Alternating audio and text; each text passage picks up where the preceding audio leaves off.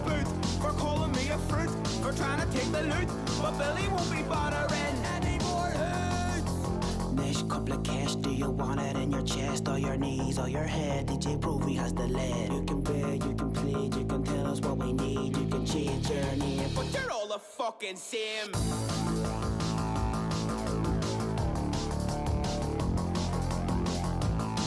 What's going on, everybody? I hope everyone's having a fantastic evening, afternoon, pre-noon. No matter where you are in the world.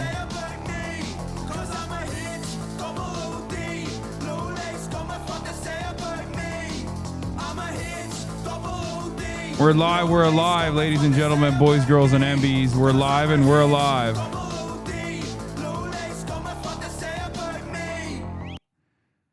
From Dublin, Ireland, ladies and gentlemen, coming to you live from cold and gloomy Dublin, Ireland. We're live and alive. I'm Hassan Piker, and this is the HasanAbi broadcast coming to you straight up live from the motherland. Where white people, the good kind of white people, were invented, folks. Whose grandma's house are you in? Dude, this is how everywhere in Ireland is, okay? Jesus Christ. The hotel I'm staying at is like this, all right? I am not in LA. No, I'm alive in Dublin, like I said. Ladies and gentlemen, boys, girls, and MBs, we're live, we're alive, and I hope everyone's having a fantastic one because today's a beautiful day, today's a wonderful day. Today's Tuesday, December 2nd, 2025, 11:14 a.m. in Los Angeles, California. However, yeah, they're celebrating Christmas pretty hard out here. Oh shit. That's crazy that my room service came right as I started the broadcast. Hold on one second.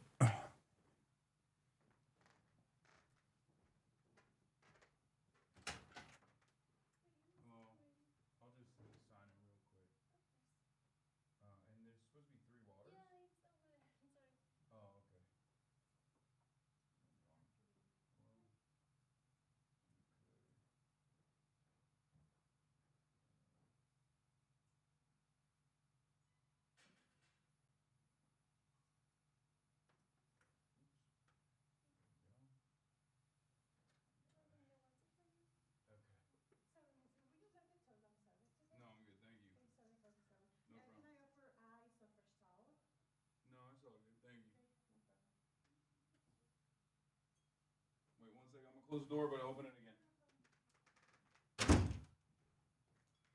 Shit. One moment. Oh,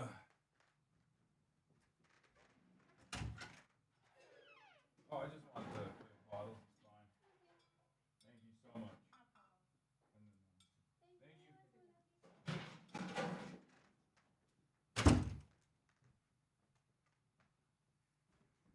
Thank you. Wow, that was look at my hair. Crazy princess chair, man, loving it. Thank you. Yeah, I'm live and alive from your grandmother's house, dude. I'm live and alive from your grandmother's house. That's vodka? No, it's not vodka. It's just regular ass water. Anyway, ladies and gentlemen, boys, girls, and MBs, we're live. We're alive, like I said. It is actually here in Dublin, in Ireland, Ireland. It is currently 7 p.m., but honestly, at this point, I don't even know. I don't even know where I'm at in the world. I have no idea. I have no understanding of time, space. Like,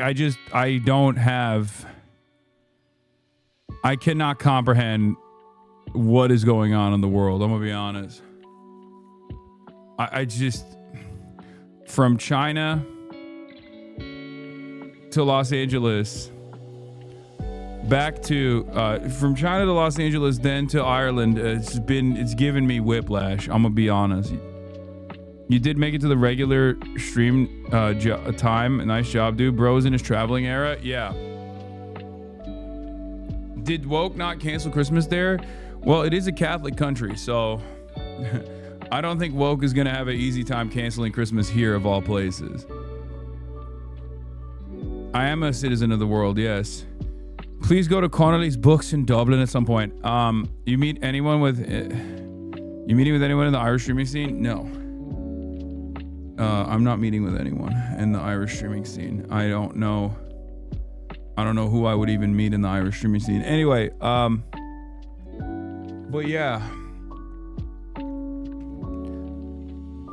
That place looks so cute. Thank you. It's your grandma's house. Will you be going IRL? I would love to shake your hand. Yes. Wait, did a song go right? I don't know what that means. Are you going to connect with Kneecap? Yes.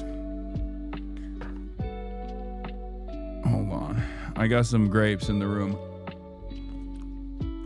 And I'm eating fruits. But basically, folks, I'm going to keep it real with you. This is a part of the broadcast where I tell you about my personal news. And as far as personal news goes, I'm so all over the place, dude. I'm so all over the place. Food tastes different in Ireland, I swear. What's the crack? Is that how you say it? I need to learn how to read Irish. I didn't realize how much Irish Gaelic is all over the place. Like, they just straight up have Irish everywhere in all the signs and shit.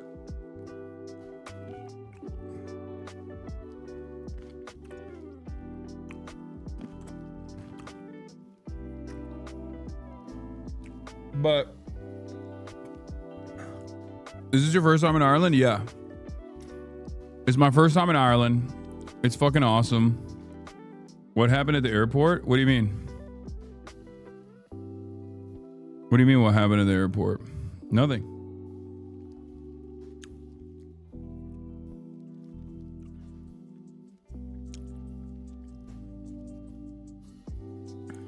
Tell them their Celtic symbols are white supremacists. Hashtag or /ash.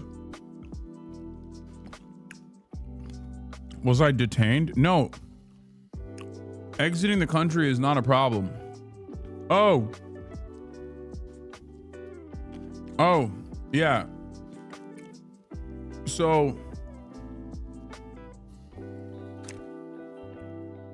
that's just normal. I always get stopped by TSA. Always. Because remember, I have a shit ton of electronic equipment.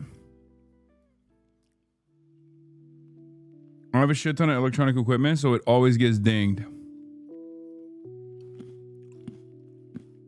I think that's the reason, at least. Yes, I'll be covering Tennessee later.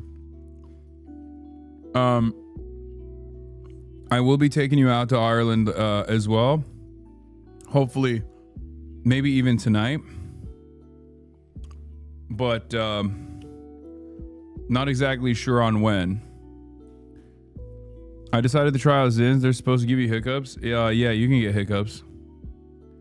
I found U.S. customs in Ireland way more chill than the United States itself. Bro, is Mr. Worldwide this year? Yeah. Pretty much. So, the jet lag is cooking me. The jet lag is absolutely cooking me. Ended the broadcast last night, or ended the broadcast yesterday in America, in Los Angeles. Packed my bags. Got to LAX. And flew in on an Irish carrier. And it was really interesting. Aer Lingus is what it's called. Okay. And it's the first time I've ever been on an international flight where it wasn't fully booked.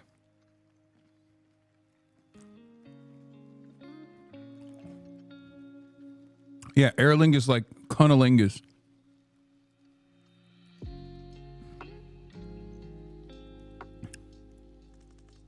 Sounds like a kink. I know.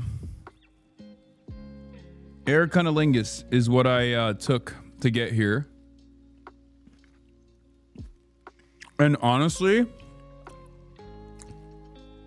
it's not the best flight. It wasn't the best plane. Austin had warned me ahead of time that it was not going to be a very good plane, and he wasn't wrong. It was like small.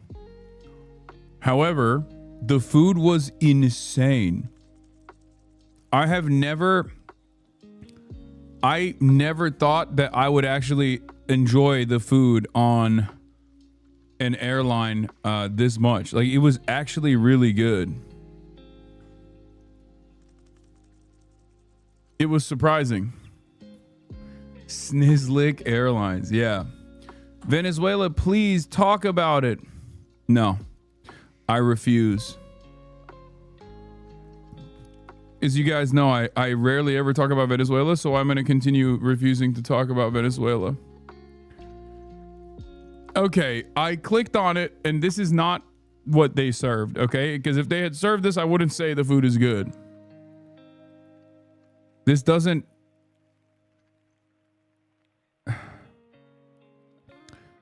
This doesn't do it justice. And also, I was business class, so I don't think this is... I think this is maybe the economy food.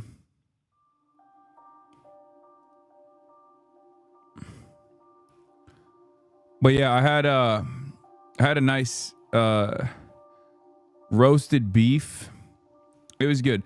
Anyway, I didn't sleep at all on the flight, which is bad. I normally am able to knock out, but this time I was not able to.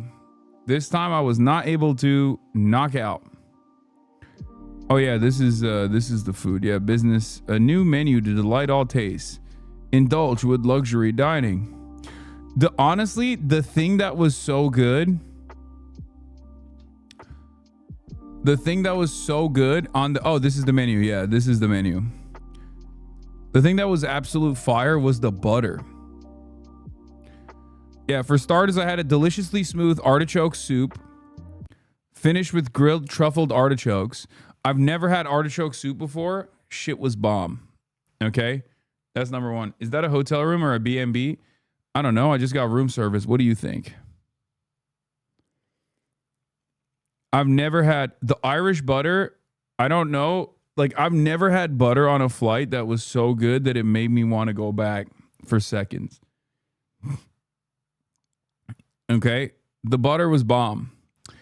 And the artichoke soup was also bomb. And the tasty bread options were also bomb. And then on the entree side, I got the hearty spiced, seared grass-fed beef fillet with celeriac Gruyere gratin, buttered spring cabbage. That one sucked. I'm going to be honest. The buttered spring cabbage was ass, but the glazed pearl onions and a creamy peppercorn sauce, the rest was good.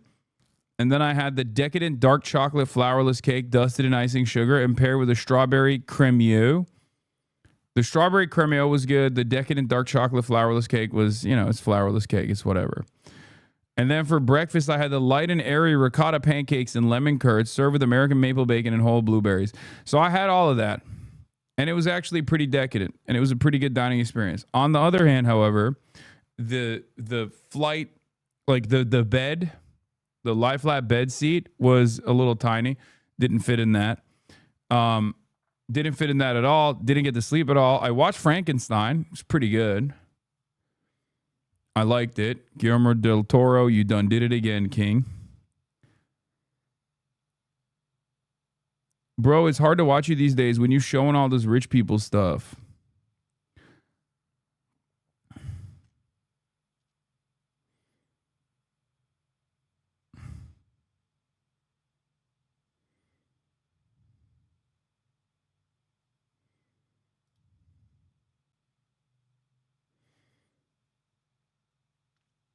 Anyway, close your eyes then. But as I was saying, personal, they ain't wrong. I know. As soon as someone says that, there's gonna be a million chirpers being like, "They ain't wrong, bro. You live in a highfalutin, luxurious lifestyle, brother." Yeah, dog. I flew to fucking Ireland. Okay, you can too. Trust. Anyway,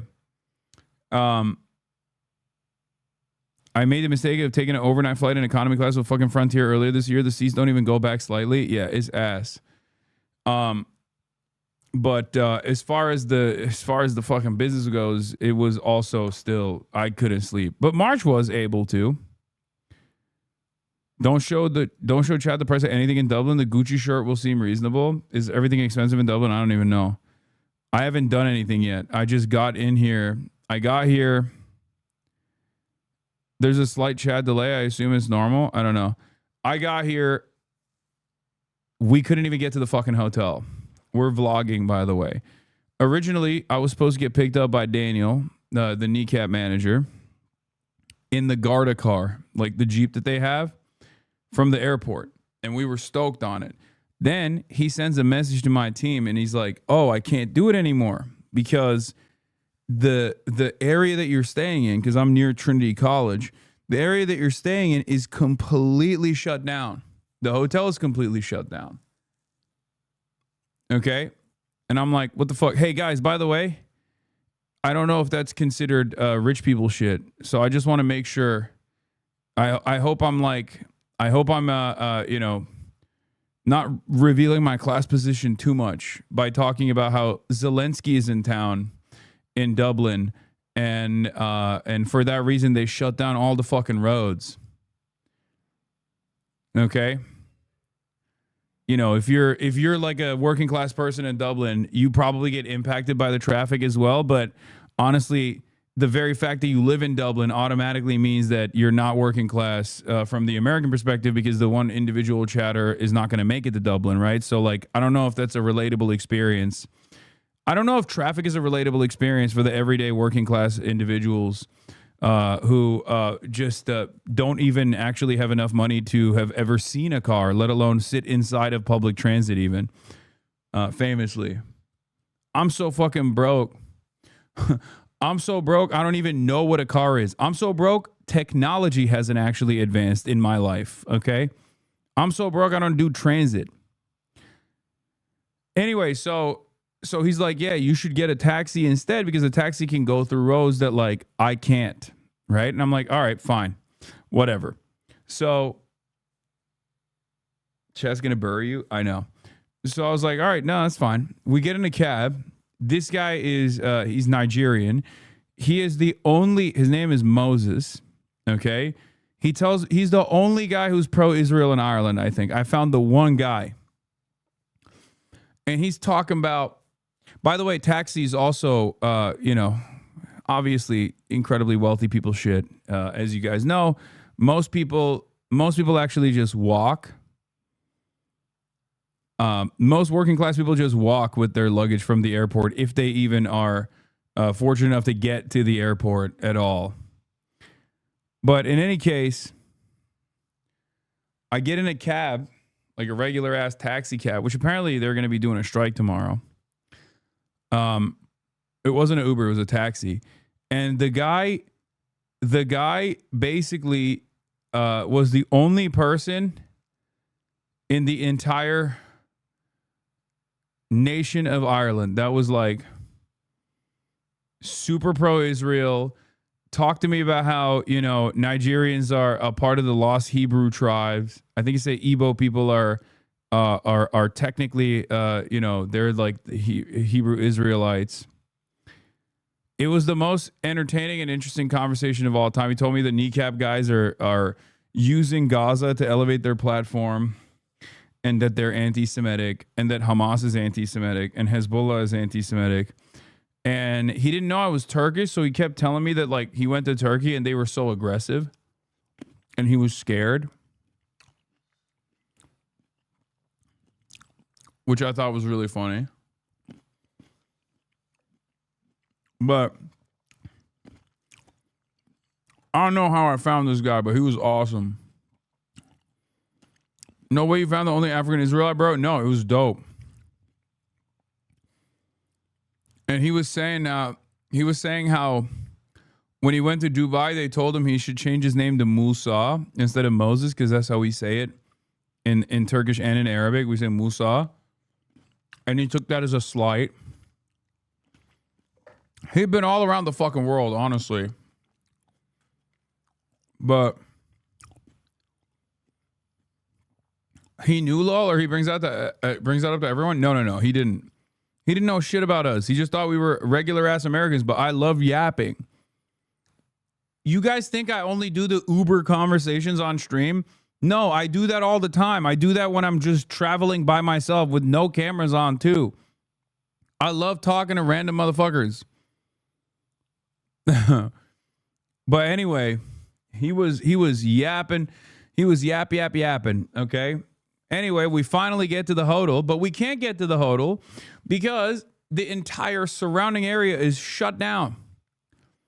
And not only is the entire surrounding area shut down, we can't even walk. The guy basically circles the hotel, drops us off a couple blocks away. We have all this fucking baggage and shit. The background looks cozy as fuck. It is very cozy. I normally hate like grandma style hotels like this, but honestly, Christmas style, it's kind of cozy. I'm digging it. Whatever. Zelensky got aura. He got no aura, man. Now I am actually pro Russia now. He fucked me up. Anyway.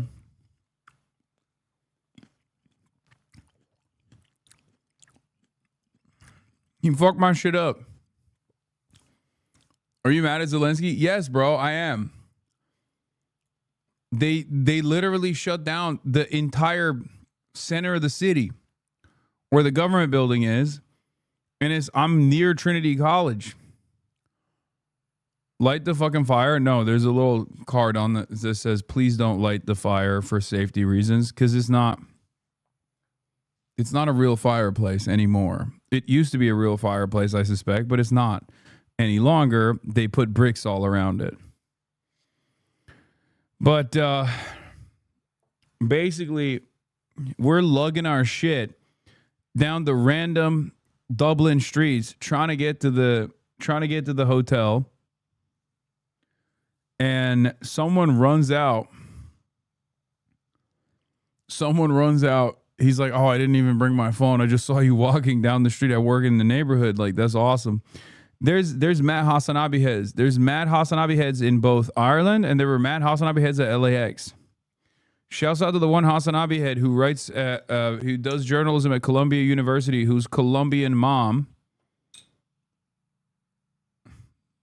you know, both Columbias, whose Colombian mom saw me get out of my Uber getting into LAX and immediately clocked me and took a photo. One of you motherfuckers received a photo of me and your mom at LAX.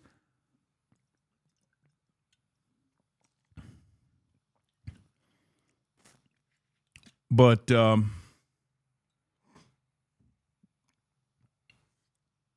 yeah.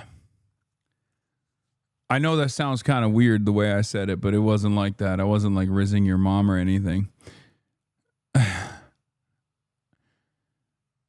Not the Chatter's mom, you dog. No. I feel kind of bad when I meet Chatter's parents because when they know who I am instantly, it's because I'm probably yelling in the background of their homes all the time. It's like when I see someone who's like, oh, my partner's a big fan of you. I'm like, I'm so sorry about that. But yeah, land in Ireland, in and out, super easy. Couple points I need to address here. Okay, number one, Ireland. You can't be letting the sun go down at like 3 p.m. We landed at like 2:30 and the sun was already setting. The fuck's going on here? No, you got to stop. You got to cut it out. You have to fix that somehow. I don't know how you're going to fix it, but you have to fix it. That's unacceptable. The sun comes up at 8:30 and then it starts setting at 2:30. There's no sun.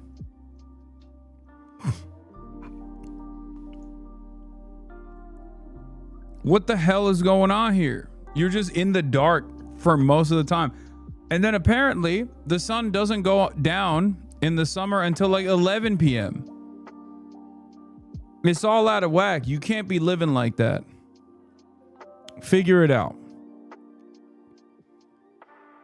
You got to figure it out. You can't be living like that. That's unacceptable. In the summer, apparently the sun doesn't go down until 11 p.m. Chat, do you understand how ridiculous that is? I would straight up kill myself if I lived in a country where the sun is down for most of the day, for the record. Sun up till 11 is fine. I like that. I like the sun. But if I lived in a country where there was like maximum 4 to 5 hours of peak sun, I would kill myself. That's crazy. I don't know how the fuck, I don't know how you can survive like that. That is no way to live. That is no way to live, bro. 4 hours max of sun for like an entire season. I'd die. I wouldn't even kill myself. I'd just die. I'd perish, honestly. So yeah, respect to the Irish. No wonder you're alcoholics.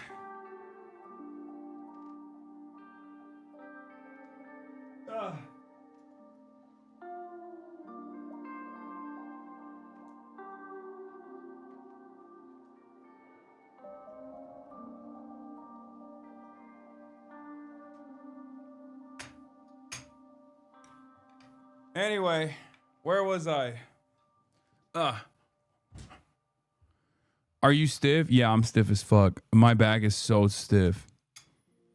My back is so stiff, dude. From the chair on the plane. It fucked my shit up. The Macy's, thank you for the playlist. Cheers, by the way. I got a cappuccino.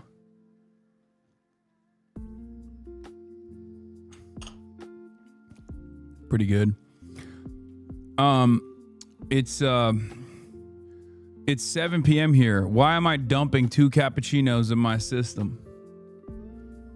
You might be asking. Well, it's because I need to lock the fuck in. Right now, if I don't drink any coffee, I'm going to pass out. I need to drink some coffee right now so that I can wake up a little bit. Because remember, I got off the plane. I got into the hotel. My dad is here. I flew him from Turkey.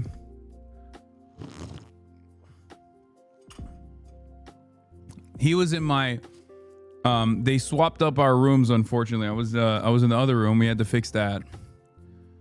Anyway, March is down the hall from me. He set this up while I was out doing the pod. And basically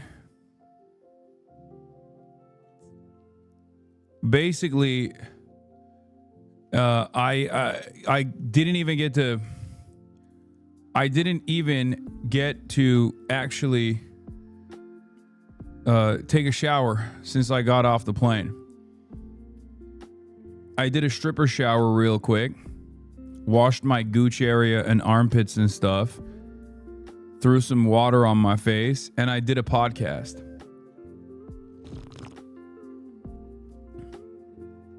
Yeah, my billionaire dad.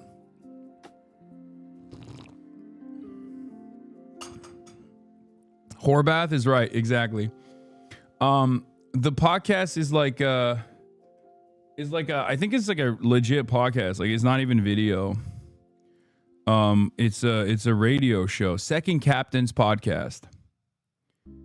I just did it and it was awesome. A bunch of wonderful boys. Bunch of great lads. Bunch of great fucking lads. Proper lads. That explains why you smell so bad right now, bro. No, I smell spectacular. Make no mistake. I still obviously...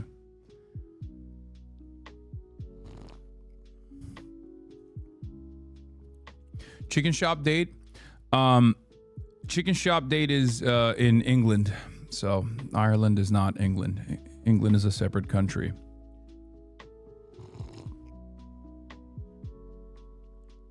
I need to ask, how do you travel so much without getting completely exhausted? I do get completely exhausted.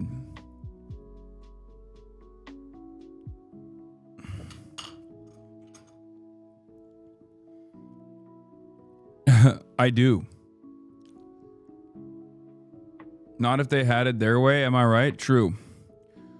Ireland is not England.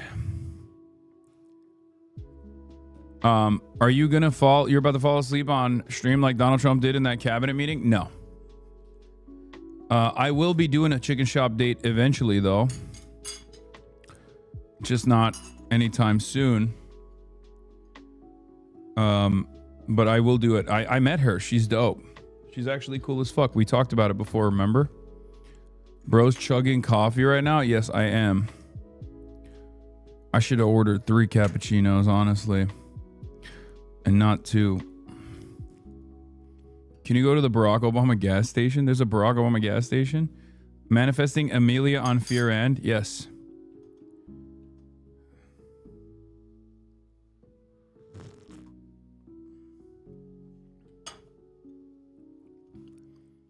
You addict? Chatters, I was in China like last week, man.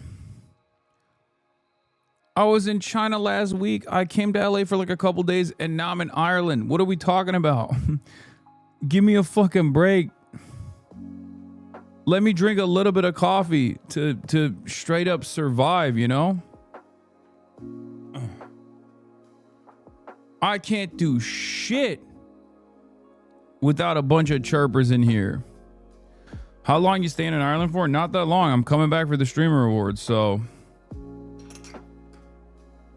I'm not going to be here for that long. The sun setting at 3 is why we're all alcoholics? No, I got that.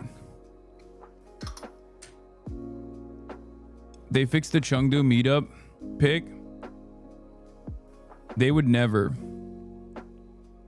They would never do this. You want to know why? Because they didn't even invite me, okay?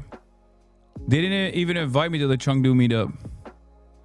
So performative? Yes, I'm performatively drinking coffee.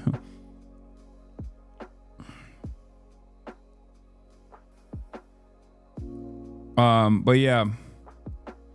Please tell me you're getting a spice bag. You must or fake.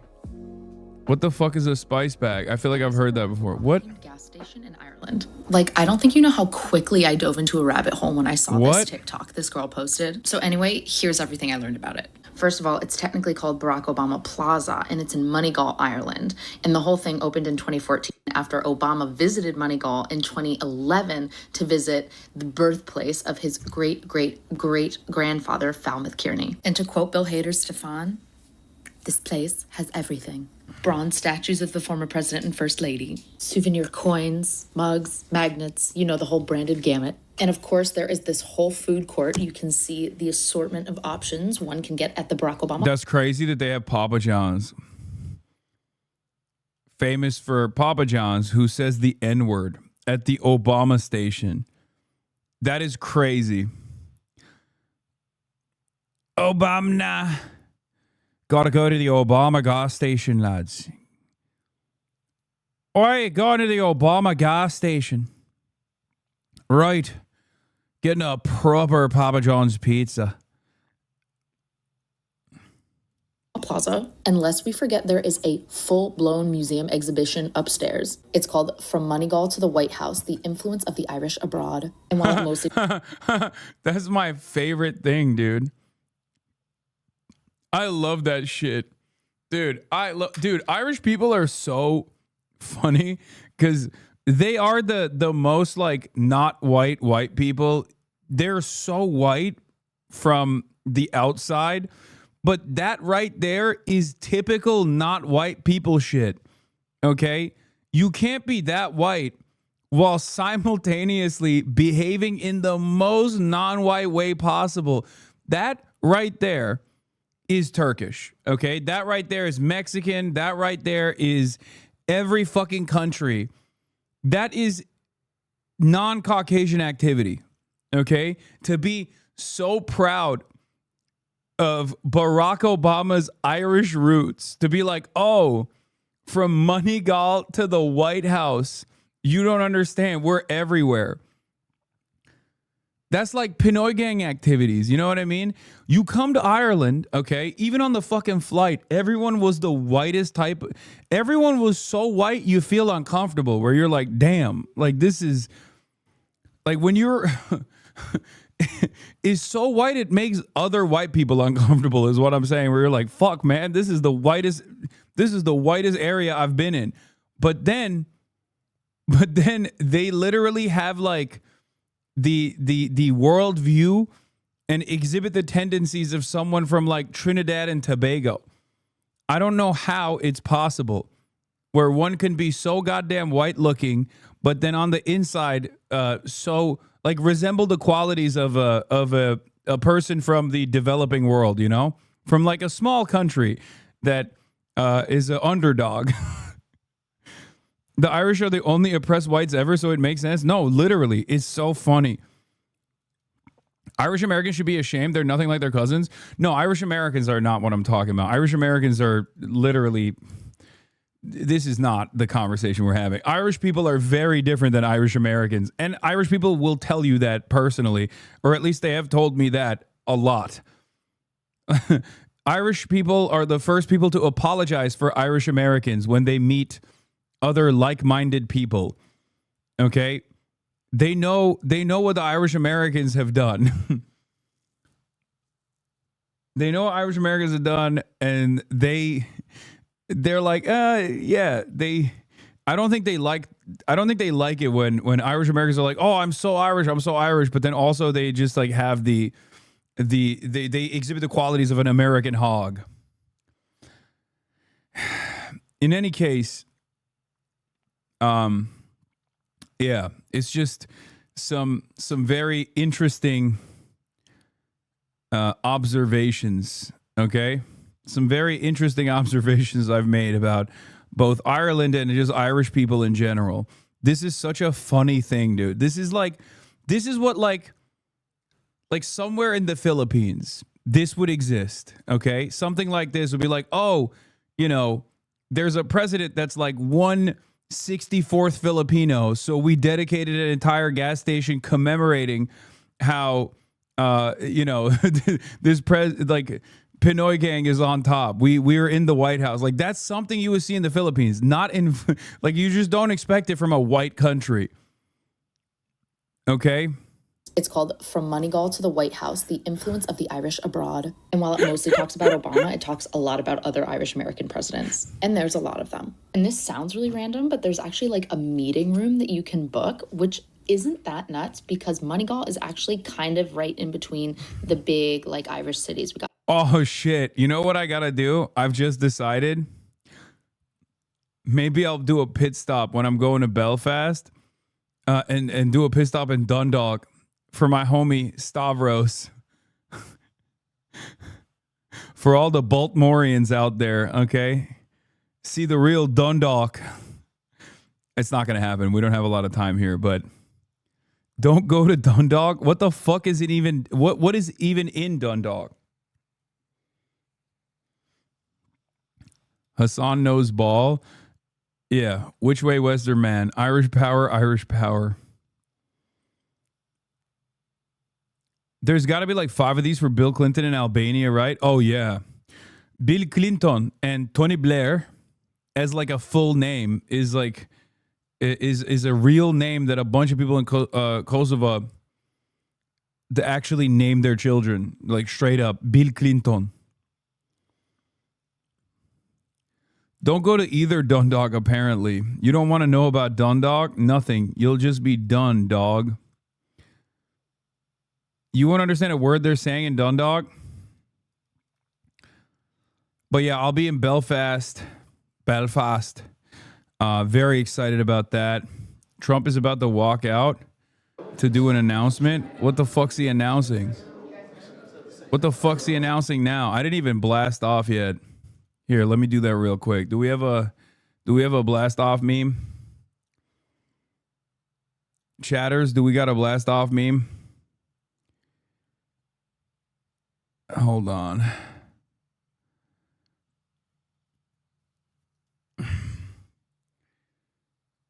Oh, it's a fucking. Wait. Is it a Venezuelan invasion announcement or is it a cryptocurrency announcement?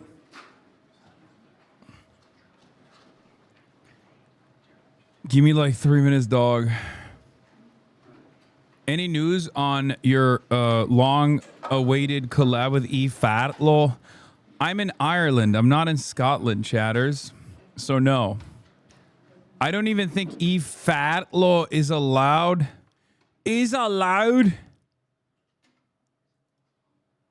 in Ireland. I'm Fatlaw.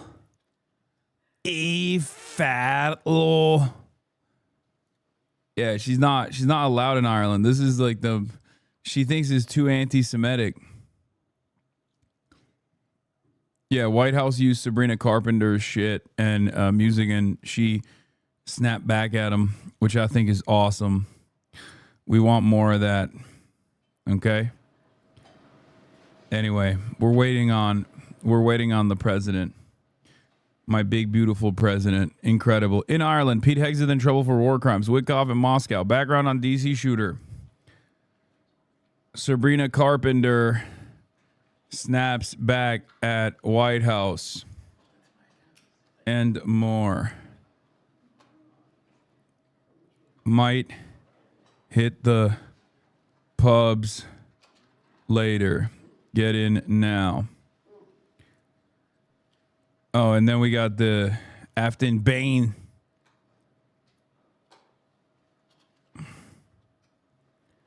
Hold on.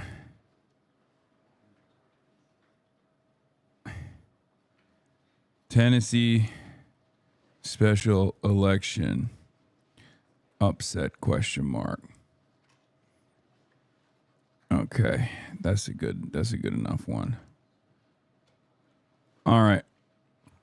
You know what's really funny? Not a lot of Irish people look like this, for the record. I'd go so far as to say more Irish people probably look like me than this version of me.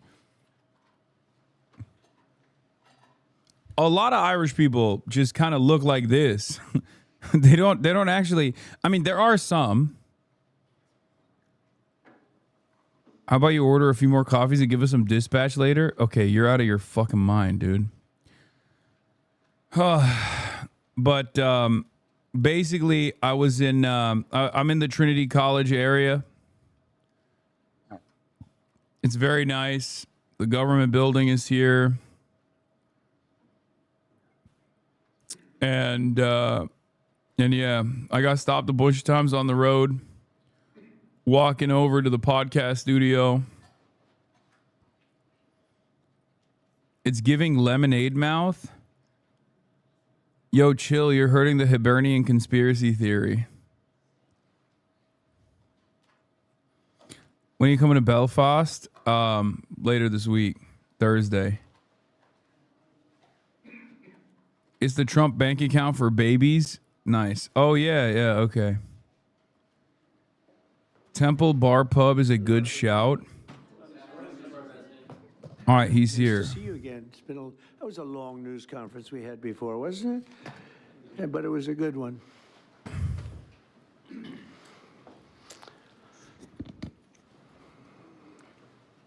Yes, I'll get a fucking spice bag, chatters. Calm down. I don't know what it is, but I'll get it. And we're thrilled to be joined by one of the most successful business leaders and people anywhere in the country. Whether it's technology, no matter what business you're talking about, there's really nobody quite like him. He's chairman and CEO of Dell Technologies. Chairman Mao. Make great everything, great computers, great everything.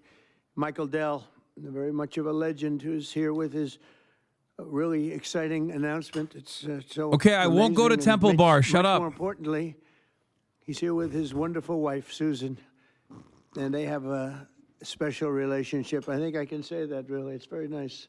I don't see too much of it. I see the opposite, but I don't see too much. I have two special people, and I've seen that. I've known that for a long time, and I think it's a tremendous thing.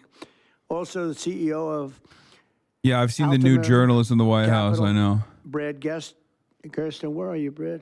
Brad Gerstner is a terrific fellow who's very much involved in this incredible thing that we're doing today, along with the Speaker of the House, Mike Johnson, Treasury Secretary, Scott Besson, Chairman of the Senate Committee on Commerce and Science and Transportation, Ted Cruz, House Ways and Means Committee Chairman Jason Smith, Vice Chairman of the House Republican Conference, Blake Moore, as well as the Chief Design Officer of the United States Airbnb co-founder, Joe Gebbia.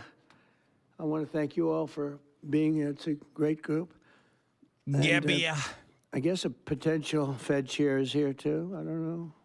Are we allowed to say that? Potential. He's a respected person, that I can tell you. Thank you, Kevin.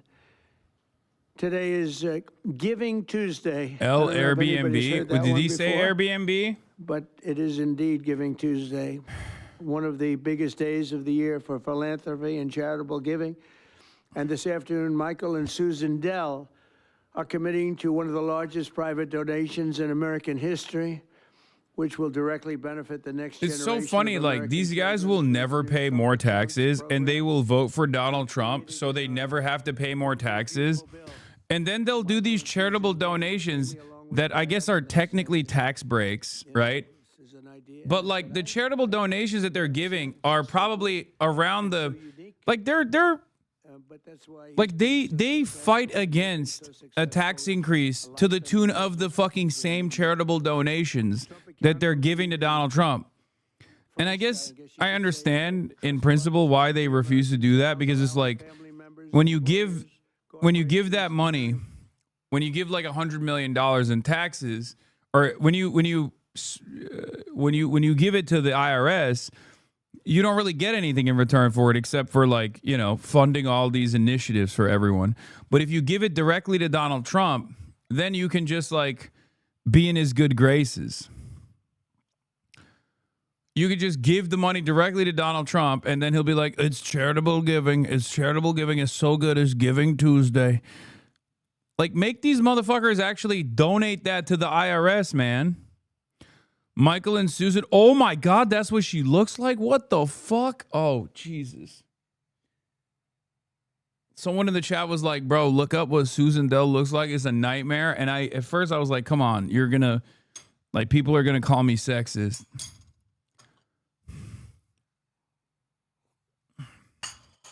But goddamn, this, bro, she looks like she got PS2 graphics. How are you a billionaire? And like, that's the job that they did. I'm sorry, that's crazy. Anyway, Michael and Susan Dell pledged $6.25 billion to help fund Trump accounts, a program aimed at building savings for millions of American kids. Trump babies. That's fantastic, Susan.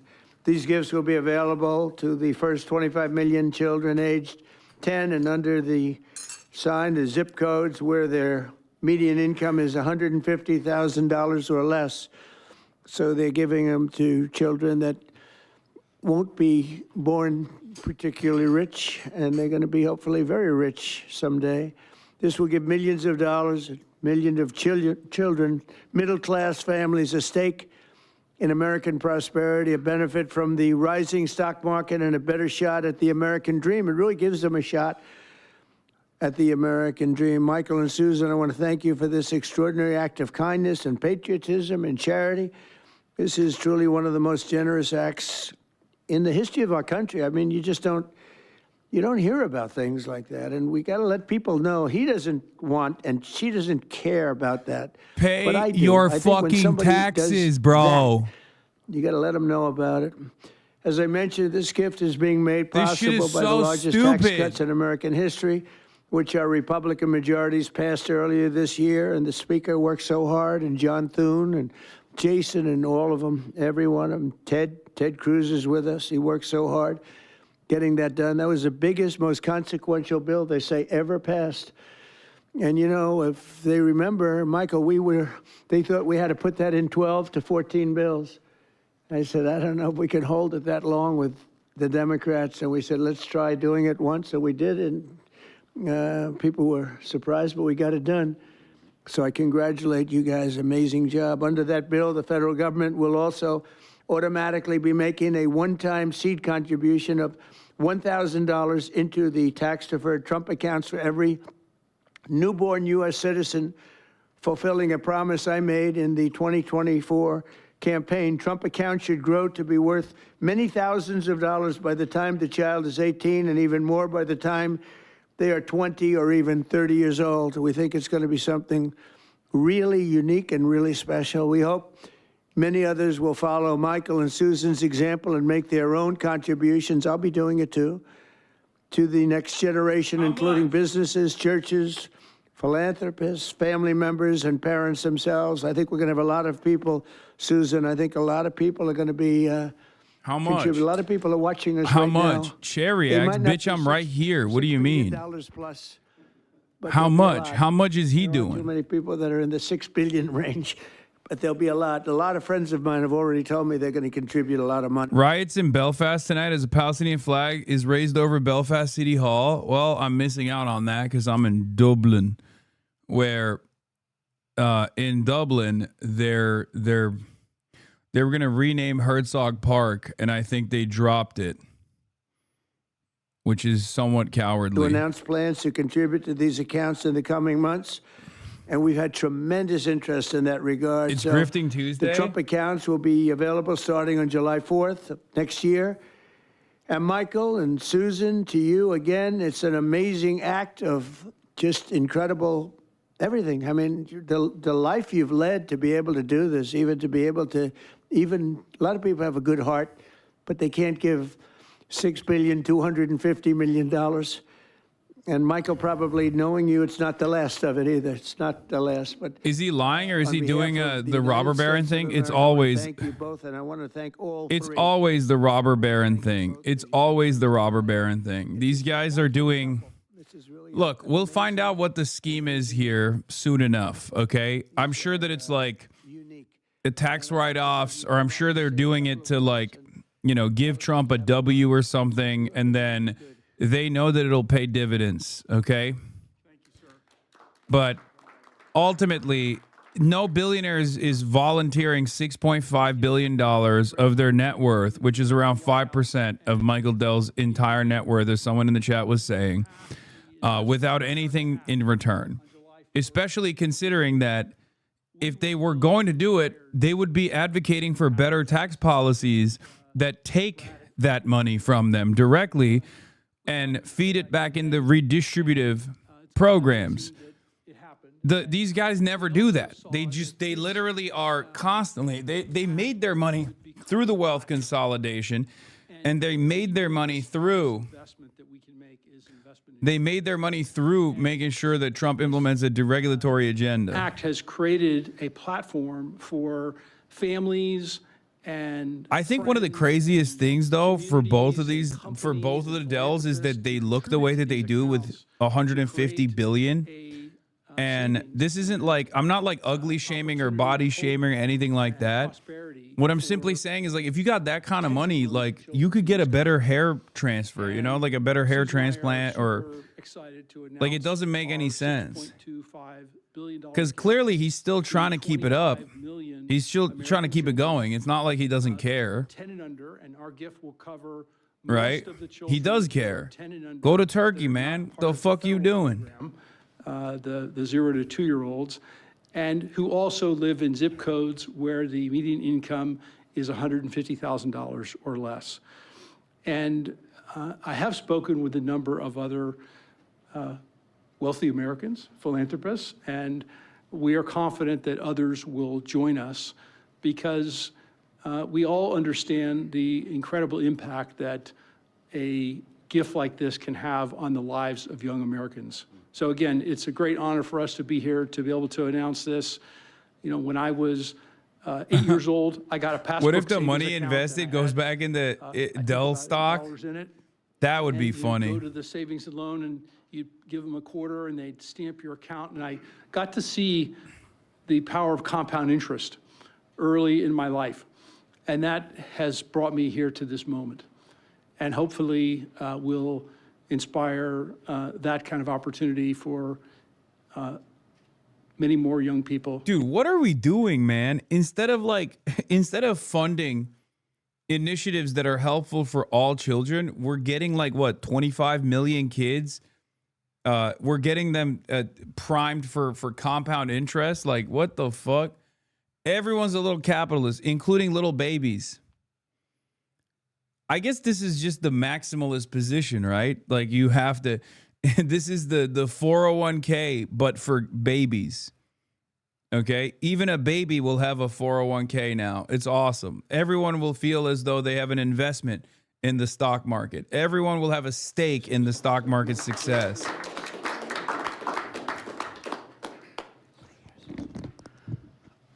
Well, first, it's an incredible honor to be here. Baby And we wouldn't be here stockbrokers. without the passage of the Invest America We need to Act. get all the babies into day trading. We need to make sure. Yeah, 401 pre-K. From the people that brought you 401ks, now 401 pre-K.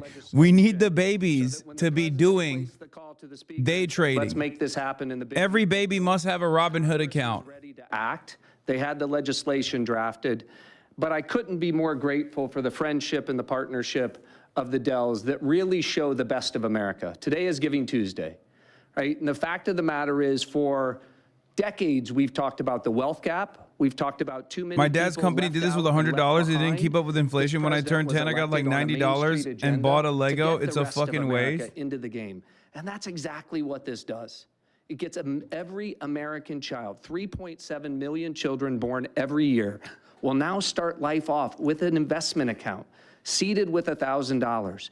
And then you're going to have great philanthropists, great Americans like Michael and Susan, who are going to add money to those accounts. We're overwhelmed with the number of companies that want to contribute to these accounts. Already companies from Uber to NVIDIA, T-Mobile to Charter Communications, Dell, et cetera. Yeah, don't fund daycares. Fund daycare trading. Day trading care. Okay? It's like a 401k from birth. It's a benefit for the kids of our employees. Yeah, look, he said right? it. He said it. That's a dystopian statement to make, dog. It's like a 401k since birth. Apple paying in $5, $10, right? And getting these kids into the game. When we had the roundtable at the White House earlier this year, Dara Khosrowshahi, the CEO of Uber, said, you know, after fleeing Iran at the age of 9 with nothing, he came to America because it was the land of hope. And he said what the Invest America Act does is it bottles up hope for every child in America. Whether you're in rural Mississippi or rural Indiana, where I came from, inner city Trenton or Compton, you're now in the game, right? That act alone, I think, reinvigorates the American dream. It reinvigorates the idea of free market capitalism. Too many people are losing faith in you, sir. By passing the Invest America Act and getting all these kids into the game, this is a transformational act in this country forevermore. Every child starts off life in the game with a piece of the American dream compounding in the upside of America. So thank you for having us here. Thank the secretary first. I defer to the brains. Good afternoon, everyone. And I think this is a major change in philanthropy and for American working families. It is the merging of President Trump's agenda of parallel prosperity, Main Street meets Wall Street.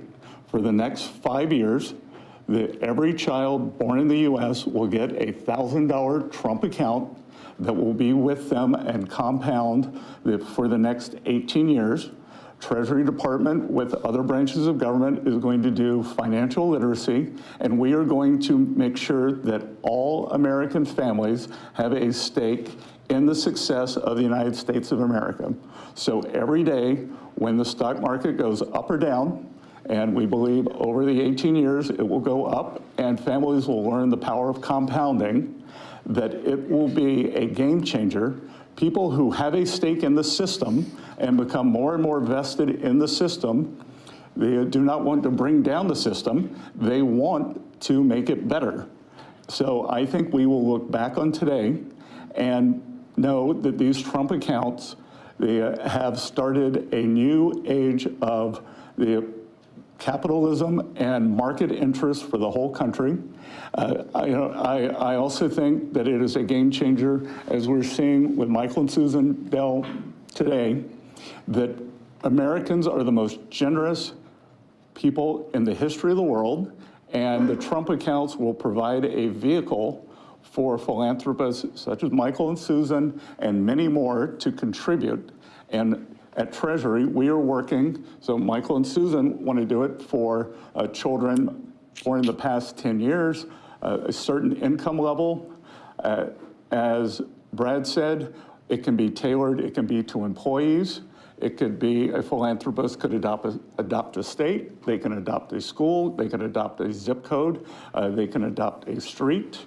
And so we will constantly see these accounts be topped up. For those of you on the Treasury, will be running this on the operational side. What are the benefits? What are the benefits for the billionaires? Come on, get to the benefits. What are they getting? And see the homepage that has a basic. I'm dying, brother. The American government will do anything but fucking tax the rich. I swear to God. What the fuck are we doing? What are we doing? What are we doing? We will literally do anything but tax the rich, bro. It is crazy.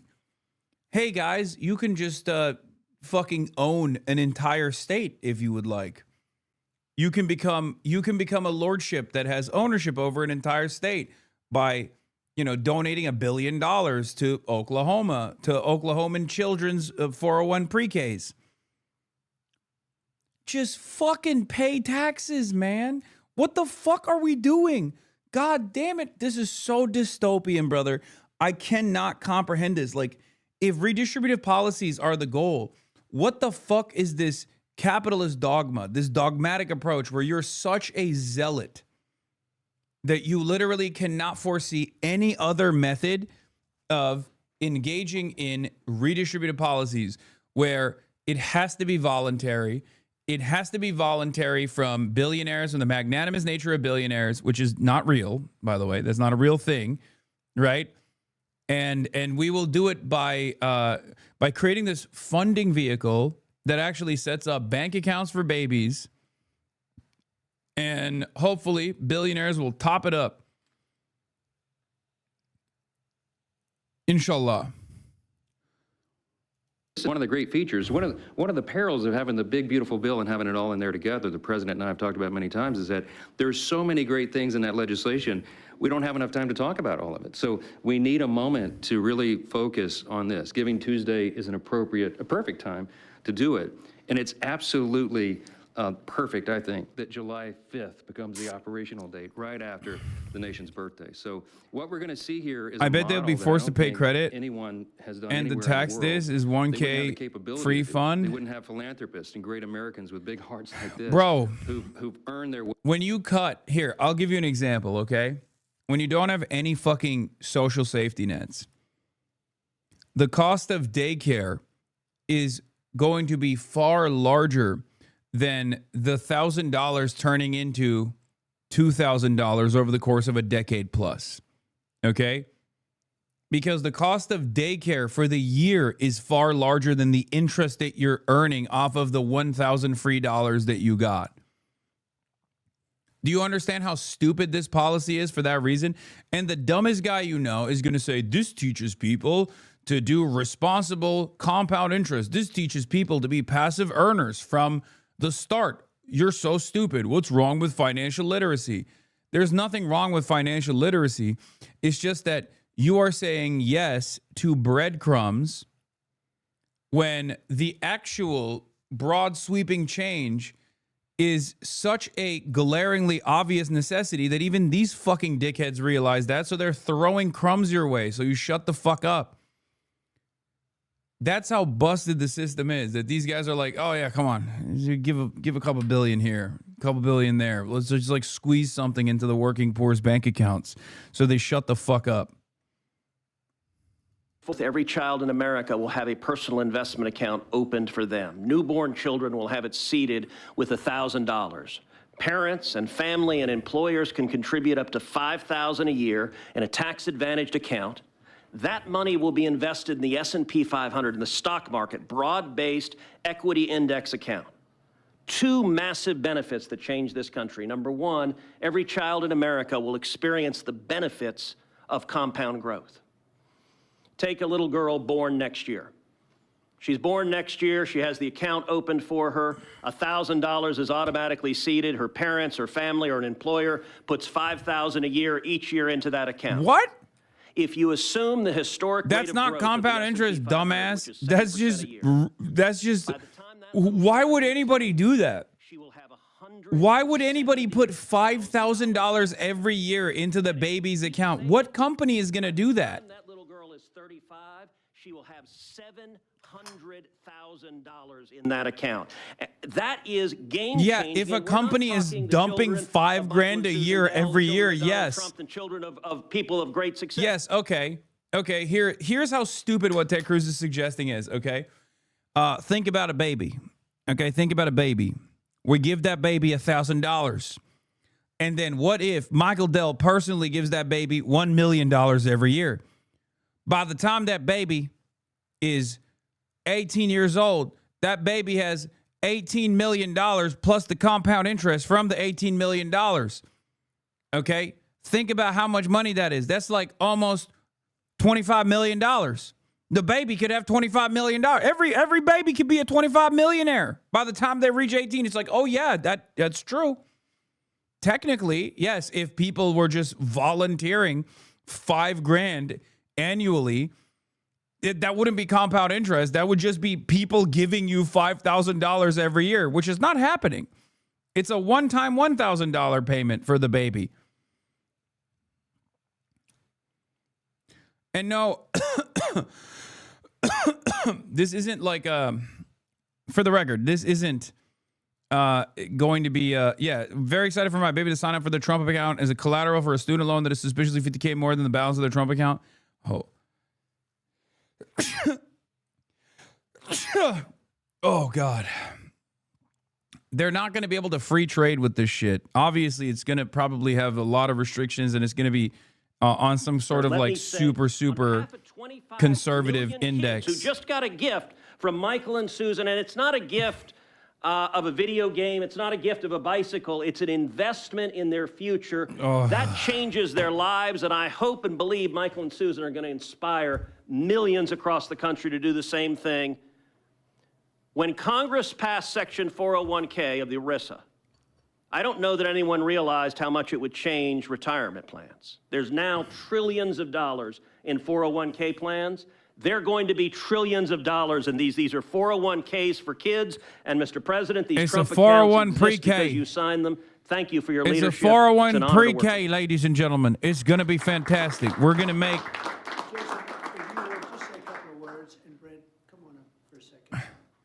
Every child is going to be a baby day trader. Thank Michael and Susan for the kind gift. What you all have done will be transformational for 25 million kids. And a lot of people we can thank for... Dude, I can't be the only one that gets mad at like the I pissed in your face, so now you must thank me because I made it rain attitude that this fucking dumbass administration has, right? Like, please tell me there are other people who are seeing this for what it is. I'm not just like hating for the purpose of hating. And I know that there's going to be a lot of people who are like, the dumbest guy you know who has like wantrepreneur on his Instagram bio is going to be like, dude, what are you talking about? Get your money up, bro. If only I knew the importance of compound interest at the age of 5, I'd probably have $1 million by now. Like, the dumbest dude you know thinks he is a capitalist now, okay? The dumbest dude you know that's in and out of shit jobs with no adequate compensation, with no fucking benefits package, thinks that this is a banger, okay? They're going to look at this and go, this is so sick. They're putting you on game, dude. The rich people are finally fucking giving us the tools to trade, okay? But I hope that there are enough people that are looking at this and going, this is so dumb. Just fucking tax the rich and build a robust social safety net for everyone. So there's a base level of material equality. Oh, my Lord. or something, and maybe that's going to continue to happen. But there is a new option and another way for them to be able to invest and have a lasting legacy. And as a dad of 4 kids, seeing kids in our neighborhood, them to have that opportunity is something that not every day in listening Congress, to a as I've streamer joked for a with my colleagues, political is the most opinion. productive day. I agree with you. I think it's totally dumb. Yeah, they should only listen to Jake Tapper for political opinions. I mean, I think you can make up your mind on whether or not a streamer with a political science background who works with politicians is worthy of your time, and if his political commentary is correct or not. Because there are plenty of fucking streamers who are dumbasses who don't know what the fuck they're talking about. I think you're smart enough as an adult to make up your own mind. Make up your own mind on whether or not what I'm saying here actually makes sense. Whether or not time will tell if my takes are actually solid or not. You know? Life works, how business works. They want to go out and make a living for themselves, because maybe it's going to be a lot more than we think, or maybe it's not going to be quite as much as we think, depending on what happens with the world and the market. We'll try and do very well in that regard too, but there's a lot of learning to be done, and I think this is a big step forward. And your reaction, did either of you say, you're donating how much? Yeah, we already said it, it's $6.25 billion. No, I mean, was the reaction between the two of you? Someone came up with the idea. Oh, sure. Oh, well, so we kind of started with a smaller amount, to be honest. And we started talking about Texas only at the beginning. And adopting the state of Texas. Right. And then we thought about it some more, and we thought Got pretty excited about the idea. Yeah, and we went back and forth, and as we do on these things, and we got ended more up and more excited, and next thing you know, this is where we ended up. So, but The number a kept lot climbing. of discussion and consideration over a long period of time. Yeah. To, I mean, to we come to this. believe And this we feel is great about it. the greatest investment that we could possibly make is in children, and we've been investing in children for over 26 years with our foundation. Yeah, and Oh my you know, God. there are 30 states Oh, it's so already sick. that Except require- that's been an abject failure. Okay, so that's a L. That's a bad investment you made then, because I don't see it. I don't see any return on that fucking investment. At least so far. Maybe there's an alternative here. Maybe the government should make this investment. which can only. I don't know. Maybe you should do a charitable donation in the form of, like, I don't know, taxes, like higher percentages of your yearly income and yearly revenue generated, and then the government could handle that. Without you, to be honest. The government could handle it. I don't know. I know this relationship so well. There could be a lot of truth to that, but it shows you that there's a big heart in some pretty tough people. He's a tough cookie, but he's got a very, very warm spot. And what you've done, I don't think it's going to be talked about for a long time. Won't be forgotten. Thank you, sir.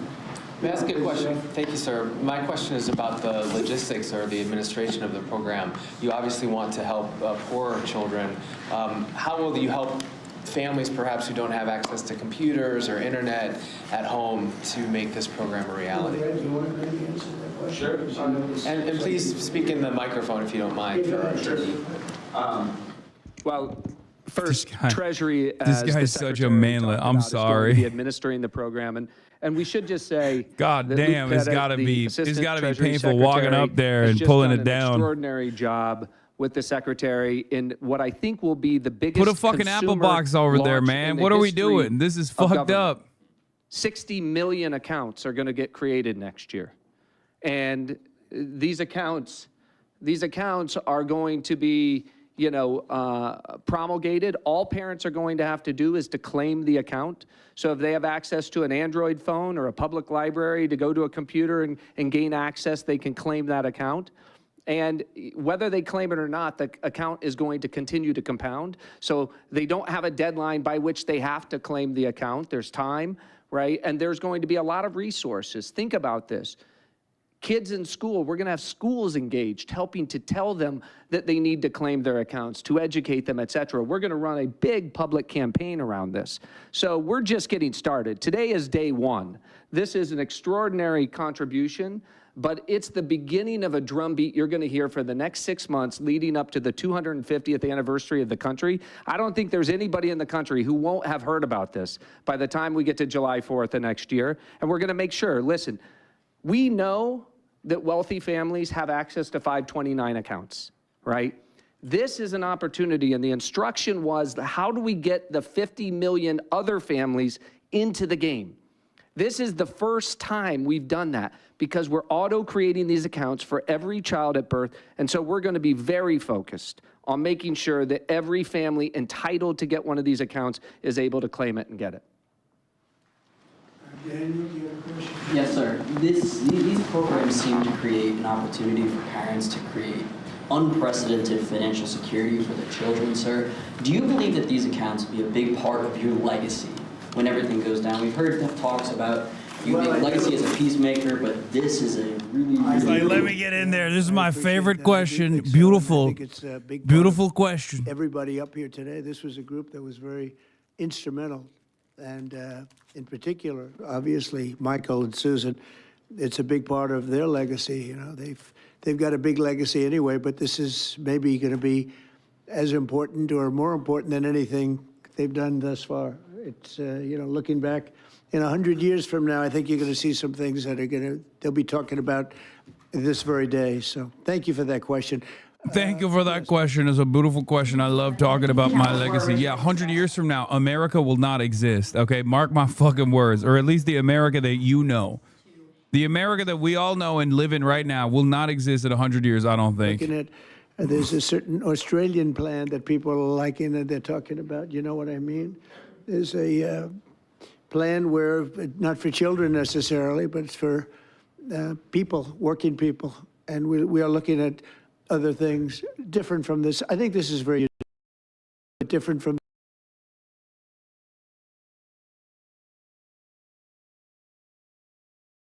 Whoa. Yep, we're looking at it very seriously. It's a good plan. It's worked out very well. Yeah, please. What the frick? Can you talk about what tax benefits these accounts come with? What the frick? The information sheet that we just received said that when a child turns 18, they'll be treated like traditional IRAs and subject to a 10% withdrawal tax. Please, can you speak to when her children became able to access? No, it was a brief F on my end. When they're 18, or they can convert them But it's to back. an IRA at that time. During the 18 years, parents or employers can donate. Why are people saying hold? It's tax back. deduction up to $5,000 into each account, and then philanthropists, like Michael and Susan, can add an unlimited amount to the accounts. So $5,000 from employees or families, and then gifts from foundations and philanthropists can be an unlimited amount. Mr. President, you said that you have been talking to your wealthy friends, as well as you, Mr. Dell, about contributing. Can you walk us through maybe who you've been talking to and how much more Is we there can a expect delay? on top of I think the people you probably would think I would be talking to. There's a group of people out there that have been very successful, and we've already started talking to them. You know, we're doing ballrooms, we're doing... Is there a delay? Okay. Subscribe right now. Delay check. Subscribe. For free with a Twitch Prime. Or for $7 for a regular subscription. Okay. To the Priker Broadcasting Service. Okay, ain't nobody subscribing. I guess there is a major delay because I'm not seeing subscriptions at all. I'm not seeing no subscriptions, which means there must be a major delay. Barely any gifted subs, barely any subscriptions. There must be a huge delay right now. The biggest delay of all time, because otherwise I am washed. And obviously that's not the case. I'm not washed. And my audience is not broke. Therefore, there must be a major problem, a major delay, the biggest delay of all time, Bigger than anyone has ever seen before. Folks, they're saying it's the greatest delay with the Irish internet. I'm donating to unborn babies.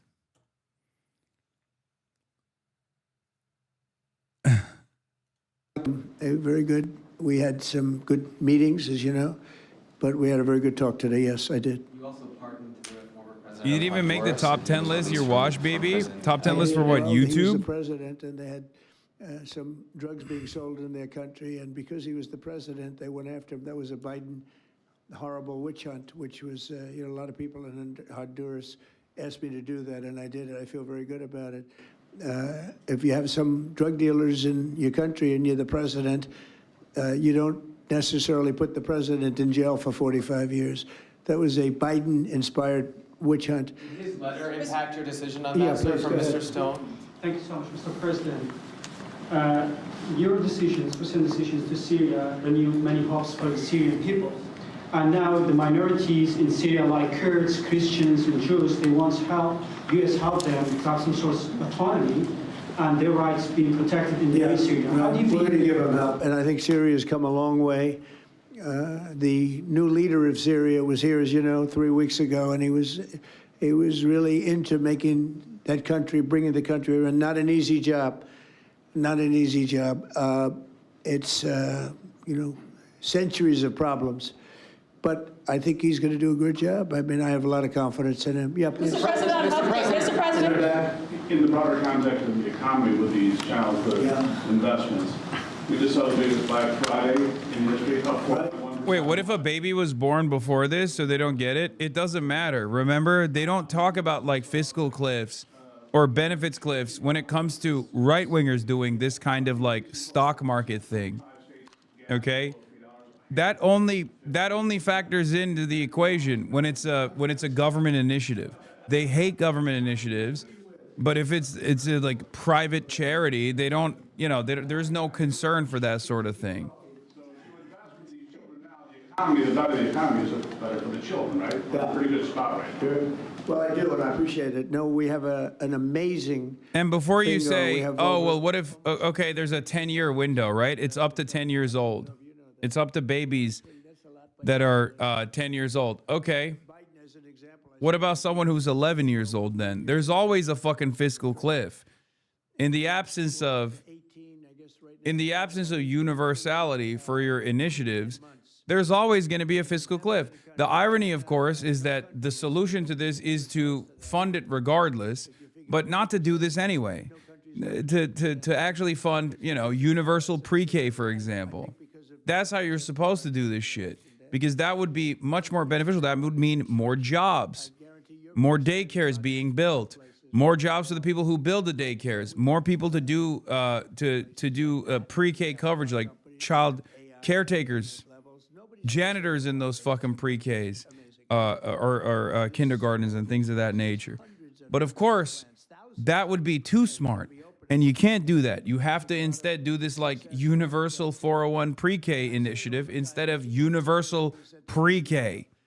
He said 1 year ago, your country was dead. And now you've got the hottest country anywhere in the world. And that's what we have. And it's one of the reasons Michael's able to do this. It's one of the reasons I'm able to be here and, haven't really run a very successful campaign. We won all 7 swing states. We won the popular vote by millions. We won the districts. I'll tell you, the district vote is the most impressive. 2000. This is the shittiest part of this is that there is broad recognition of how bad things are by the administration. Okay? There's broad recognition for it. That's the reason why they're doing this. But they would rather give you like a little bit of fucking crumbs and make you go, thank you so much. Say thank you.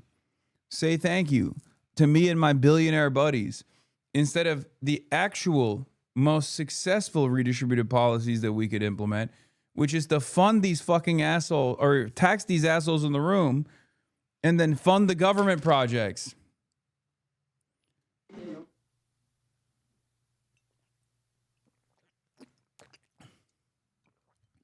God damn it, Americans are the most propagandized people on the planet. They will eat this shit up, I think. This is how dumb the billionaire buddy actually is. Let's take a look. Equality theme for a second. Here's Michael Dell talking about taxes at Davos in 2019. There are growing calls to address these inequalities, particularly the wage inequality, with more taxes. In particular, in the United States, there's been a call by Congresswoman Ocasio-Cortez to tax people earning over $10 million at a 70% tax rate. The current top rate in the United States is 37%. The Macy's, can you Michael resend Dell, your do you playlist? support this? Can you resend your playlist, the Macy's? No, I'm not supportive of that. Well, Keith, And I don't think it would help the growth of the U.S. economy. oh, that's interesting. And can you say a little bit more about why? Why you don't think it would? Well, name a country where that's worked, ever. America. America. The United States of America. Just go far back enough in time, and you will find, even in our history, that has been very successful. Okay? Like higher top marginal tax rates at a time when there was obviously less wealth parked in the stock market and more income-based wealth was the appropriate measure back then. Now, obviously, wealth is now kept in the stock market, so clearly that's not even like income-based taxing of this sort is not even the most successful initiative, but like Thanks so much for having me. But like it definitely moves the needle in the appropriate direction. Also, every other country that has a higher fucking tax burden for regular people is doing a better job.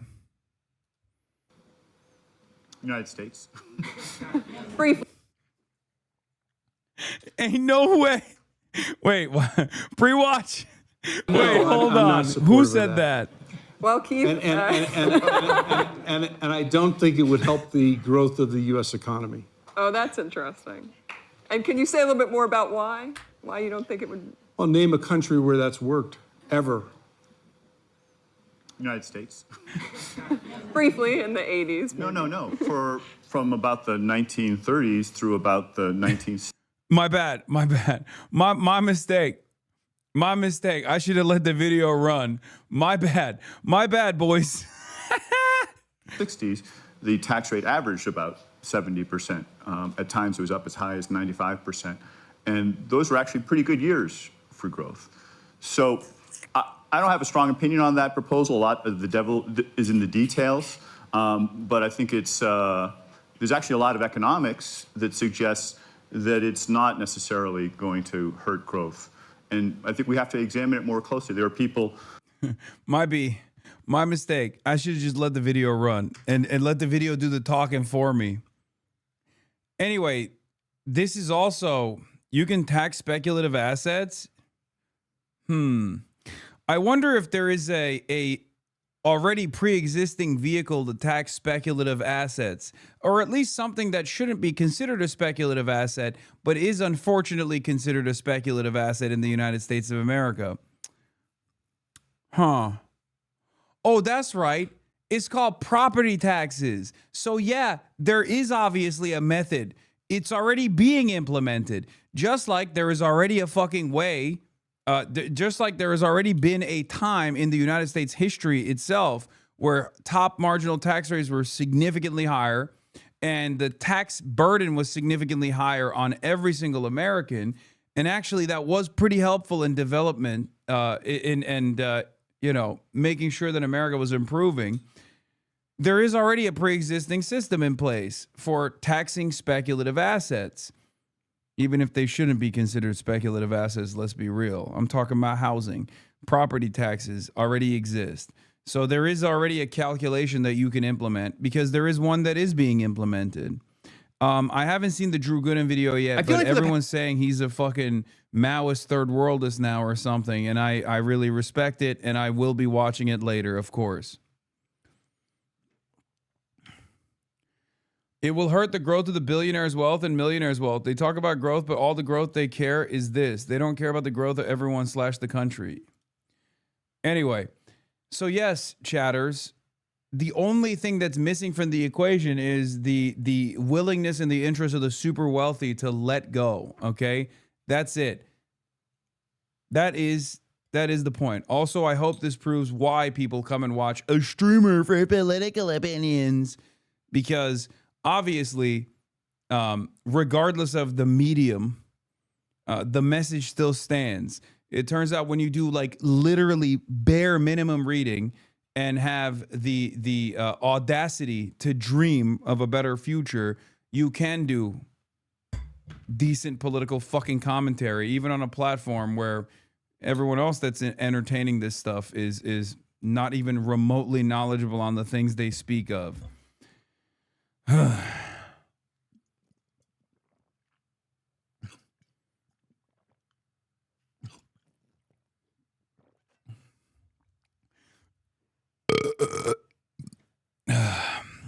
And Sean Hannity never burps in the microphone, but I do. But make no mistake, the fact that I burp into the microphone doesn't change the reality that I know what the fuck I'm talking about. All right, let's continue. We're going to get into Laura Loomer, free spirit Laura Loomer. Don't you think it's wild that the host on the podium goes, yeah, briefly in the 80s in response to the United States mention? Why would you go cite the Reagan years as an example of high tax policy working? Does she know literally nothing? I despise you. Well, I love you. Okay, how about that? I love all of you. If I didn't, I wouldn't be fucking live every goddamn day. Yeah, it just makes you hella gross as well. Yeah, I can do both. Get you a man who can do both. Get you a man who burps in the microphone, but then can very easily say the exact same thing that the fucking guy who is supposed to be the knowledgeable figure on the panel is saying at the Davos summit. Okay.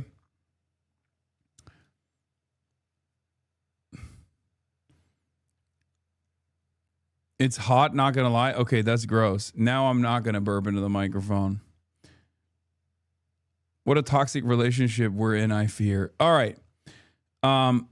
Please burp more and slap your belly.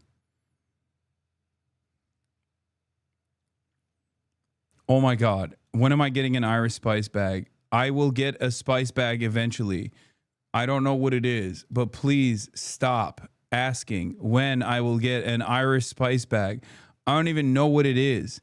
Is it like cocaine and ketamine? Is it like a speedball mix or something? Let's be real. Correlation is not causation. The reason for high growth from the 30s on is because America was China manufacturing wise, and it also had a centrally planned much of its industry, as well as being a military superpower that took over the global British, French, Dutch, Belgian, and German colonial holdings. It didn't have much to do with tax rates, however convenient that argument is. No. Make no mistake. Yes, I do believe that central planning and building a robust industrial base was the reason why America was so dominant.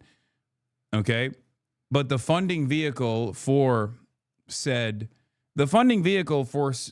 New Deal, for example, it didn't hurt that it was just Uber Eats it already.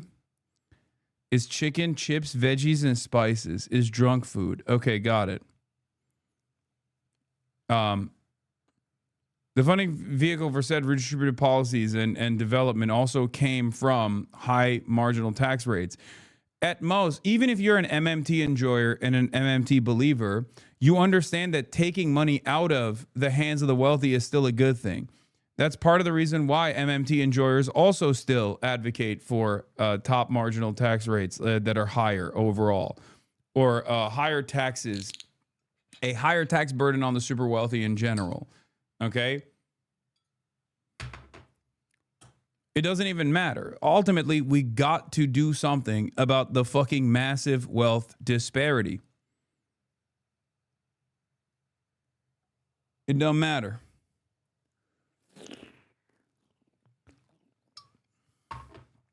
There are many different ways of doing it.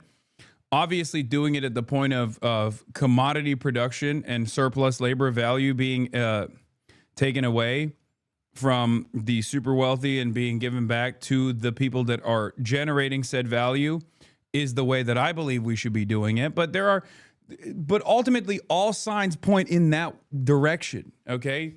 You can be a firm and committed believer in MMT, and you still advocate for the same thing, taking away some of the existing currency away from the super duper wealthy, where it is consolidated, is the same. You're always arriving at the same point. You could be a Keynesian, firm and committed Keynesian economist, and you believe in the same exact thing. Every single person with any investment in changing the American trajectory from this downward trend that we're in will inevitably arrive at that same conclusion, that we have to redistribute and cycle this money somehow. If you're a Marxist, if you're a orthodox Marxist thinker, ultimately you still have to change the way that wealth and value is sticking to the absolute top of the capital owners at the point of surplus labor value extraction. If you're a believer, if you're a social democrat, you want higher tax rates for that reason, right? Everyone is arriving at the same fucking conclusion, that this income and wealth disparity, this income and wealth inequality has to change. And that means that the super wealthy are not going to generate super profits. It is no wonder that so many people, all the way from social democrats to even a lot of liberals, honestly, down to the Maoist third worldists, all agree on this same principle. And of course, capitalists and capitalism defenders, however, will still turn around and say, "Oh, this is the politics of envy." Okay? You just hate the rich. You just hate prosperity. It's like, no, I want prosperity. I just want prosperity for all. And that is the reason why I advocate for these things. Anyway, let's continue. Let's get to Laura Loomer, the free spirit, asking Pentagon press secretary questions about the Muslim Brotherhood. And you might be wondering, what the fuck is Laura Loomer doing in that room? Well, that's because the people in that room have signed a loyalty pledge to the Pentagon. And those who did not sign said loyalty pledge to the Pentagon, which literally includes Fox News, by the way, are not in that room. Let's take a look at some of the wonderful minds that are now in the press briefings of the Pentagon now. Today, now that the president has started the process of designating the Muslim Brotherhood as a foreign Islamic terrorist organization, will the Department of War still proceed with selling F-15 fighter jets to Qatar? And how will they be able to train Qatari pilots at their air base in Idaho if Qatar is included in the designation? Thank you for the question. We take very seriously our partnerships, and we always do thorough evaluations to make sure that they protect our intelligence, our operations. Yeah, New Media Week at the Pentagon is happening right now. And the DoD has brought in a phalanx of newly accredited members of the press corps, some of whom, Laura Loomer and Cam Higbee, are competing to claim sole possession of the Washington Post's former desk. Note, they aren't the same desk. Here is Laura Loomer saying, the Washington Post and Dan Lamothe used to occupy this desk inside the Pentagon press room. Now it's mine. I can confirm the former Washington Post Pentagon desk is now the Fearless Media desk. This is Cam Higbee of PragerU. And Dan Lamothe actually got in on the fun and said, y'all are going to have to work this one out for yourselves. Because R.C. Maxwell also said, the Pentagon cubicle that used to belong to Dan Lamothe is now mine. Out with the propagandists and hacks. In with the truth tellers who love America. Every single person is saying they got Dan Lamothe's... Joey Manorino is another person that got the press pass, by the way, at the Department of War.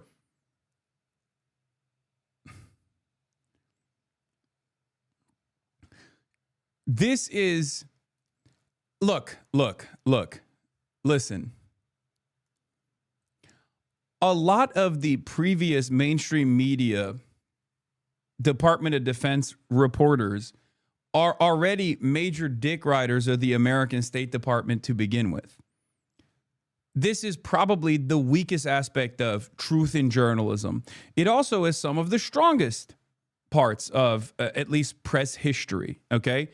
You have some of the greatest reporters in American history that have come from this background.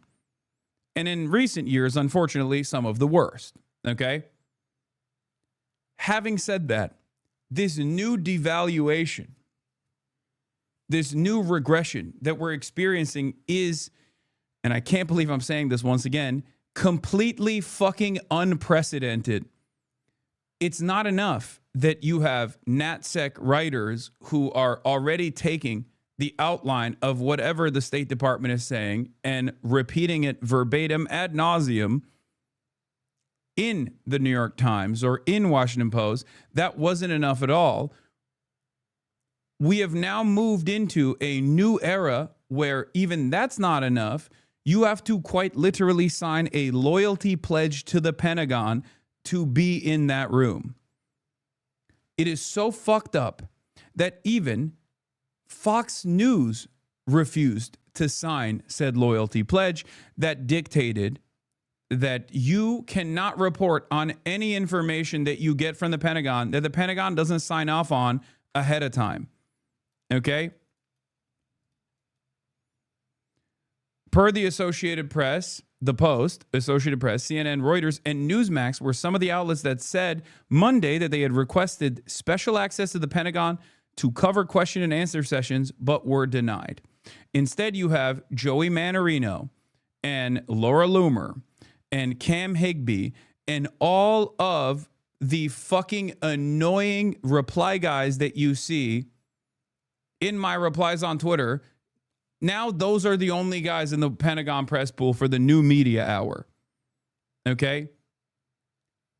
It's I don't know where we go from here, you know? And Ryan Grimm has obviously been pissed off. Cam, you signed a document promising not to do real journalism in exchange for this desk. You are a disgrace to the craft. Nobody cares if you have a degree. Break some news or shut the fuck up. Being given a desk by the government is not an achievement.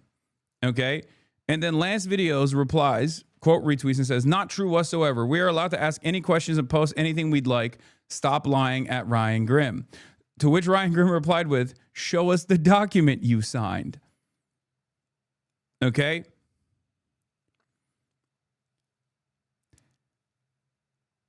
Cam Higbee says, Ryan, the full document has been publicly posted since October. Please do some real journalism, Mr. Journalist. Here it is. To which Ryan replied with, Cam, I was hoping you hadn't signed this document, but maybe you hadn't actually read it. You have now promised only to solicit information from approved government sources, promise not to speak to sources who aren't explicitly authorized to speak with you, and have promised not to even post on social media that you are interested in getting tips. At least the military spokespeople are getting paid by the military. You're doing their job for free. You somehow made the mainstream media look good. And it's true. This document was so fucking insane. This document was so fucking insane that even Fox News did not sign off on it, okay? I need you to understand something. Fox News did not sign off on this document. That's how fucking psychotic this is, okay?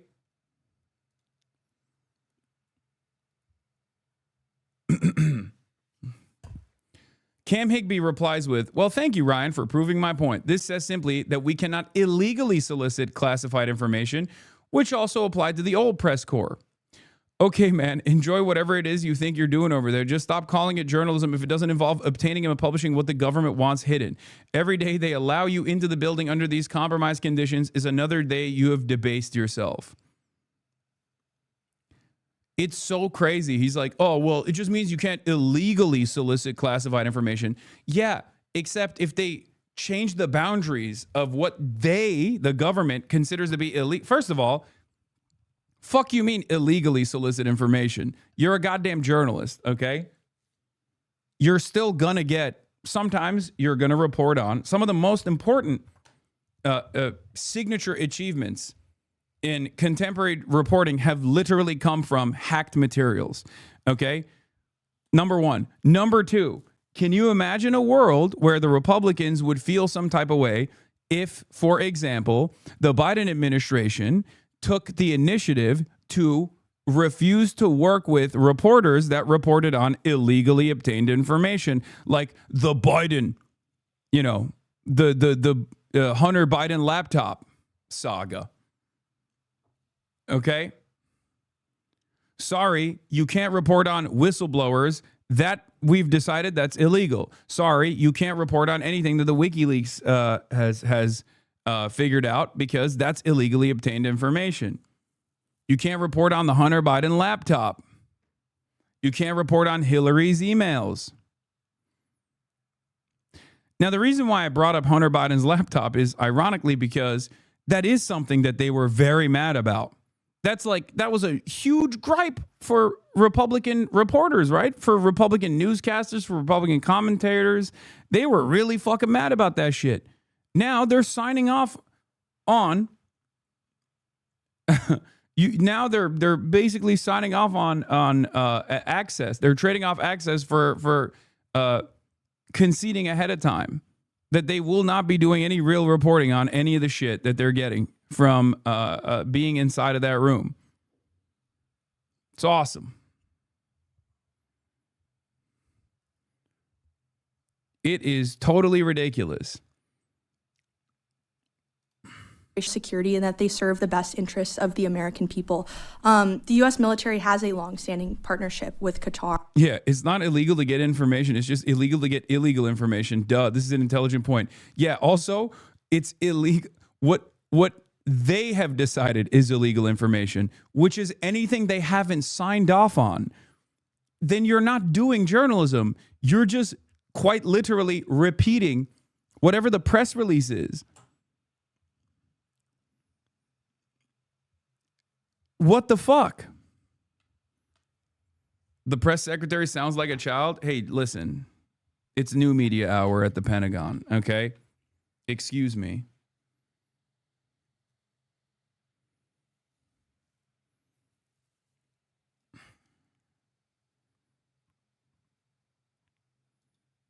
And we look forward to continuing that partnership at our air base in Idaho. And I would just point out that for reference, the Mountain Home, Idaho Air Base. I do love that the contentious reporting, the adversarial journalism taking place here is, why isn't the Trump administration being more Islamophobic? Shouts out to Laura Loomer for that one. Real adversarial reporting happening here, okay? Why can't we just start shooting Muslims or suspected Muslims on crowded American streets? What's happening there? When will we be allowed to start personally deporting random people we suspect of being Muslim? Just Qataris that train there. There are also Singapore military folks that are there as well. So it is a base that we do a lot of foreign military training, and we are thankful for those partnerships, and we'll continue to evaluate all of those to make sure, again, that national security is protected. That is the Secretary's utmost priority. But given the fact that the Qatari royal family and Qatar itself is look at the questioning, now that the Trump administration has correctly designated the Muslim Brotherhood as a terrorist operation, why won't they stop training the allied nation of Qatar that happens to house the U.S. Central Command, the entire base of operations for the fucking Middle East region? What is this question? You're just mad because they're Muslim. That's it. That's literally it. Laura Loomer is such a fucking freak. The entire question revolves around, why won't you be more racist towards Muslims, even if they are long-standing security partners? Big financier, along with Turkey, of course, the financier of the Muslim Brotherhood. Again, Turkey, NATO ally, once again.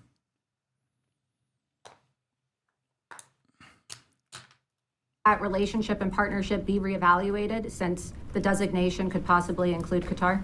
I'm not tracking any reevaluation at this time, but again, the Secretary really keeps national security top of mind, and this administration does as well. So we will always make sure that American assets are protected. Now to the growing controversy over deadly U.S. airstrikes on an alleged drug boat in the Caribbean. The White House at first denied there was a follow-up attack that killed 2 survivors of the first strike. Now it says, yep, there was a second attack, but insists that it was all very legal. Defense Secretary Pete... I'm assuming you already covered that video on Laura Loomer trying to flirt. Chatter, I covered that video probably every 6 months for the past 7 years that video has been out.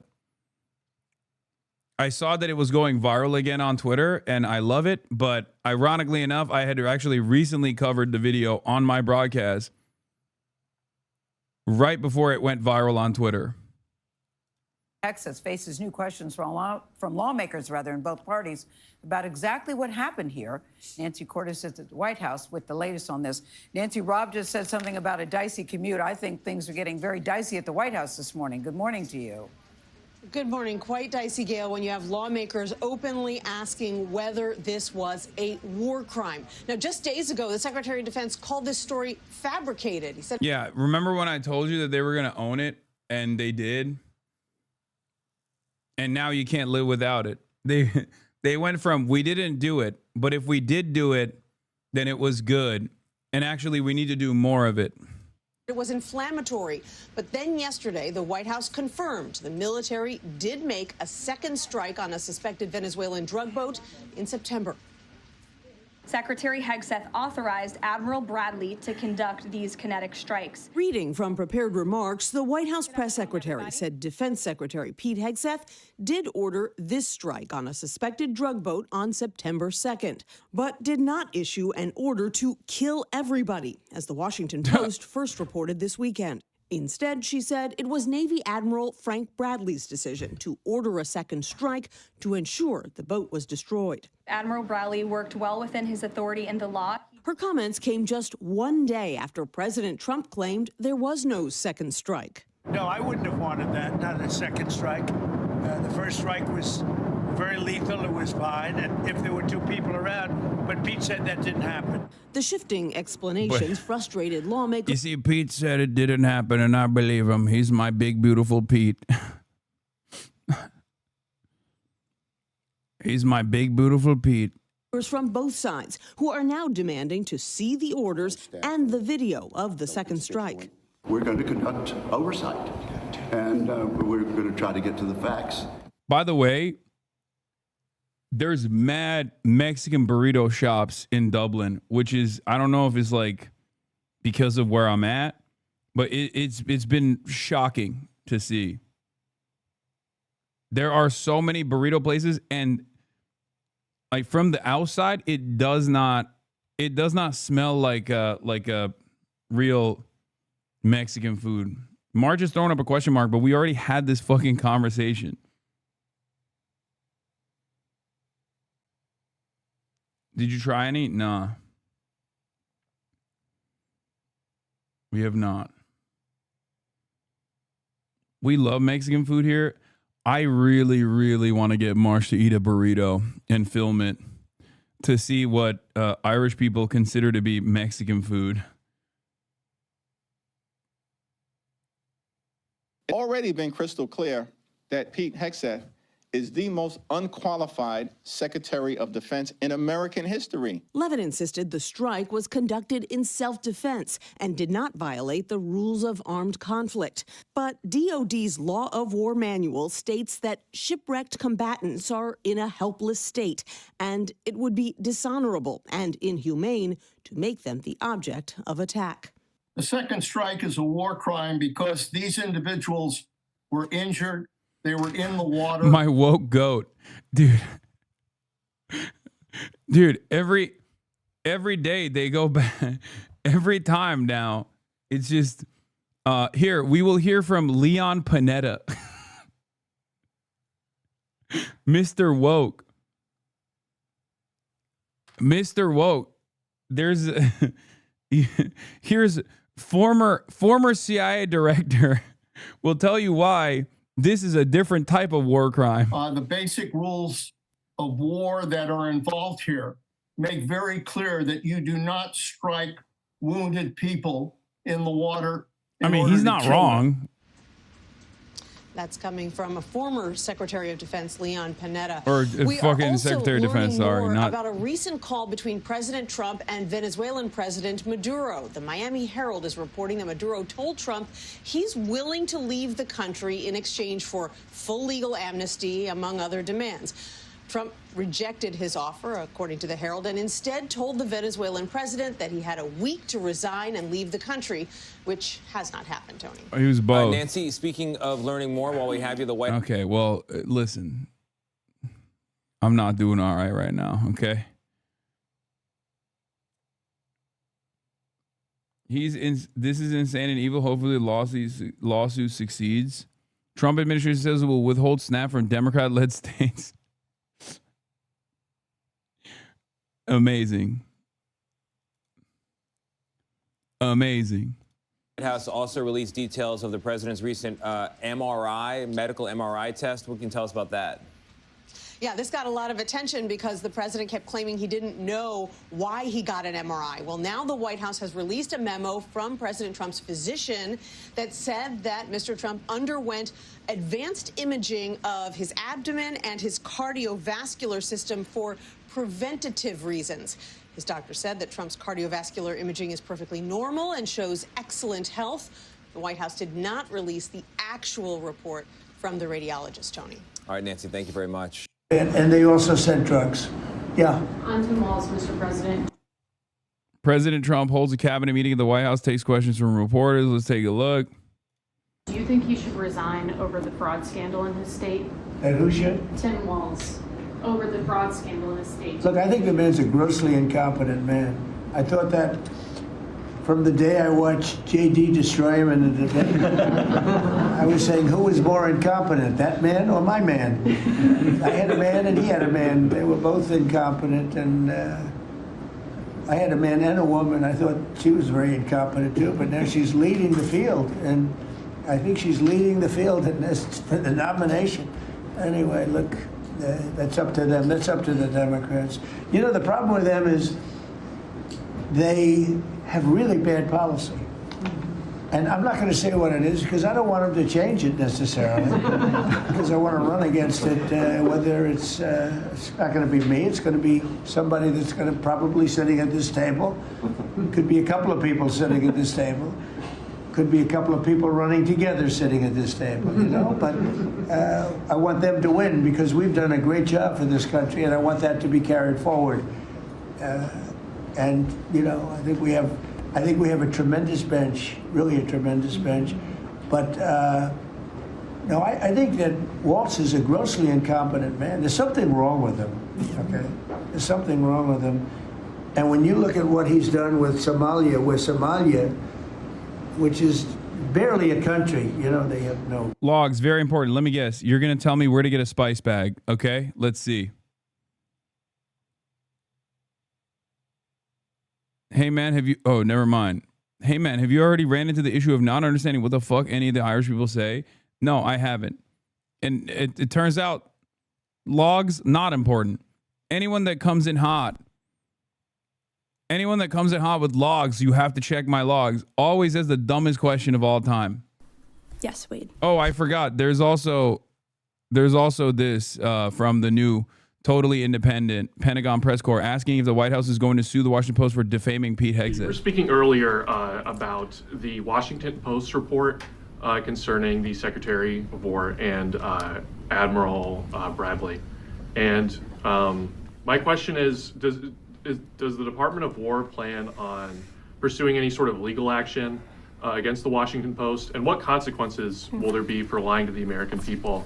Because, of course, the implication there was that Pete Hegseth and Admiral Bradley are war criminals. And that was the implication, and that's what a lot of people on social media were saying after the fact. So could you speak to that? Yeah, it is frankly disgusting that the Washington Post would publish something that is so insanely false. And we've seen this from the mainstream media before, right? Anonymous sources that are being quoted that probably have no idea what's going on. And the Washington Post actually went so far as to falsely attribute a quote to the Secretary of War, that he never said. That is preposterous that they would write that and pass that off as true journalism. Thankfully, the New York Times stepped in and corrected the record and let the American people know that what they were publishing was absolutely fake news. So the Washington Post, I think readership should think twice before reading that outlet again. It is disgraceful that they call themselves journalists, and we told them as such, right? We get press queries like we do from all of you. We told them this story was completely fake news on Thanksgiving evening with a 3-hour deadline, and they still published it anyway. It's disgraceful, but thankfully the American people see through it.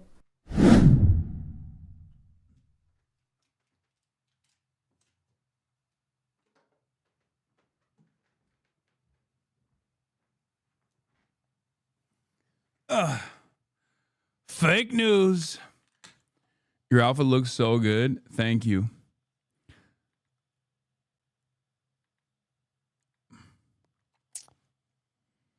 You missed Matt Gaetz in the press bowl? No, I didn't. I saw it. I have no anything. Yeah, Matt Gaetz is... Why is Matt Gaetz there? Is he dating this baby? No. She's too old for Matt. Come on now. If she was doing Goo Goo Gaga up there, maybe that would be age appropriate for Matty boy.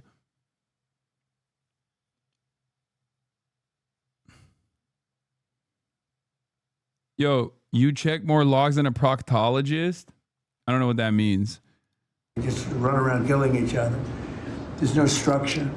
And when I see somebody like Ilhan Omar, who I don't know at all, but I always watch her for years. I've watched her complain about our Constitution, how she's being treated badly. Our Constitution, the United States of America, is a bad place. Hates everybody, hates Jewish people, hates everybody. Poop logs? And I think she's an incompetent person. She's a real terrible person. But when I watch what is happening in Minnesota, the land of 1,000 lakes, or however many lakes they have, they got a lot of lakes, but this beautiful place, and I see these people ripping it off, and now I'm understanding, and you're going to look at that, Scott, I hear they ripped off Somalians, ripped off that state for billions of dollars, billions, every year, billions of dollars, and they contribute nothing. The welfare is like 88%. They contribute nothing. I don't want them in our country, I'll be honest with you, okay? Somebody would say, oh, that's not politically correct. I don't care. I don't want them in our country. Their country's no good for a reason. Their country stinks, and we don't want them in our country. I could say that about other countries, too. I can say it about other countries, too. We don't want them to hell. We have to rebuild our country.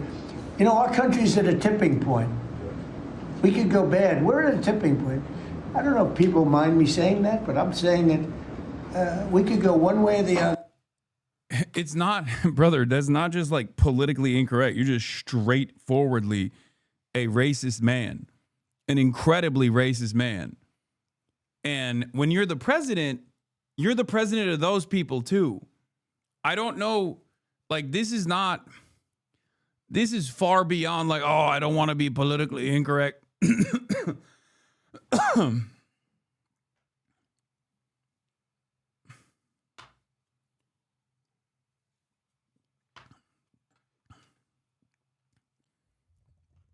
It's wild that we're bringing back like segregationist ass takes. Somali people are doubly cooked because they happen to be both black and Muslim. That's why he's going after him so aggressively. If you're wondering why.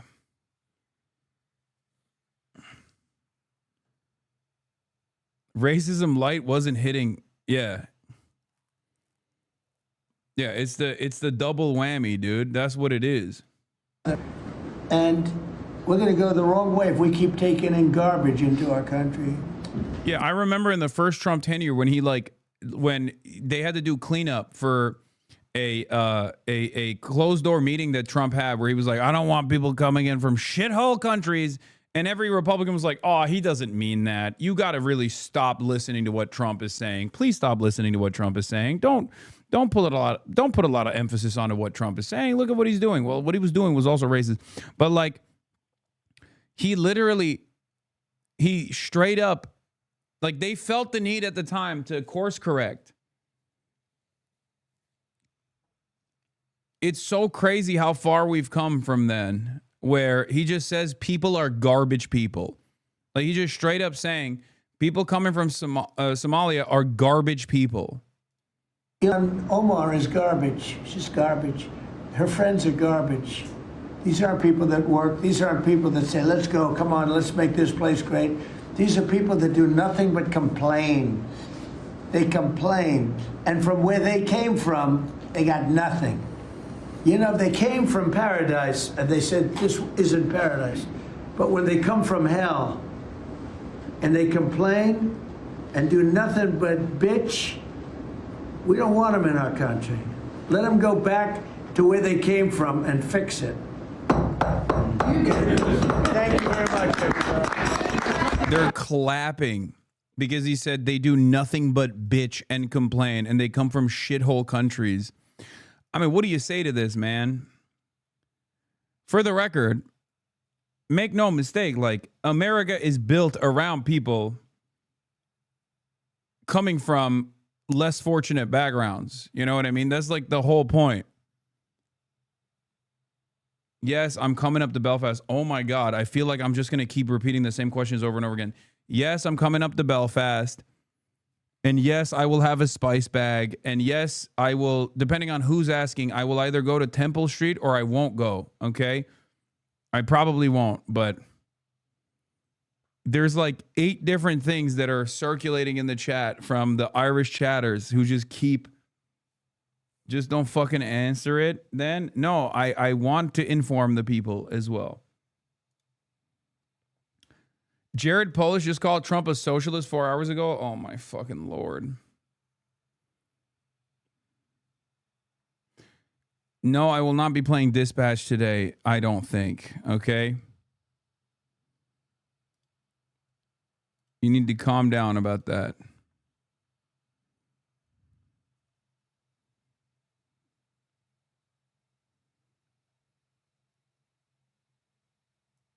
What? Did you take part in Thanksgiving festivities, or do you think it's immoral because of all the Native American stuff, or both? What? Yes, I had a Thanksgiving dinner with my family. What? I'm nowhere near that woke, chatter. Who's on that trip with you? It's just me and March.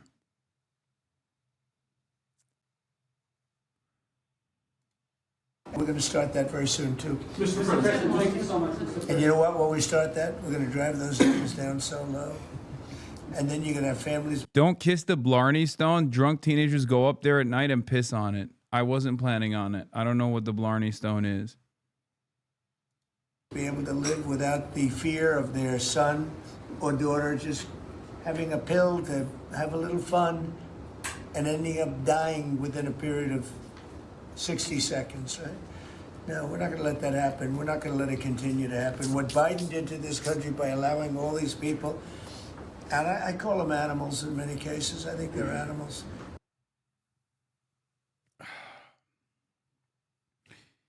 I mean, what do you think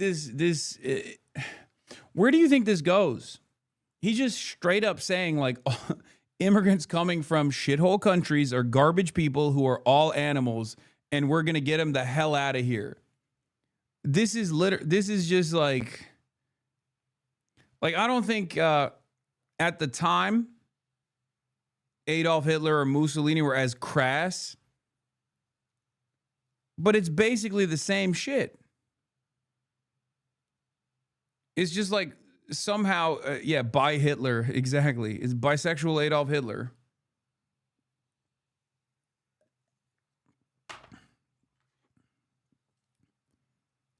Which is extra crazy because then they get mad when you say this is just Adolf Hitler. You're being you're doing straight Hitlerian politics. They're like, how dare you say that? You want us dead. It's like, no, I think you want to kill people, and you are killing people, and you just want to kill more of the people that you're killing.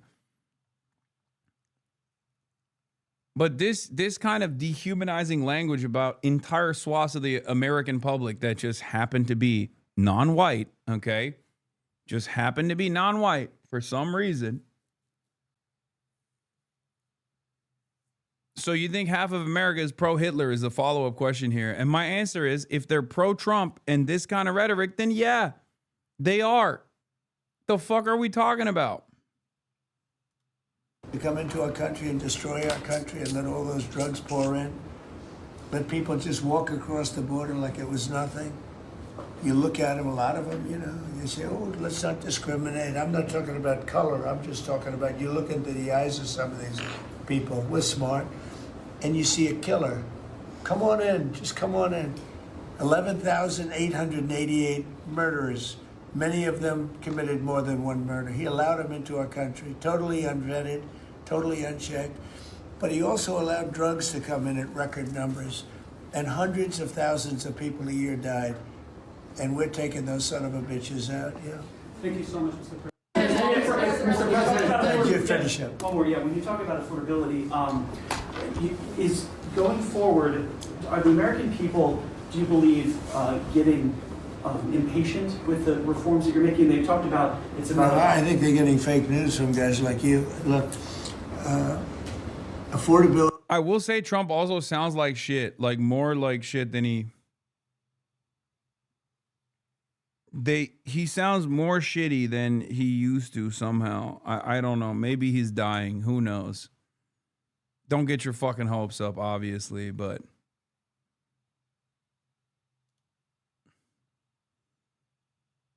It is a hoax that was started by Democrats who caused the problem of pricing, and they didn't end it. When, look, they lost in a landslide. We won every swing state. We won the popular vote. We won everything. You take a look at districts, it was 2,750 to 500, 525, because that was an affordability problem. We brought it down. Look at energy. Look at the gasoline price. It's like the simplest, and it's the biggest, because if energy comes down, everything comes down. That's the way it works. We're going to be at 250. You said 199 in some places in the country, right, Chris? You said it. I didn't say it. And they won't check you, they'll check me. So, you know, I'd like to use your number. 199 a gallon. Yeah. Affordability is a hoax, but also the problem of the Democrats both lie and say things aren't affordable, but also they made things unaffordable. It's real when the Democrats caused it. It's fake news when you say, I'm responsible for the current situation. And also, the current situation is not bad, except for when it is bad, because I need to blame the Democrats. They did it. They did the bad thing. Unthinkable. If you go back a year and a half ago, it's unthinkable. So now we're bringing the prices down, way down. Beef is coming down now. We've done certain magic, and beef is coming down. But we inherited horrible prices. We inherited really the worst inflation in history. We inherited that. When I came in, that's what he had. And we fixed inflation. And we fixed almost everything, if you want to know the truth, including 8 wars. We got 1 to go, but including 8 wars.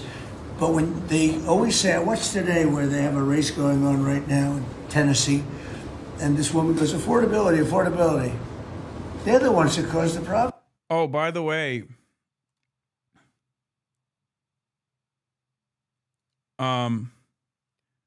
remember that one girl who was like a big Destiny fan and was like shitting on me, but claiming that they were a liberal? I just saw this on my timeline. This is where internet liberals are at a time when regular ass American liberals are screaming with revolutionary fervor. These internet liberals, on the other hand, who are obviously, the Destiny Orbiter liberals, This is what they're up to. I tepidly support Trump's actions in D.C. D.C. has one of the highest crime rates of any major city, and the local government has done nothing to stop it. Minors prowl the streets, harass and attack people, and get no consequences because they are kids. D.C. should be beautiful and clean.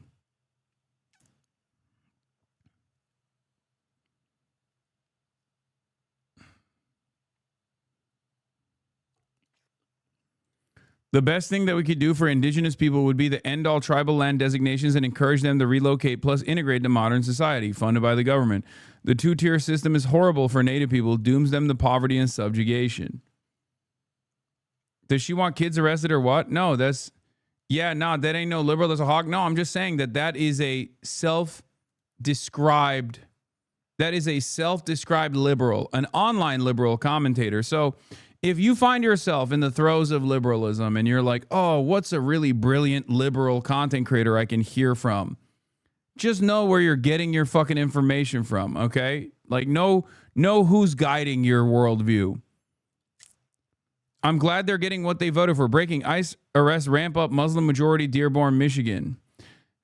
Any peaceful solution to Israel-Palestine must include Palestinian re-education, probably from some Israelis too, lol. The majority of Palestinians support October 7th, Hamas, the eradication of all Jews in Israel. Dynamic. Yeah, this is the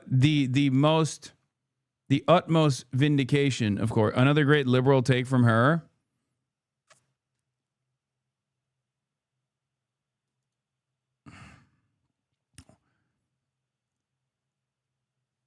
Sick. Yeah, she's happy they're arresting Muslims in Dearborn because they didn't vote for Kamala, average centrist. Let's take a look at what my friend Will Miniker on Chapo Trap House said that was posted by Post Left Watch on December 1st, 2021. Let's hear how Chapo Trap House had addressed this kind of liberalism. Felix, I think another thing at work here is like the fact that like every evil thing, like for instance, like if you're a liberal Zionist, you have to be against the West Bank settlements. And then like as long as Netanyahu's in charge, those are never going to stop. And in fact, they're going to intensify. I think you see a similar dynamic here in Democrats when 2023. Sorry, not 2024. They're confronted with the fact that Arab Americans or Muslim Americans are maybe withholding their vote from Joe Biden.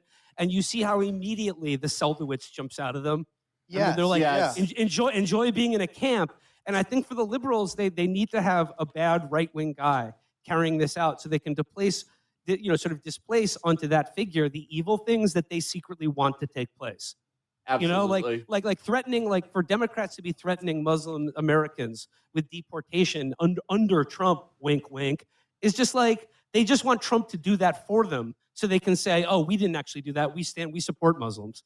Absolutely. But as soon as they become inconvenient, like for instance, like whether they are voicing a political opinion in America as citizens of this country, or inconvenient in terms of like they live in a part of the world that Israel thinks is theirs, that their lives are forfeit. And they don't want to hear anything about it. Arabs and Muslims, like more generally, have their use as long as they're firmly within the Democratic camp. And then once if they make any attempt to stray from that or like. Yeah, when pushed on this, by the way, H3H3 Productions posted a picture of some random gay Muslim kid that was an anti-Zionist and told him to go to Gaza where Hamas would kill him. And this guy's a sock them lol. To which he responded with, it really seems like the last 2 months of dealing with Hassan Piker's pro-Hamas and pro-Russia audience has taken a toll on him. He was absolutely wrong to post that.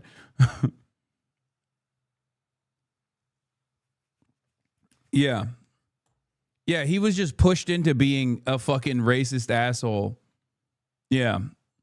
If only people weren't being pro-Russia, pro-Hamas.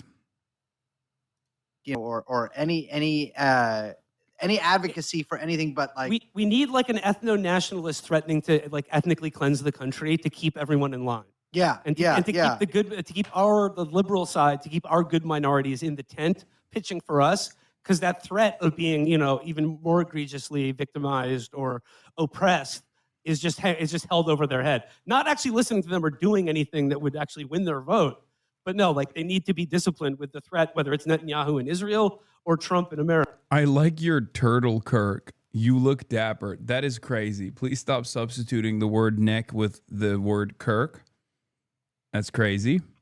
America. Well, I mean, and like the simple calculation that the White House has made, which, you know, maybe makes sense for them, right? Is that there is a much more moneyed and influential block of voters, and those are people who are pro-Israel, whether they're mostly on the Democratic side, Jewish or Christian, that compared to the Muslim lobby and the Muslim voting bloc is completely outweighs them. Yeah. There was no reports of any Arab being arrested. Sadly, one undocumented Hispanic person was, but centrist Democrats are now cheering ICE because in their fantasy, it is their instrument of vengeance against those that rejected the candidate who went out of their way to alienate Dearborn. Remember, the Biden-Harris administration didn't just send $20 billion to Israel for the genocide. She also sent Bill Clinton and Richie Torres to Michigan to insult the people upset over the mass murder in Gaza.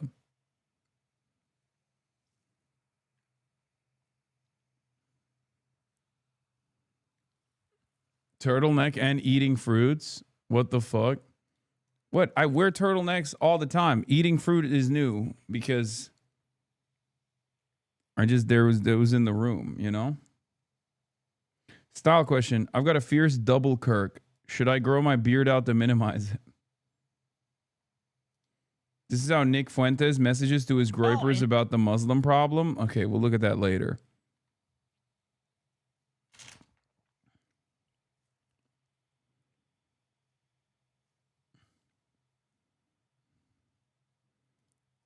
The answer to your fierce double Kirk's question is yes, you should grow out a fierce beard to hide it. The prices were way high. We're bringing the prices down. But they're like scam artists. You know, they're I call them con men and women. They come out, they say affordability, like, I see prices. We're going to get prices down still further. But we brought them down from the prices they cost. Yeah, Democrats made up the affordability crisis. It's not real. Putin says, ready to fight Europe before meeting Trump envoy. Steve Witkoff is in Moscow today. But before I get to that, I want to talk about some of this other shit that's going.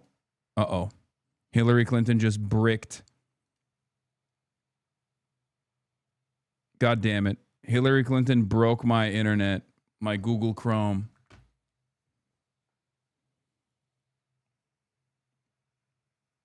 You called his immediate turn on his bestie Zoran, by the way? Yeah, of course. I told you that was inevitable. I mean, that was a lock. Easiest lock of all time. Fuck.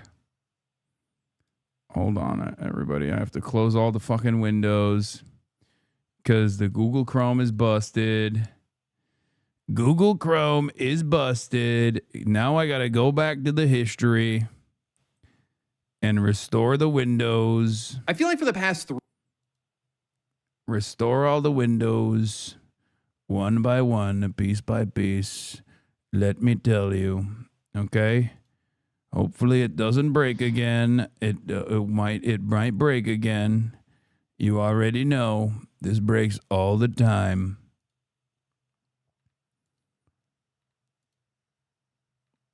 Hold on. Don't know why I'm stuck talking like this.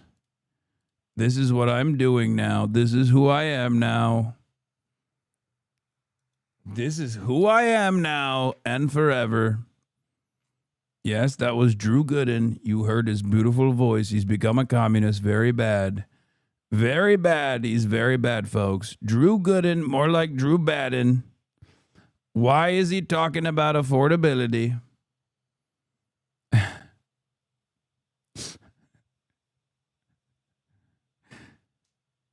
I call him Drew Badden because he's very bad, folks. Very bad for America.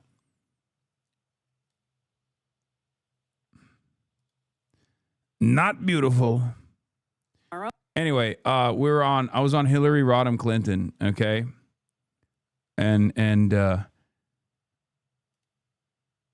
So Hillary Clinton was speaking at an event for Israel Hayom, Israel's most read newspaper run by Israeli-American billionaire and Trump donor Mary Madelson. She'll join John Fetterman, Eric Adams, Trump's UN ambassador Mike Waltz, Biden official Amos Hochstein, and Israeli officials. Let's see what she had to say. Let's see what she had to say at the Israel Hayom seminar. Students, smart, well-educated young people from our own country, from around the world, where were they getting their information? They were getting their information from social media, particularly TikTok. That is where they were learning about what happened on October 7th, what happened in the days, weeks, and months to follow. That's a serious problem. It's a serious problem for democracy, whether it's Israel or the United States, and it's a serious problem for our young people. And it was frankly shocking to me how little the students we were encountering, not only in this class we teach, which is a very large class, international relations about crisis decision-making, but students more generally. And that's why I mentioned the social media piece of it, because when you would try to talk to them to engage in some kind of reasonable discussion, it was very difficult because they did not know history, they had very little context, and what they were being told on social media was not just one-sided, it was pure propaganda.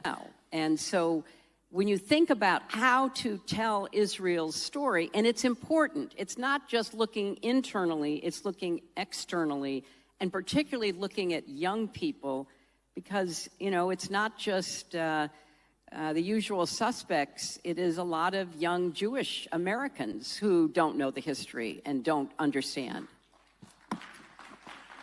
I was talking to Condi Rice, and, she said in an interview that I did after the 20-point plan came out, she and I were on CBS, and she said, when people were chanting from the river to the sea, she would ask the students what river, what sea they didn't know.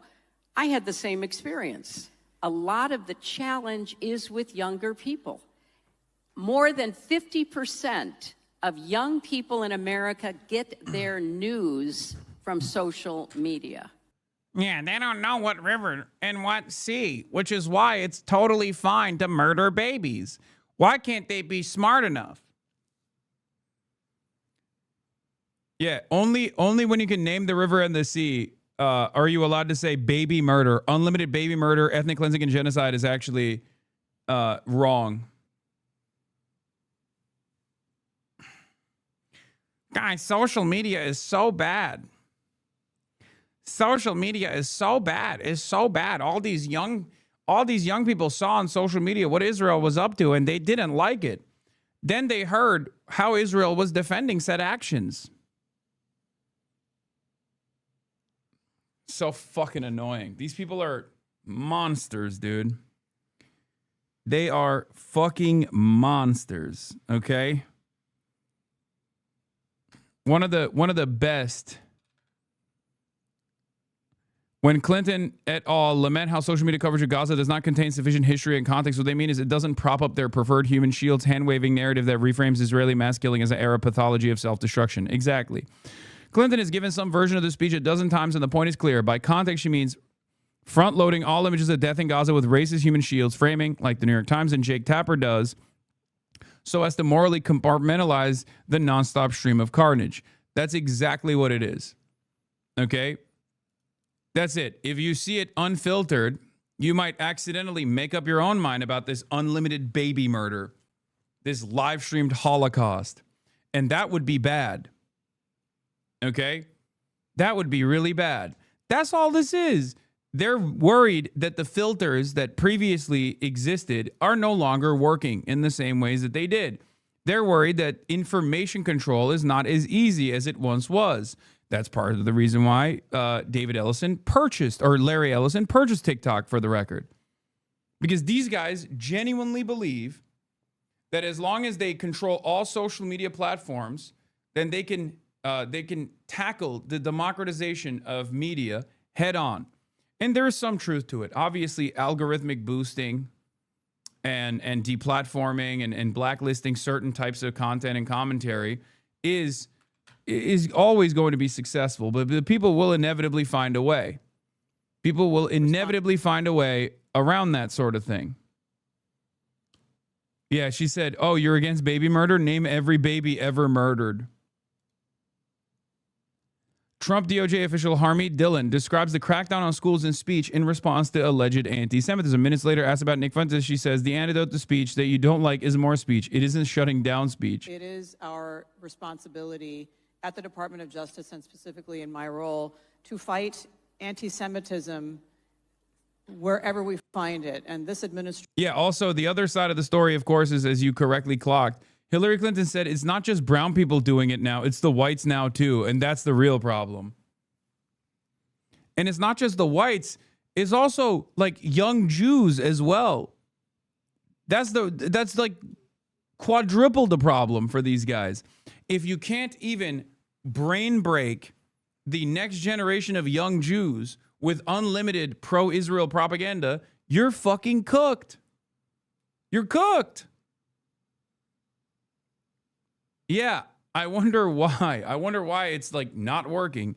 Perhaps it's not social media necessarily, but perhaps it's literally what Israel is doing and how Israel has chosen to defend itself. This is a key point that I think gets lost in the conversation in many instances that I will always talk about. It's not just the unlimited death and destruction campaign that Israel is engaged with, even though that plays a huge role, of course, that is the major role. But it's also the way that Israel has this like incredibly entitled way of demanding unlimited fealty. That makes the random onlooker go crazy, especially when that unlimited fealty demand is met with actual unlimited fealty from the government. When the average American hears the Trump administration go, yeah, we got to wage a war on anti-Semites, they go, what the fuck do you mean? I voted for you because you're anti-woke. Why is it anti-woke except for Jews? Like, why is that the case? That pushes them further and further in the direction of unrestrained anti-Semitism. Oh shit, hold on. Here. Administration has a zero tolerance policy towards anti-Semitism in our schools, in our streets, around our houses of worship, and in our cities where we're seeing it proliferate. And so the president really has kicked off that effort on the universities, making it a signature effort of his first year of his administration. And it was my privilege to sit across the table from the Columbia University president and lawyers and negotiate that settlement, as well as several others, including one with Northwestern University that was concluded on Friday. And so it's a tremendous ongoing effort. And as I heard Ambassador Lauder say, we absolutely are seeing this in the schools, K through 12 as well. So I think you're going to see a renewed focus on that side as well. Again, anti-Semitism, but coming from the extreme right. Now, I don't know if you have legal actions you can take, but for example, we see Tucker Carlson interviewing a declared neo-Nazi, Nick Fuentes. Is there anything the administration can do to stop such really horrible developments? It's interesting because like they are low-key finally realizing, because it touches on anti-Israel stuff too, but they're low-key finally realizing that like anti-Semitism is popping the fuck off. But of course, the only reaction to it is like, well, we should do more censorship. We should do more censorship. Well, it's like half of the reason why it popped off to begin with, to this degree, is because of Israel. And the other reason is because of all the censorship the censorship demands that people have seen, and also the censorship that people have experienced. That makes them go, yeah, I didn't really give too much of a shit about, like, I don't know, Jews and Muslims killing each other over there, but all of a sudden it's become my problem. Okay? Do you see what I mean? I promise you, if the United Arab Emirates had as pervasive a fucking lobby as Israel did, and were literally demanding censorship, or Saudi Arabia was demanding censorship, and the American government was responding to that and being like, yeah, you know what, we are going to tackle Islamophobia or something, right? Whenever someone criticizes Saudi Arabia or whenever someone criticizes the UAE, Americans would be even more up in arms about the RSF, UAE-backed RSF genocide in Sudan. That's part of it. Israel has grown far too comfortable with this level of fucking control over whatever is going on in American political discourse. In addition to being a lawyer for civil rights, that includes the First Amendment. And I have also been a journalist myself before I became a lawyer. And I think that what I would say about this is what we say in First Amendment world is the antidote to speech that you don't like is more speech. It isn't shutting down speech. And so I don't agree with a single word that Nick Fuentes says or has to say. And the decision of whether or not to platform that person is one for my friend and former client, Tucker Carlson. But we have a free country still. Nothing is guaranteed. So it forever, is always one generation away from being lost. And thanks to Elon Musk acquiring Twitter, we have a free platform in America on X. Yeah, exactly. Thanks to Elon Musk acquiring Twitter, that is quite literally the direct reason for why Nick Fuentes is popping off right now. Like, he single-handedly did that. So, hey, there's your fucking answer. But a lot of you dumb fucks are so busy hyper-focusing on Elon's pro-Israel sentiment to actually see the forest for the fucking trees. Like, that first guy's question can be directly answered with, well, Elon Musk bought Twitter, and there's not really anything you can do about it. Okay?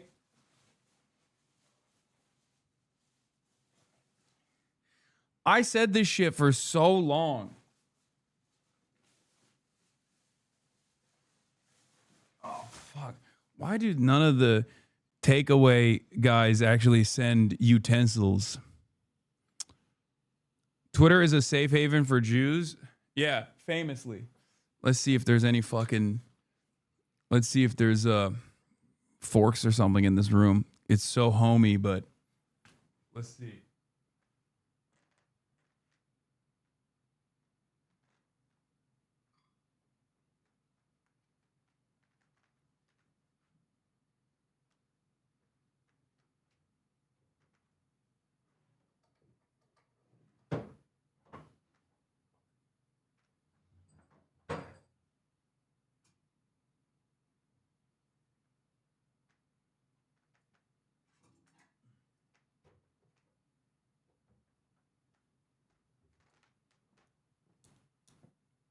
I got a spoon, and I got these.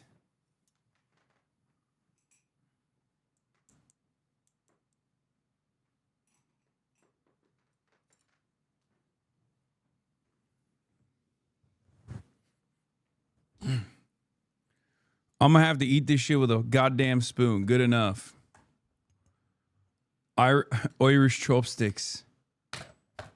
Coke spoon. Yeah. Yeah, that's what this is. This is a Coke spoon. Okay. This doesn't look very appetizing. I'm not gonna lie. It's not a spice bag. I didn't get a fucking spice bag. I got regular chicken. Okay, so don't yell at me. Maybe I'll have a spice bag later after I drink.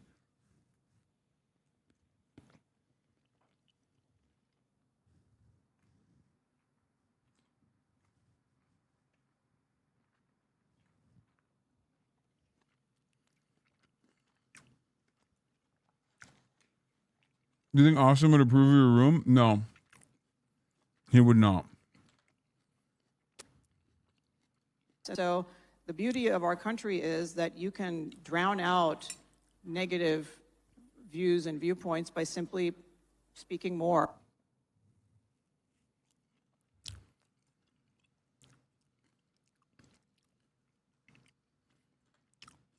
Whatever you do not order an Irish car bomb. They'll beat the fuck out of you. No, I'm not going to do that.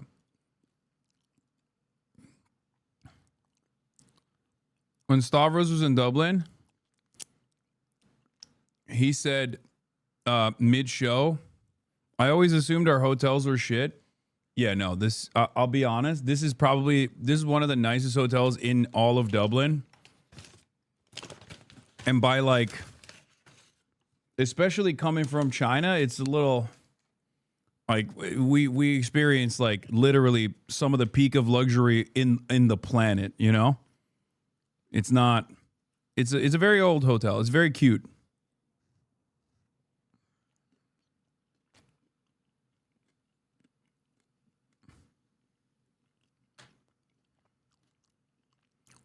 Don't say up the raw, even as a joke. I learned that the hard way. What about Chucky or La? I can say whatever the fuck I want in Belfast, I think.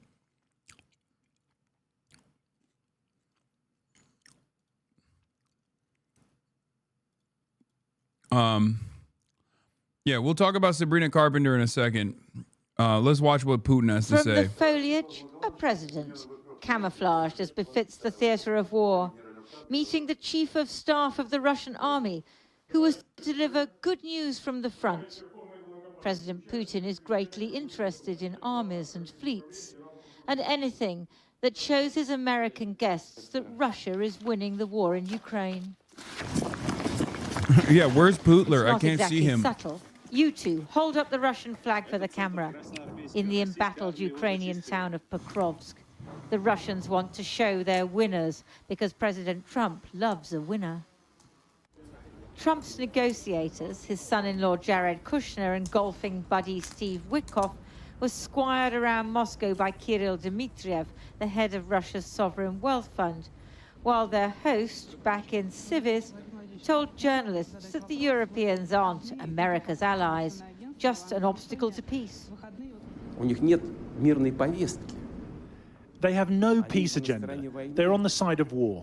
Even when they claim to introduce changes to Trump's proposal, we can clearly see all these changes are aimed at one thing, to block the entire peace process. They put forward demands that are absolutely unacceptable for Russia, and they know it. The goal is to later blame Russia for the end of the peace process.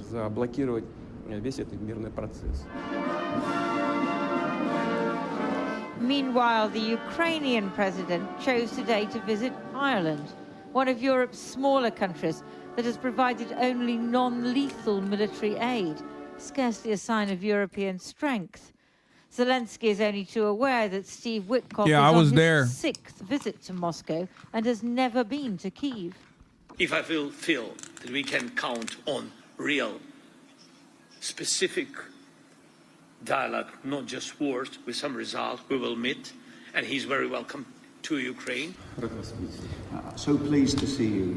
But Mr. Witkoff, who met President Putin this afternoon, shows no sign of visiting Ukraine. Whenever he goes to Russia, the proposal that emerges echoes the Russian demands, and nothing suggests it will be different this time. President Putin feels confident enough to threaten Europe. With Ukraine, we act in a surgical, careful way, you understand. It's not a war in the full modern sense. But if Europe chooses to start a war, the situation can very quickly reach a point. Also, Ireland low-key taking like a more neutral stance on Russia, Ukraine is also very non-white coded. I swear to God, some of the whitest looking dudes, but dude, the mouth noises are brutal.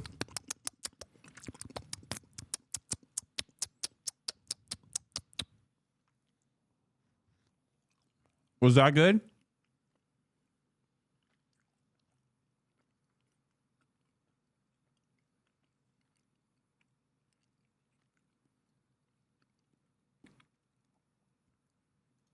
There will be no one left for us to negotiate with. Mist obscures the worst of the destruction in Pokrovsk. A lot of people want desolation more. of defeat. Russia is slowly gaining ground and is winning the diplomatic battle for American favor, leaving Ukrainians facing another winter of war, and Europeans wondering whether their old protector across the Atlantic will abandon not only Ukraine, but them as well. Well, joining me now is Nina Khrushcheva, professor of The drama.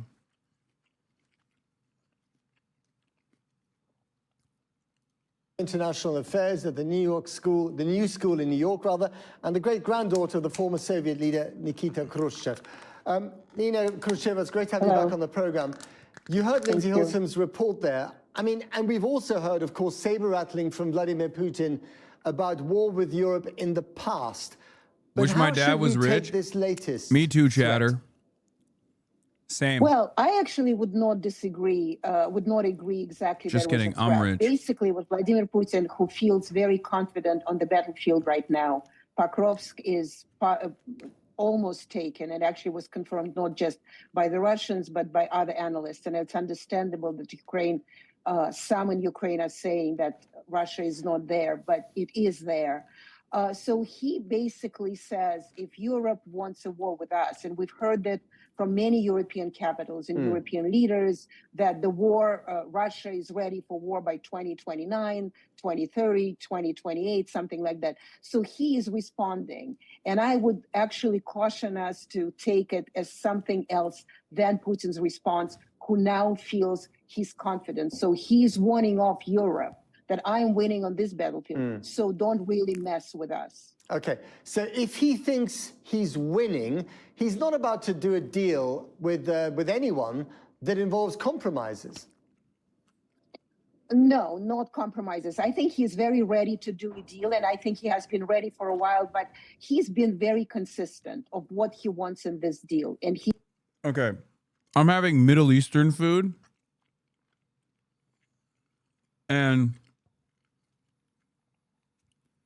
everything that I've had so far, like all the sauces, taste like ketchup. And I'm almost certain that they put ketchup in every single fucking sauce. There is some spice, but it's not spicy at all.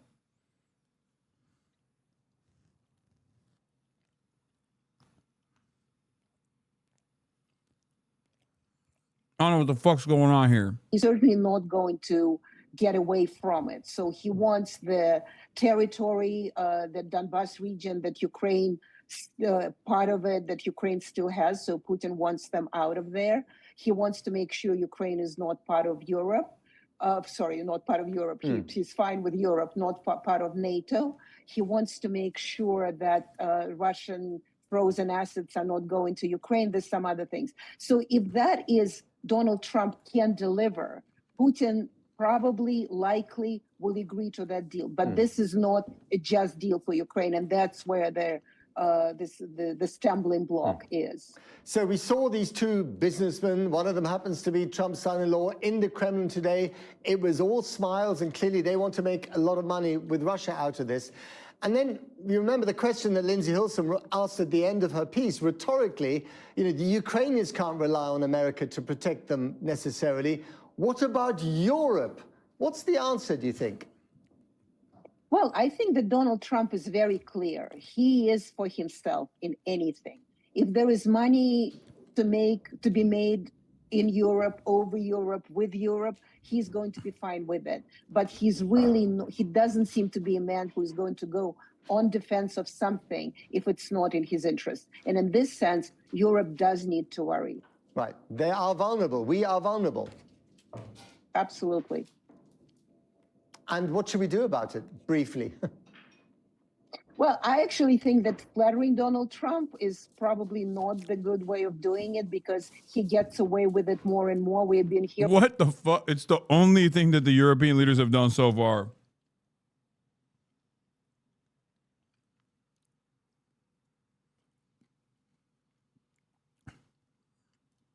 From NATO Secretary General Mark Rutte that Trump is not going to abandon. He's for peace.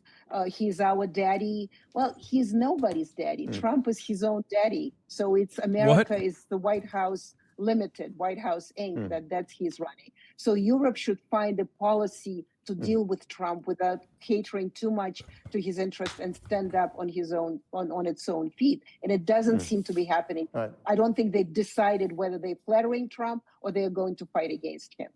Sobering and fascinating. Nina Khrushcheva, as ever, thank you very much indeed. Thank you. Voters in Tennessee have an opportunity to send the Trump administration a very strong message today. That's because there is a special election to fill a congressional seat in the Nashville area. Let's go. The president won this district a year ago by a very wide margin, but this race is very close after last month's elections. Nicole Valdez is with us from Nashville. Nicole, a lot of people watching this one. Good morning to you.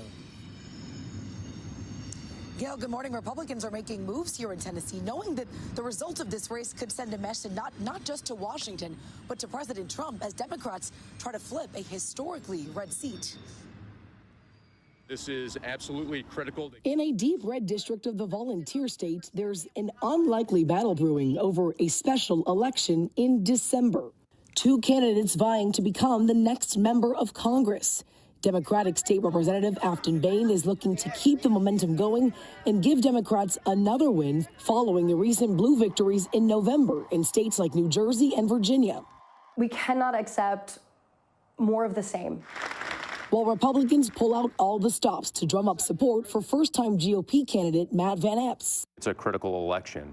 We know that the majority in the House is a narrow margin. Ahead of Election Day, Speaker Mike Johnson flew to Tennessee, hoping to energize Republican voters to get to the polls. They think they can flip this seat from red to blue. That is not going to happen. And President Trump got on the phone, making one final push for Van Epps as a sign of strength of the Republican Party in a special election. I have to say, the whole world is watching. This is a big deal because right now we're like 3 votes up on the radical left, and this would be a wonderful victory for us. Bain leaned on heavy hitters on the left, like former Vice President Al Gore and Representative Alexandria Ocasio-Cortez. Why do you think that you have a shot at winning in a district where President Trump won by 22 points? The voters are tired. They're tired. I have routinely said throughout the campaign, I don't care who you voted for. I don't care what political party you belong to. If you are upset with the cost of living and the chaos of Washington, then I am your candidate. Now, the campaign for the winning candidate will not end after tonight. They will have to run for re-election in the 2026 midterms. Tony? Polls now open for Tennessee's 7th congressional district, the election that is such a special election. You've got political heavyweights coming in town from all Low-key, the whole world is watching Tennessee. At least I am, from fucking Ireland. across the country. It is typically a very deep red congressional district that is up for grabs. President Trump, for example, carried it by 22 points last year. But Democratic leaders have a real chance. I don't think here. chatters understand. This would be... I can't think of a bigger upset than this, dude. Like, this would be an insane... Are we really focused on this? It's Tennessee, bro. The odds of her winning is slim to none. Yeah, I don't want to take any of that defeatist nonsense in here, okay? They are rallying around Afton Bain, who has I think she has turned a her shot. messaging to affordability and the skyrocketing cost of living. The race is close, so close that House Speaker Mike Johnson has been on the ground campaigning with the Republican candidate Matt Van Epps, and the president chimed in by phone. CNN Washington Bureau Chief David Chalian is breaking down what you should be watching in Tennessee today. Sarah, as you noted, just over a year ago, Donald Trump won this district in Tennessee by 22 points. So why are we even talking about this? Like, do you hear this? The very fact that the polls are showing her close at all is already insane, chat.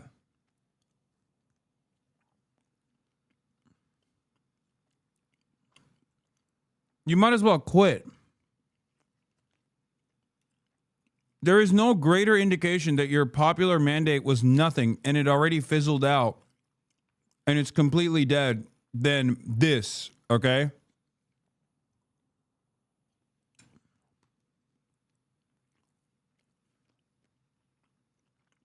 That's it.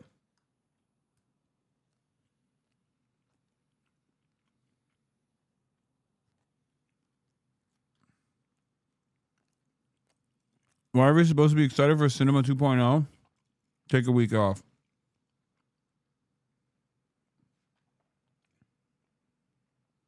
Where are you getting that from? Where?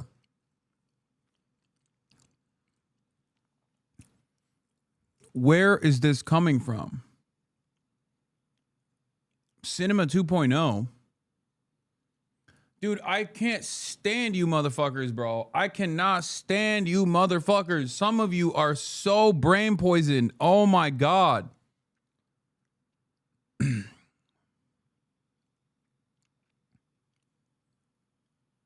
Jesus Christ. What does that mean? Kirsten's Cinema 2.0 means that she's going to be a fake progressive and the most like the biggest burden to the progressive movement.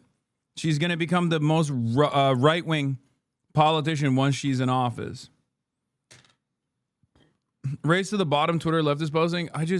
God damn it. I hate online leftists so much. How could this be? Get the collar. I do need it. I'm in Ireland. I don't have my shock collar with me, but some of you chatters do need it. Okay? Some of you chatters need to be fucking put on a goddamn shock collar.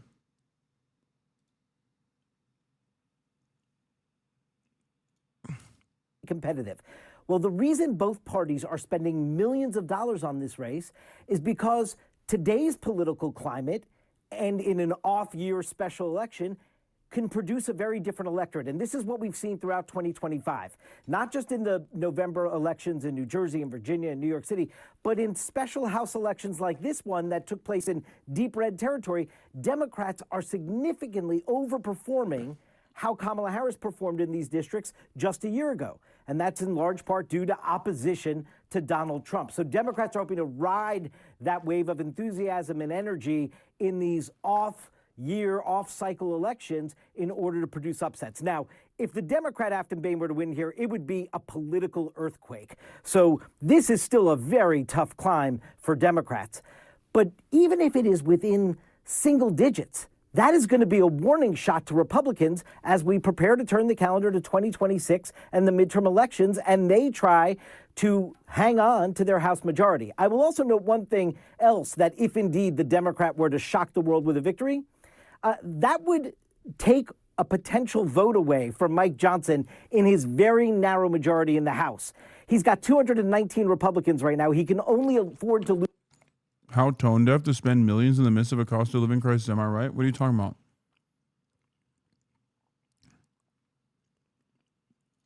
Like on the race? Is that what you mean?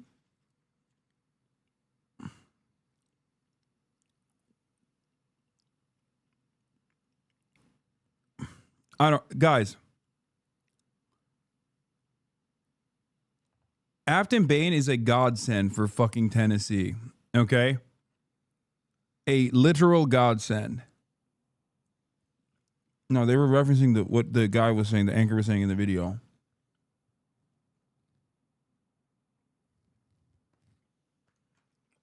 They're not talking about me.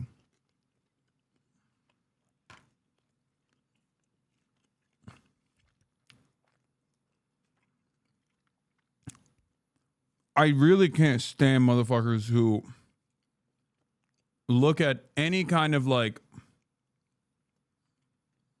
positive improvement in any direction and instantly they're like, nope. Here's why it sucks actually. You suck actually, dude.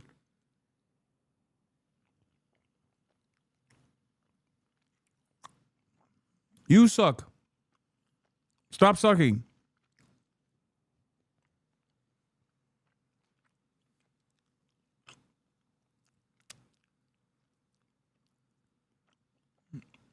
Like, your analysis is shit if you make a comparison to Kyrsten Sinema.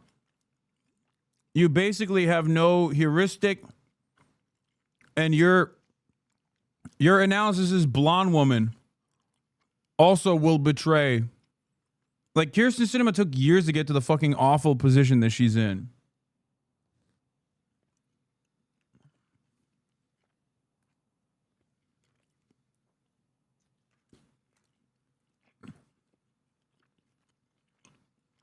You're just an annoying pessimist.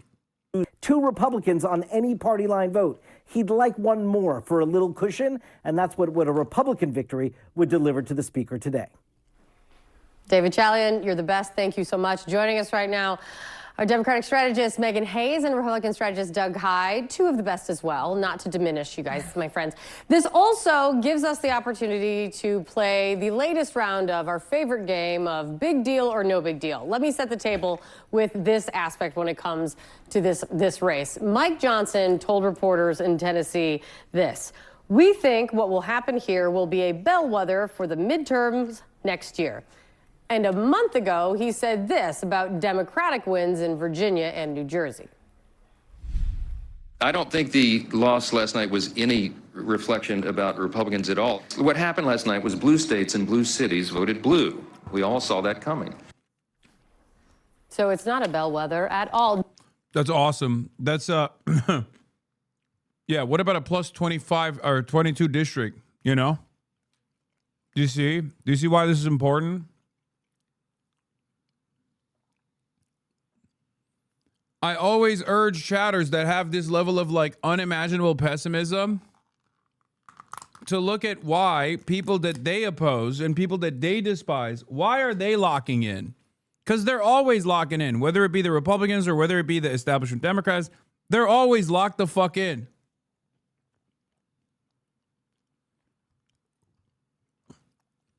You might not think this marginal improvement in living standards is consequential at all. You might think, oh, I'm going to make the perfect the enemy of the good.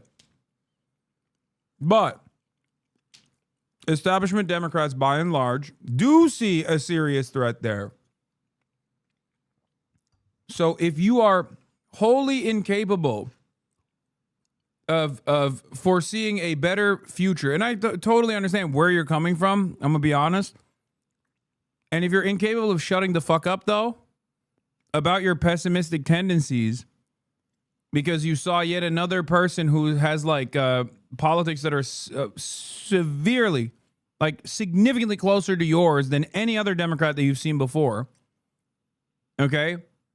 Then just, if you can't shut the fuck up, think about why the Republicans are losing their minds over it. Okay? The big deal or no big deal, what's going to happen in Tennessee? I think we need to figure out what happens first, and we'll find that out, I think, pretty quickly tonight as the votes come in. As David is right, if this is in single digits, it's a big warning sign for Republicans moving. Is blind optimism really the answer, though? Am I demonstrating blind optimism? Take a week off.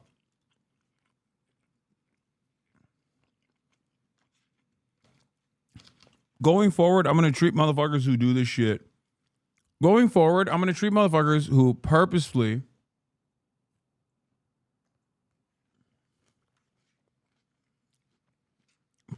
misconstrue what I'm saying with 1 week bans.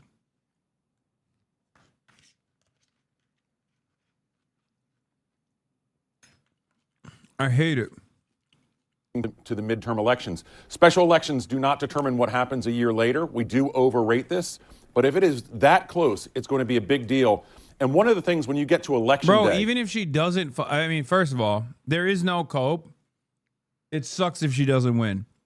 But the reality of the matter is, even if she didn't win, the very fact that she got that close, at least in the polls, like depending on what the final numbers look like, that is an insane change of attitude for a district that was designed specifically for Republicans that went to Donald Trump by plus 22 points.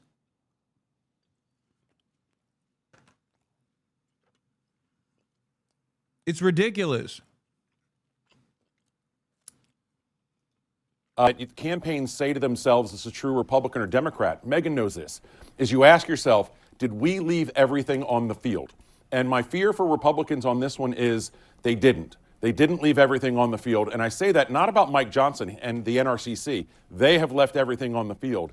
But Donald Trump should have gone on the ground. Donald Trump used to love doing political rallies. I'm surprised he didn't do it here. We saw him phone it in. Are you serious? Are you fucking serious? What is this conversation we're having? Donald Trump needs to do a rally for a special election in fucking Tennessee?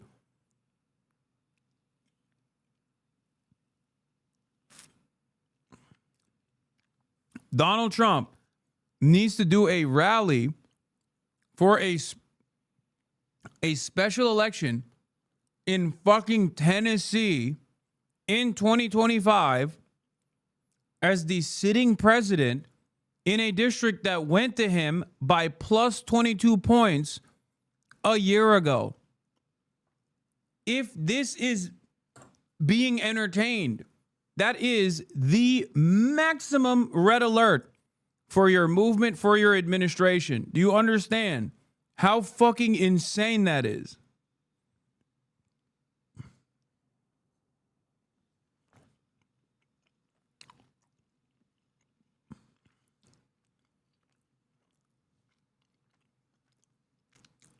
Like, That is a clear-cut indication that you are cooked.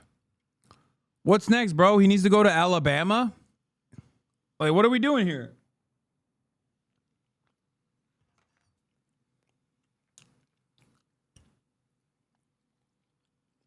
If a plus 22 Trump district is a contest that is so close that Trump needs to personally campaign, there is no district in the country that could not be lost. That's it. That's exactly what he did. He phoned it in. If Donald Trump had gone on the ground in Tennessee and done a big rally for this, he would have been able to claim credit if Republicans win tonight about how he brought this race home. That, to me, is a surprise. Megan literally phoned it in. I mean, Doug really means it. He literally was put on speakerphone yesterday. Megan, big deal or no big deal? So I think the big deal is actually what's happening before anybody's even cast a vote for this. I think that we're even talking about it in a Trump plus 22 district is a huge deal for Democrats. And it also just shows that the Democrats have a chance to open up the map into places that they have not been able to do in a long time. People are tired of Donald Trump's policies. They're tired of Congress bending the knee to Donald Trump. And so they are looking for a different option here, whether it's a more liberal Democrat or a more conservative Democrat. We don't know. But I think that this just gives Democrats an option to expand. That right there is the beautiful CNN spin, baby. Yeah. Hey, this person that is this person that is more progressive than the average California senator, okay, running for a special election in Tennessee 7, who is actually so close to victory in a Trump 22 plus 22 district. Who's to say if Americans want a more conservative Democrat or a more progressive one? I don't know. Maybe it feels like Americans actually do want a more progressive Democrat every fucking where. You just added that maybe they want a more progressive Democrat or a more conservative Democrat aspect because you can't fucking contend with the reality that your dog shit politics are dead. That is insane. That spin right there is the dumbest thing I've heard. It's almost as dumb. I was about to praise her for saying, like, yeah, no, this is a huge deal that it's even a race that's in contention. And then she had to pull that stunt. It's so clear what these guys are doing, okay? This person, Afton Bain, is more progressive than California Democrats, okay? She's more liberal than California Democrats. In fucking Tennessee, run outward socialists everywhere in the country. That's all I'm saying. It's going to suck really bad if Afton Bain wins tomorrow or in a couple hours. It's going to suck really bad for Ezra Klein. As I said already, Matt Iglesias might end his life, okay? It's going to be really tough for those guys who are like, no, if in order to win in red districts, like, you have to be really fucking socially conservative. Like, you don't understand, okay? But for people like myself, this is proof in the fucking pudding. Of course I'm following this shit closely. Okay? As much as I don't want the abundists to, engage in mass seppuku, okay? And I don't want that. I love my abundists, okay? I don't want them to feel really sad about this. But this will be a massive blow to that kind of commentary, to that kind of mentality. Oh, we have to have Joe Manchin in West Virginia be a consistent spoiler because otherwise we don't even get a Joe Manchin there at all. It's plus 30. It's Trump plus 30.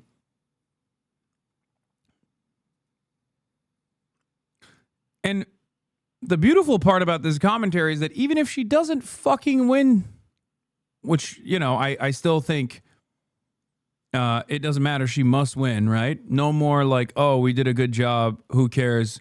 We go back to the drawing board. I mean, she has to win. But even if she didn't, the very fact that this is a close race, at least according to the polls, with that kind of politics, oh my God, it's already over for the fucking Matt Iglesias of the world.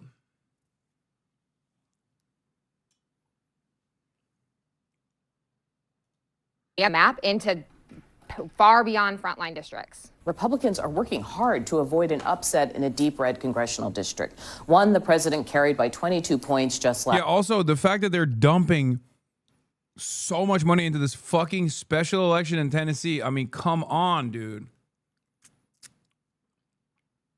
Come on, dude. It is ridiculous. This should not be a race at all. I'm not talking about a close race. I'm saying this is not a race, okay? This is Tennessee. This is a district specifically designed for a Republican victory in Tennessee, dude. That's not a race, let alone a close one. The fact that it is a race at all, the fact that it is even a race at all means that the method is tried, tested, and now true in red districts. That's it. And I already know all these motherfuckers are gonna be like, oh, this is the anti-Trump race. This is the anti-Trump victory. This is the anti-Trump method. Okay, we're talking about a red-ass district. One of the reddest districts in the fucking country. Plus 22 is pretty goddamn red. So how the fuck did that happen? Because if you're running up plus 22 in a Tennessee district, that if you're snapping back from a plus 22 Tennessee district with a progressive candidate, then establishment Democrats in safe blue districts should be doing like, 99% of the vote. I'm talking Assad, Bashar al-Assad numbers everywhere else, right? If you're seeing a 24, let's say 25, 24, 23 point swing in one fucking year, then what the hell are we doing?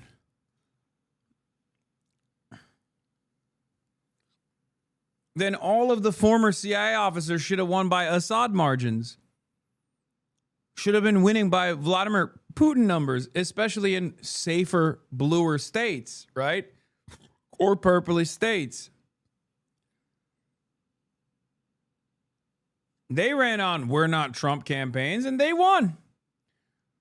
So I'm willing to entertain the notion that the anti-Trump pick is a reliable way to beef up your candidacy, is a reliable way to win. But I'm gonna keep it $1.50 with you. I think there needs to be more.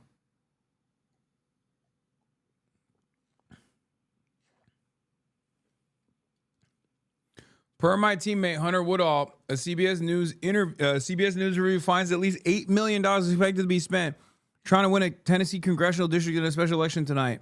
Trump won that district overwhelmingly, approximately 22 plus 22 last year. Tuesday, voters are voting somewhere, and today that somewhere is Tennessee's 7th congressional district. Republican Matt Van Epps and Democrat... You're the only 10 I see, baby. Tennessee, I'm coming for you. I will go to Afton's district if she wins. Make it happen. Afton Bean are competing in a special election for a seat held by former... Someone said... Is he at someone's house, chat? Yeah, mine. In Ireland, smile. But it doesn't look like a hotel room. It is a hotel. I want a Christmas tree in my hotel room. Neurodivergent. I'm in a very Catholic country right now. And yes, I am in a hotel room. Also, he said he'd moved to New York for Mamdani. Okay, calm down. I didn't say I'm going to live in Tennessee. I just said I'm going to go there.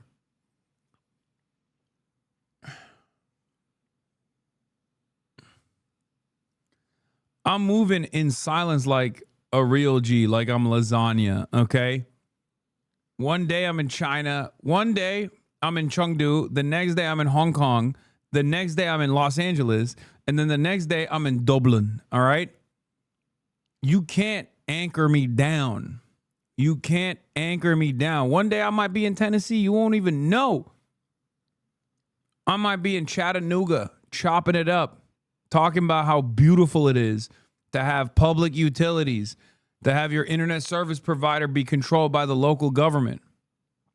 You don't know. You don't know. I'm moving crazy style.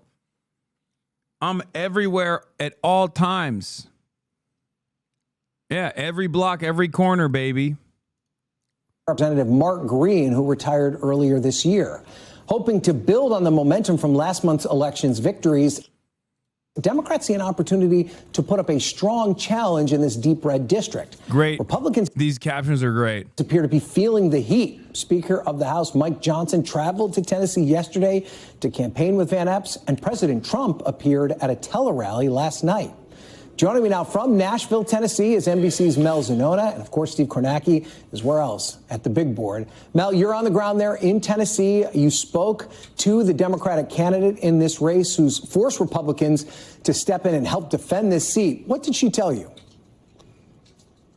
Well, she knows this would be an upset and a long shot for her to win here in the heart of Trump country. But she believes the fact that it's even close and competitive shows how dissatisfied voters are with the cost of living and how dissatisfied they are with the current Trump administration. She has been running a campaign focused relentlessly on the cost of living as well as health care. And she thinks that even if she loses but is able to keep the race close, that should be a massive warning sign for Republicans ahead of the midterms, given this is the district that Trump carried by 22 points. Just watch what she told me. And now it's within single digits.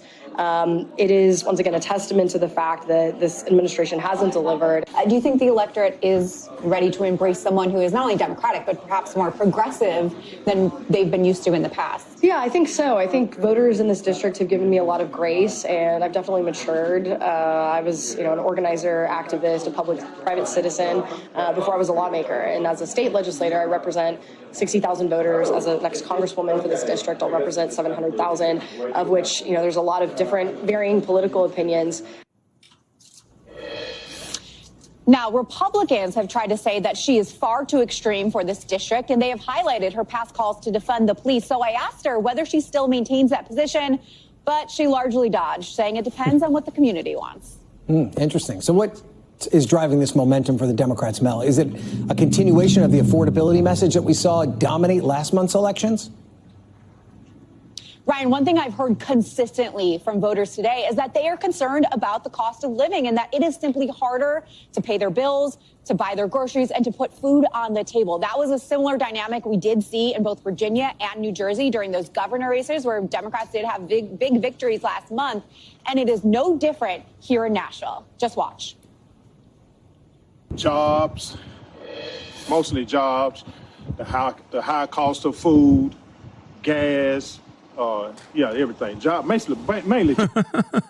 I don't mean to laugh, but it's kind of the same no matter where you go, isn't it?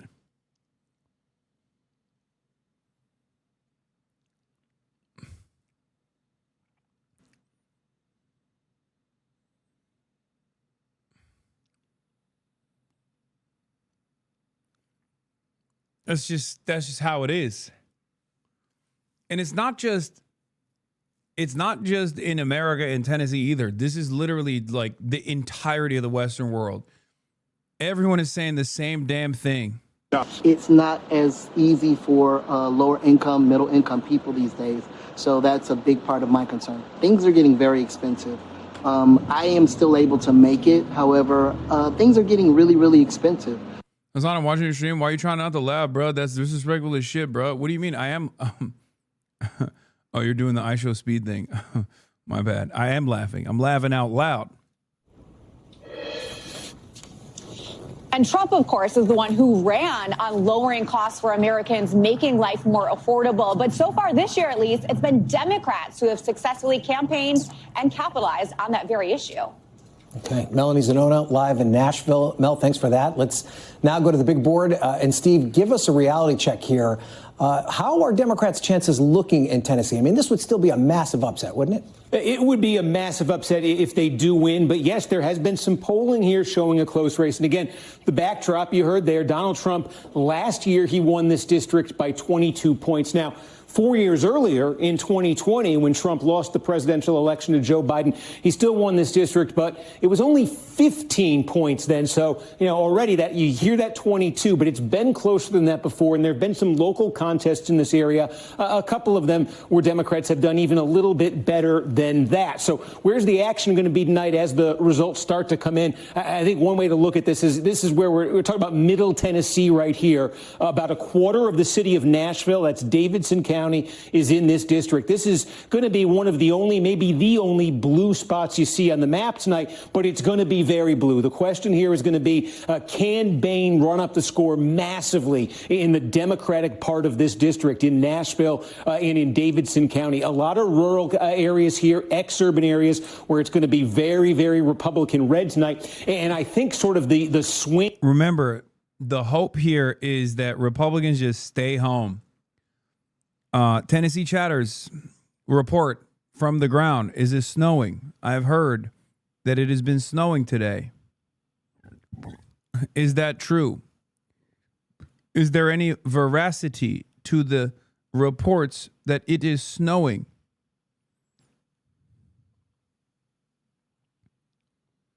No, it's not.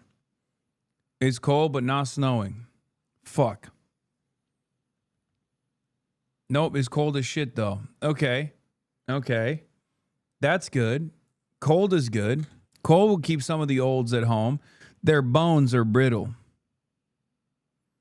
What is this Diddy blood doing on the calculator? Is blood Einstein? I hate this shit so much. The Diddy blood shit, I hate with my entire fucking heart, by the way. If you spam that kind of fucking copy pasta, I will ban you. I don't give a fuck. I don't know why. It's a major ick.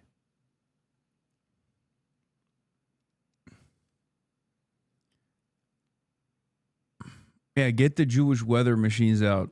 We need to fucking put a snowstorm up in this bitch. Specifically in the exurbs. Rain is proven 2x more impactful on turnout than snow. Good.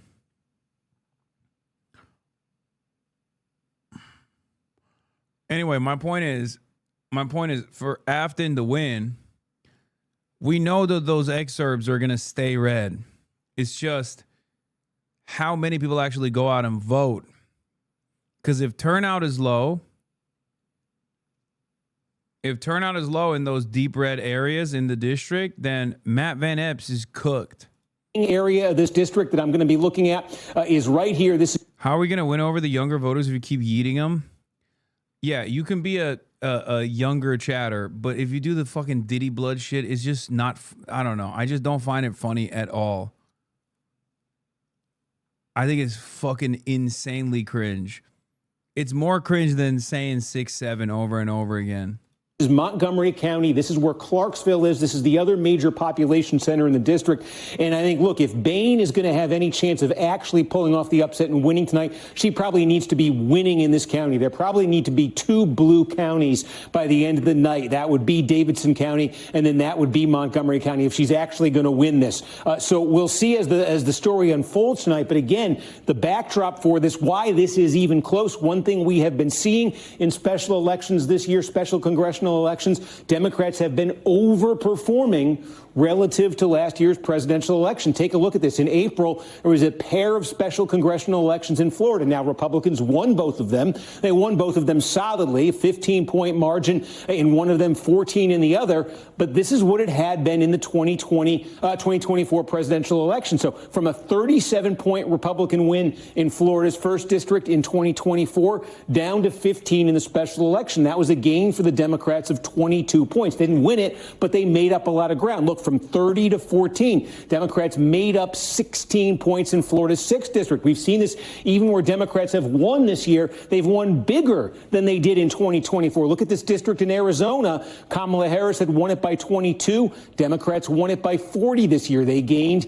18 points from a 34-point Democratic win in this Virginia district to 50 this year. That's a 16-point Democratic gain. So 22, 16, 18, 16. You see a pattern here. And again, this district where it was 22 points for Donald Trump, if Democrats are getting anywhere around that kind of gain that they've gotten elsewhere this year, then this does become a competitive single-digit race. Now, again, to erase all of 22 points, that might be a bit more of a stretch here, but it does speak to a political climate that we've seen in these special elections, that we saw in the New Jersey and Virginia results where Democrats, won landslide, unexpected landslides. And it does call to mind, this is a back to Trump's first term here. We're going back to 2018 here. March 2018, there was a special election in Trump's first term, okay, where Donald Trump had a 41% approval rating. He had won the district by 20 points.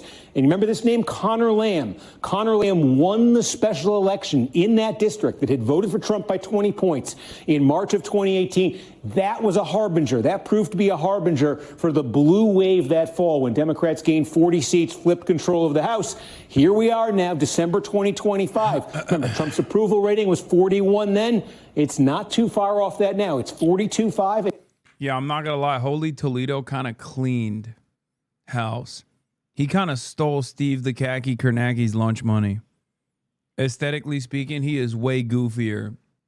Like, he's way more autistic. You know? Harry Emden. Like, I used to, when Harry Emden first came onto the scene, I was like, you're not fucking Steve Kornacki. Stop trying to be Steve.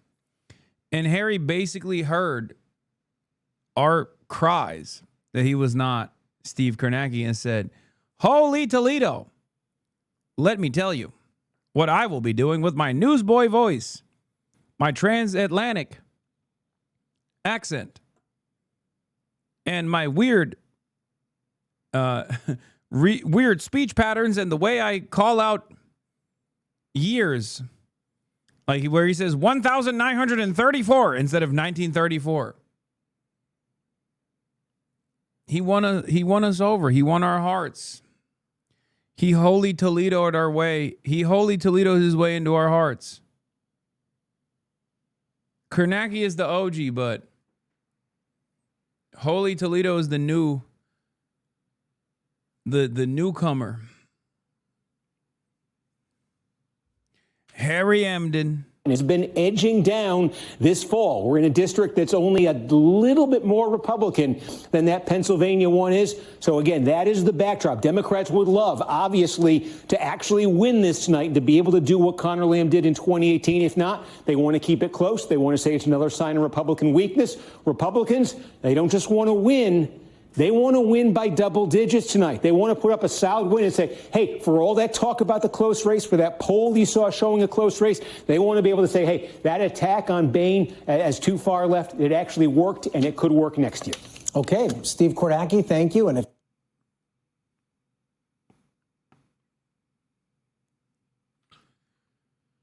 Oh, man.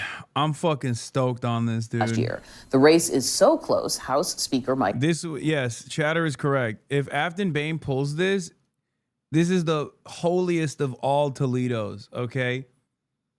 This will be the holiest of Toledos yet. Johnson has been on the ground campaigning with Republican Matt Van Epps and even brought in the president for a phone call. The whole world is watching. This is a big deal because right now we're like 3 votes up on the radical left, and this would be a wonderful victory for us. It'll be really a positive sign. Joining me now to discuss, Emily Cochran, domestic correspondent for the New York Times. Good morning, Emily. Good morning. Thank you for having me. So first, I want to talk about the attention on this special election. We, like politics, we're always covering every little race here and there, thinking that they mean something for the national conversation. But what is special about this special election? It's the last special election of 2025, so I think a lot of people are looking for any kind of tea leaves ahead of the midterms next year. But as you said, it's unusual for Tennessee to get this level of attention, and I think both Republicans and Democrats are taking advantage of all of those national eyes. I just think this is huge because, like, this is something that I've said time and time again. I said it when I was at the DSA National Convention, that there is a lot of potential in these forgotten areas for left candidates to actually organize and develop ground game with less money than it would take in a nationally prominent race. Democrats have no turnout machine in a lot of these places. They've just completely stopped even trying to win these races.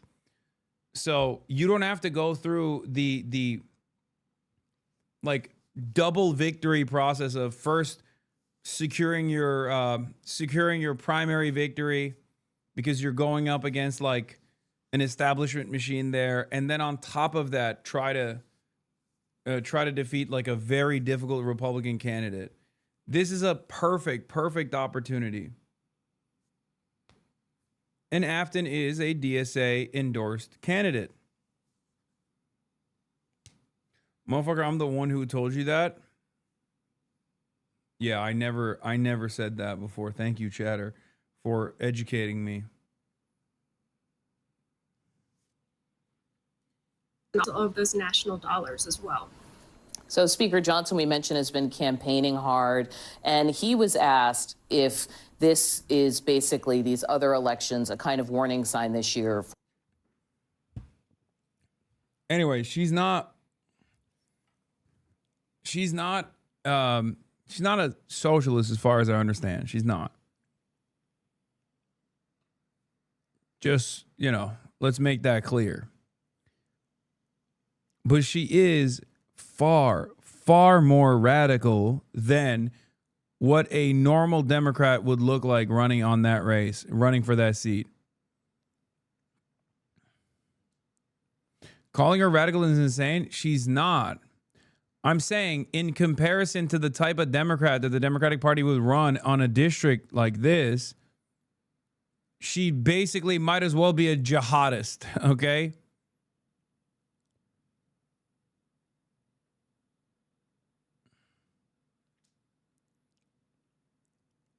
Do you not understand?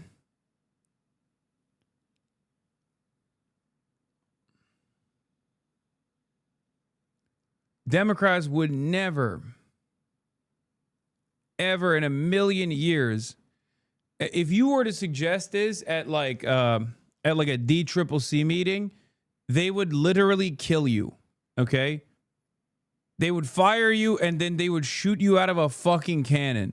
Hey, we want a DSA endorsed, no AIPAC donation, anti-Israel candidate who is openly feminist and openly socially progressive to run in this plus 22 red district in Tennessee.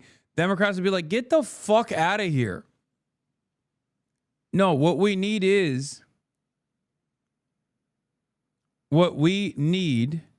is actually an Amy McGrath style, like Amy McGrath style, like Air Force veteran who's going to talk about how many children she might have lasered with a F-16. To talk about how she's the real patriot and how she's going to be the real anti-migrant candidate. That's what the Democrats do.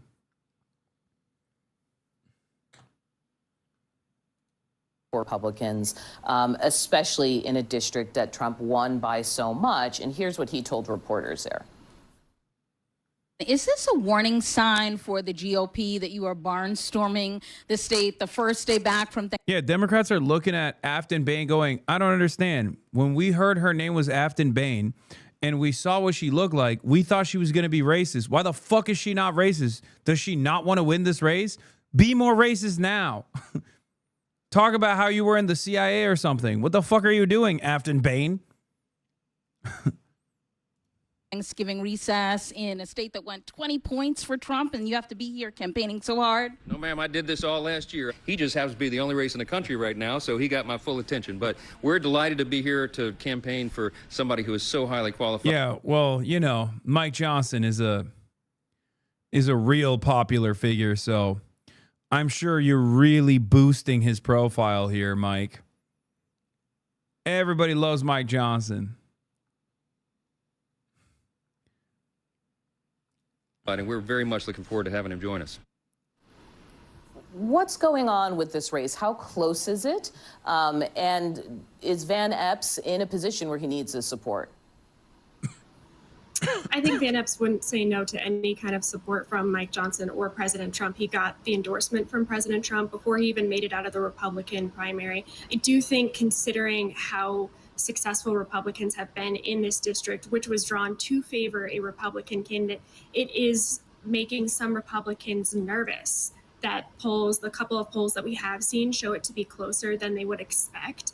And I think for Democrats who are still very frustrated about how a Nashville-based seat was cut up into these three other districts, I think for Democrats, it's giving them a jolt of energy. It's proving, they hope, that they can either do an upset or that they can close the margins and have people believe that it's viable to be a Democrat in the South. Yeah, I was going to ask, so many people look at Tennessee and see a very red state. That's how it performs in the presidential elections. Are there progressives, liberals, Democrats there who are hoping for more attention? How do you see that? Yes, Chatter. I'm in your grandma's house. We're fucking. Okay? You say goofy ad chair. I blew your grandma's back out on this goofy ad chair. Okay? Yeah, me and your grandmother are having sex. Sexual intercourse. And not just on this goofy ass chair, but on that goofy ass sofa too. Mima's loving it.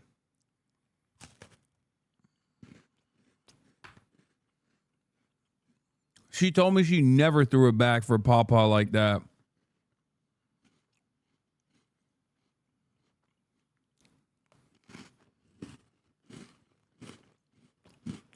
My grandmother's dead? Yeah, because the dick was too good.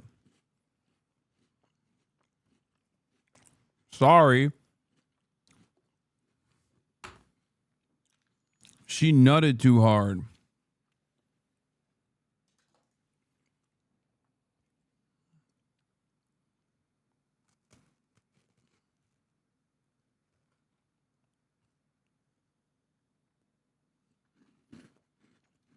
Why do you always have to be so crass? Come on, man. You've been in here for 19 months.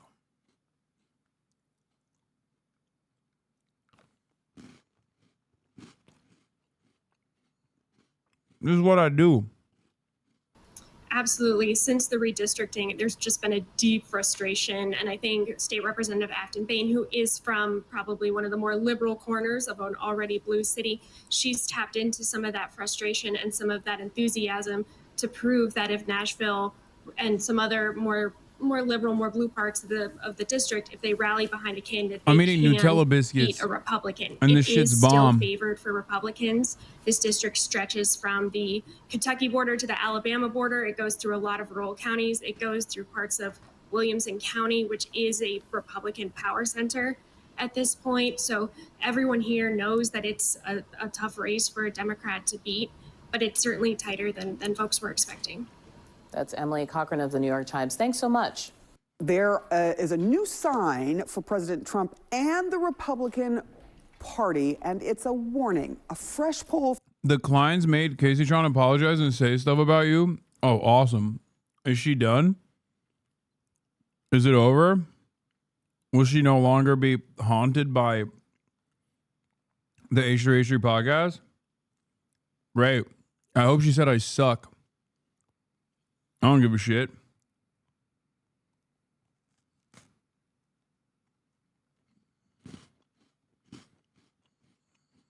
She settled and threw you under the bus, kind of? What do you mean? Under what bus?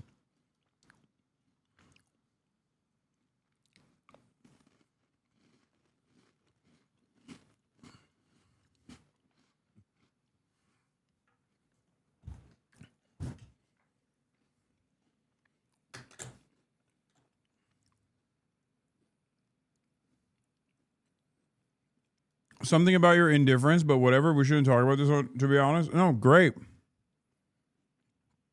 She should have went harder.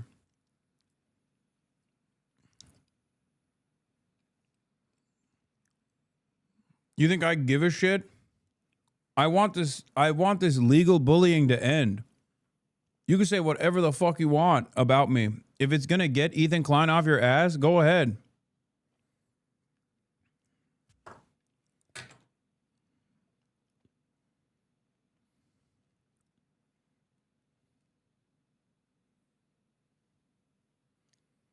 She said she had to say, you said you will help, but did not help at all and just use it to make yourself popular.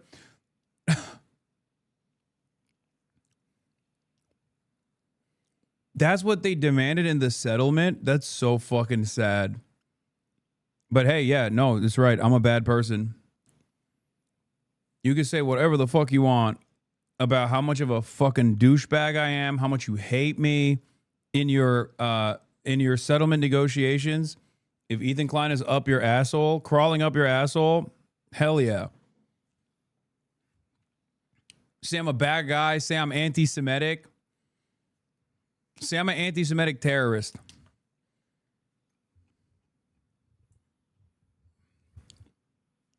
You think I give a shit? What are you, crazy? Yeah, I want this fucking insane. I want this insane torment to end. I'm glad that Caseytron no longer has to deal with this fucking nightmare.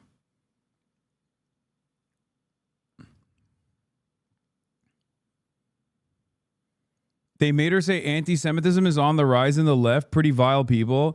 I mean, I don't think a single person that looks at this statement is going to be like, wow, this is a sincerely written apology. No, they're going to fucking be like, well, since this is brought up, they made her apologize to Asmongold too. This shit's got to stop. Again, great. If you are getting your rocks off of basically trying to bankrupt a random person online, so much so that they might become homeless, and you make them shoot an ISIS-style hostage video in the process of mediator, and that's how you can get your rocks off, you are one of the biggest, most pathetic losers of all fucking time, torturing small streamers to get your fucking rocks off like the absolute loser that you are. Congratulations. You got your fucking legally mandated, court-mandated apology, and it wasn't even to serve any sort of justice whatsoever. It was because you had a lot of fucking money. You had a lot more money than they did, so you could bury them in a mountain of paperwork. Okay? No, you're in the right, dude. Everybody knows that's what real winners do. And the reality of the matter is, yeah, by the way, Ethan is literally behaving like Israel. This is like Israel-style behavior. But the reality of the matter is, if anyone actually looks at that, if anyone actually looks at any of those statements whatsoever and turns around and says, wow, this is, justice has been served here, they're already a fucking loser too. The funniest part about this is the idea that like Hasan used this to promote himself and and maintain popularity. Yeah, it was a real popular thing, especially amongst the biggest fucking losers on the internet. Are you worried he will ever try to sue you? No. Why the fuck would I be worried that he would try to sue me? What can he sue me over? Nothing. No, he's too busy trying to sue whoever he can that he can bury in a mountain of fucking paperwork.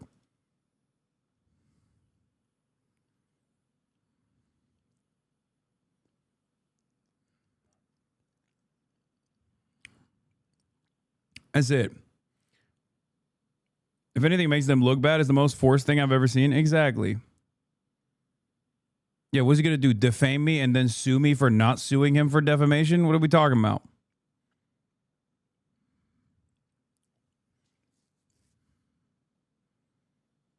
Yeah, he's going to sue me for not watching the content nuke after he begged me. Anyway.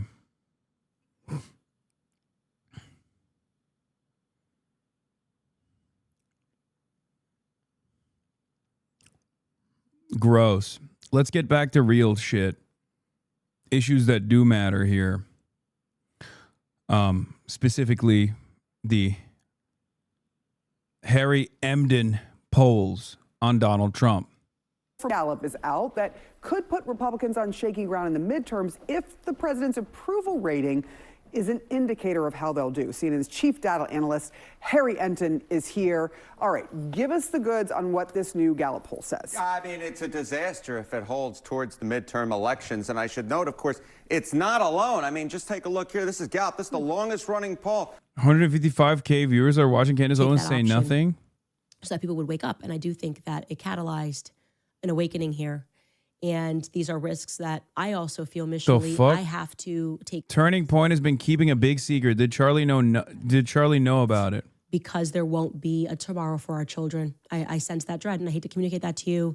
I always try to be Let's talk about the real shit like this. This is the real you shit. all feel it too. So, yeah, there's a lot that is a lot. Which is the fakest, dumbest shit of all time, but it doesn't matter. That's what Americans respond to, it seems, in the realm of politics. Erica Kirk will issue a statement. I think in this new capacity, CEO and chairman, that we deserve an answer about that check, that phone call. Who killed Charlie Kirk now? I think it was the French Legionnaires or something, right? And now, who is it now? Was it J.D. Vance? My sources were pretty solid on that, and I am just kind of trying to digest the devastation of it all. For the record, if you don't watch this right now, you're going to hear about this from your coworkers anyway, so you might as well fucking develop talking points against it before they kidnap you near the water cooler and hit you with like the latest and greatest from Candace Owens. Head to the book club as we continue this conversation about Sigmund Freud and the Jewish mystical tradition,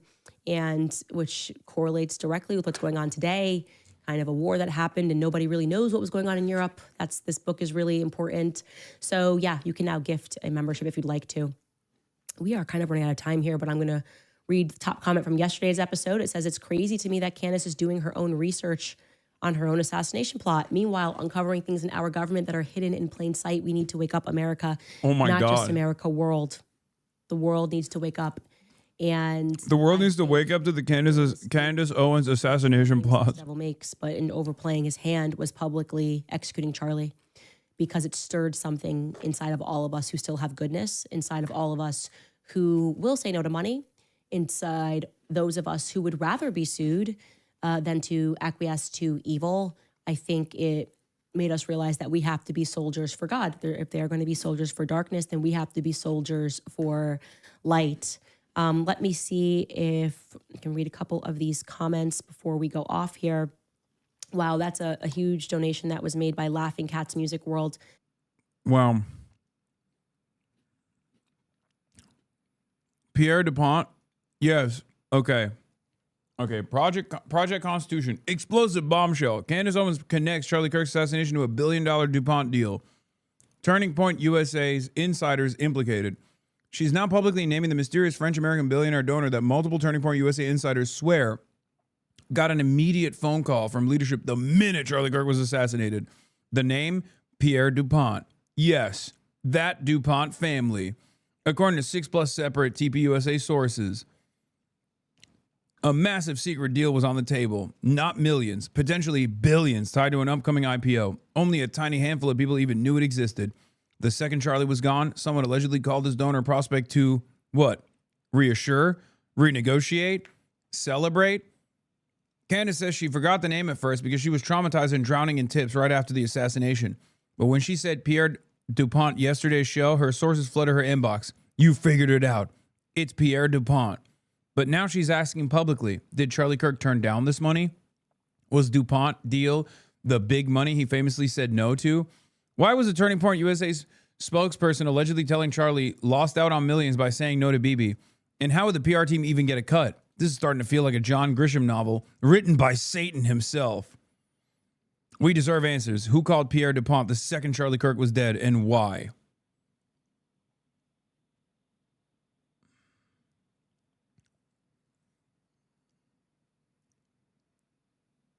Wow.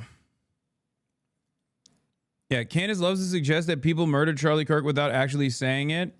Excited to learn more about this Israel Frankist French Foreign Legion op. Well, it turns out it was Pierre DuPont.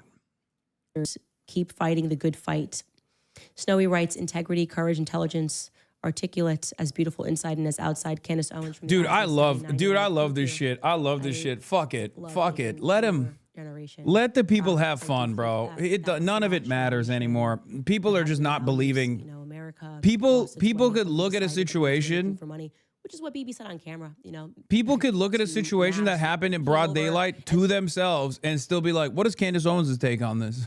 Does this somehow tie back to like her own personal gripes and grievances? Who knows? I believe her. They helped us win our big independence from the big bad Brits. And then what? Yesterday,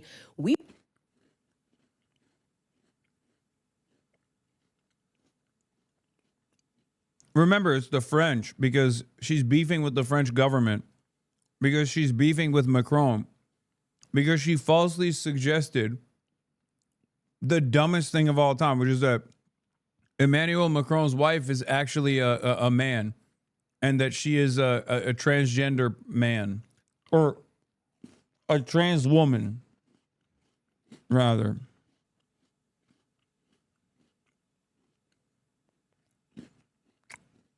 and it's actually a riddle that we're all familiar with. What came first, the chicken or the egg? Chicken or the egg? That's what's on my mind.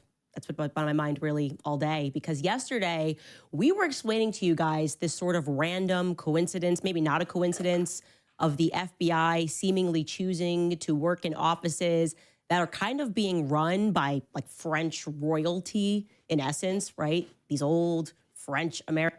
Are you going to mention the DuPont Epstein connections? And right on the fucking dot. Yeah. Epstein Israel, Epstein DuPont, Epstein Donald Trump. These connections all exist. Okay? I don't know, bro. I'm just making shit up. That doesn't mean anything. That doesn't have anything to do with fucking Charlie Kirk. You can, by the way, you're saying you just made shit up, but you can literally point to any fucking wealthy person and say Epstein, and there is a connection there. It's just a matter of whether or not. I like that you also arrived at this conclusion by just simply throwing darts at a board, and it's not even incorrect. But the point is, how does that tie to Charlie Kirk being fucking shot in the neck? I mean, motherfucker was tapped in with Noam Chomsky. What are we talking about? Families. Now, why would our FBI do that? Surely they would have been aware that they were choosing to work in buildings that might potentially have some foreign interests. But then you know what? It clicked. The chicken came before the egg. Of course, don't be ridiculous. That's the answer to the riddle. LOL to the American history that's taught to us in the public schools. The French helped to establish the United States. They came over and they helped us win our big independence from the big bad Brits. And then what? They just left us alone. It was just an act of charity. Like, we're good. We want nothing in return. We just want you guys to be free. Does that make sense to you?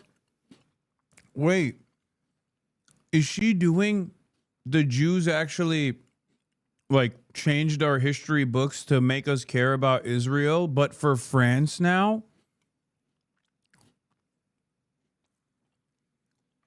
Are the French the real Jews? How far does this rabbit hole go?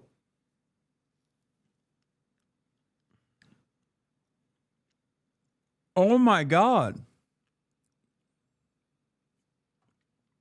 You aren't allowed to say that? That's right. You wouldn't want me saying that. You wouldn't want me cracking the real conspiracy. It wasn't the Jews controlling the media all along. It was the French. I like that that's her pivot, by the way. Like, this is literally she went from Jews control the media and you know, the banking institutions to the French.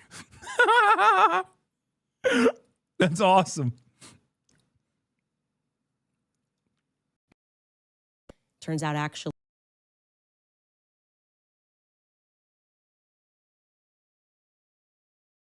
in theory, the FBI Oh my God. Oh my God. French connection. French connection. French connection. Sacre bleu. The French are coming after me. It's because I'm so close.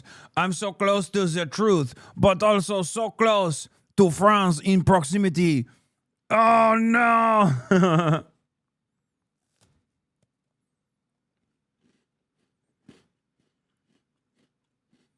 That's what it is.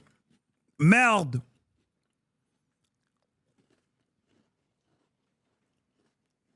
Le Interpol.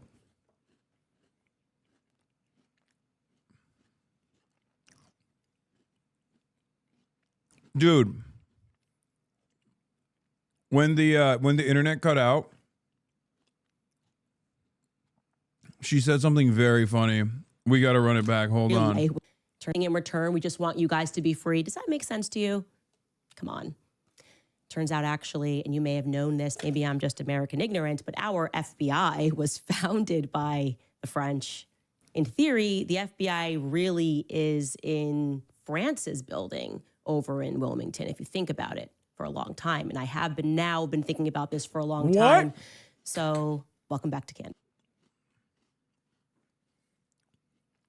What? She's saying that America is not Zog, but fog. Francophone occupied government. Oh my God. Oh my God. Truth nuke.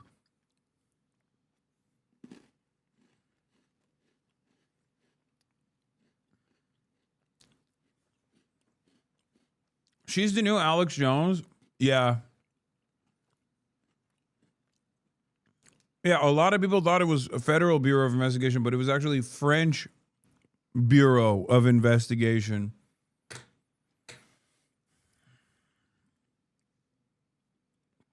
Wait until she finds out that the Statue of Liberty is a French robot spy. Oh my God. Oh, you just gave Candace Owens her next 200,000 live concurrent viewer YouTube video. The Statue of Liberty, let's talk about it. Also trans, just like Emmanuel Macron's husband wife. I'll say it. And guess what? They can't sue me because it's not a real person. It's a statue.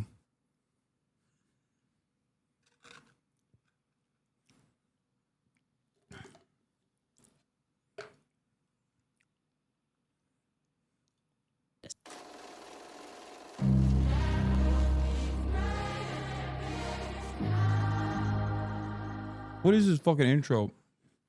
Oh, there she is marrying her gay husband. Are you supposed to read any of these fucking comments, dude? Very carefully. I actually want to begin this episode with a comment from yesterday's episode because, you know, we ran that poll wondering whether or not the public agreed with me about my lawsuit, me being filed by Brigitte Macron, me being sued by Brigitte and Emmanuel Macron, and whether or not it was just one big federal setup meant to bankrupt me. This is literally where she's coming from, by the way. This is it.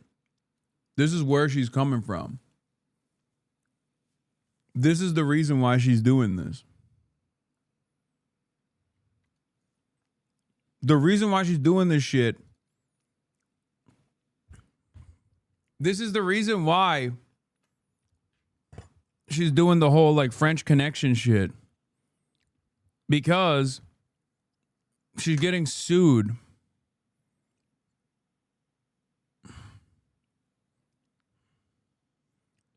She's getting sued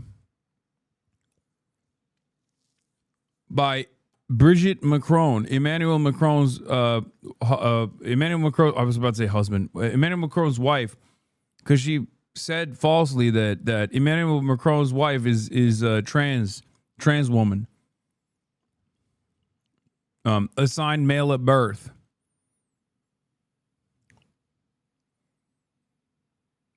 That's the reason why she keeps bringing up France, bro. And here is an answer that we got in the comment section. Look at this. I believe that the purpose of Macron's lawsuit was that it was supposed to go nowhere because Candace was supposed to have been assassinated. Dude, what the fuck is this is so sick. Dude, this is just like a random YouTube comment, man. Like, what do you do? You're doing commentary off of random YouTube comments?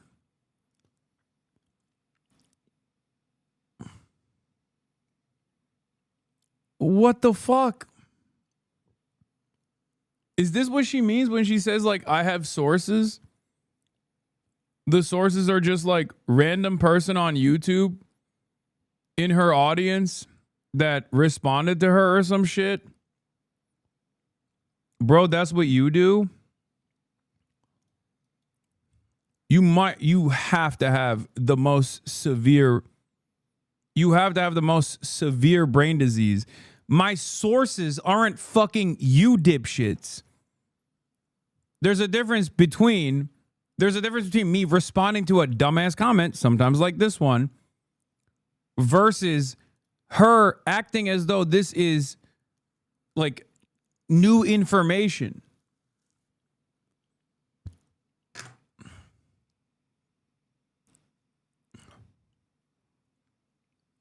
When she goes, oh, I got verified sources that confirm my suspicions, it turns out her verified sources are just random fucking people in her comment section on YouTube. Before the case got to court. Then they could forever claim that Candace was lying, which is evident by the fact that they were suing her for quote unquote defamation before someone had killed her.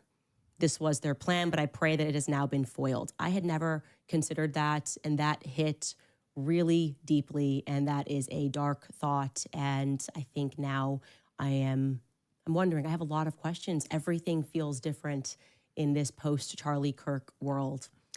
Where to begin? How about we should talk about the founding of America? Because, man, those Catholic priests that I was telling you about, they were unbelievably correct. I told you guys a long time ago how when I was considering whether or not I should be Orthodox or Catholic, but I knew that I was sort of done with Protestantism, I had been taking instruction from these priests in Europe and in the UK. And one of the fathers is a real bookworm, right? Kind of this cantankerous Englishman, no time for the American education system whatsoever. And he said to me quite famously, you Americans know nothing of your own history. Your country was founded by Freemasons. And that just kind of permanently now echoes in my ear because boy, was he right. A war that had been sort of waging across Europe for centuries had then spilled into America. It was largely a spiritual war. It was really a theological war. That's what I'm starting to realize. That's why America never really had an appetite for Orthodox or Catholicism, because the Catholics and the Orthodox have... I think it's pretty crazy how mentally ill we must have become if there is like a not insignificant number of people that are like demanding, nay, craving this kind of conspiracy theory.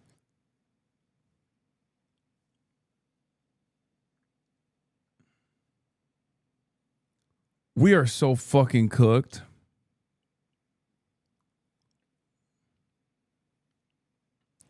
We are so goddamn cooked, bro. It's so over. It's so jover.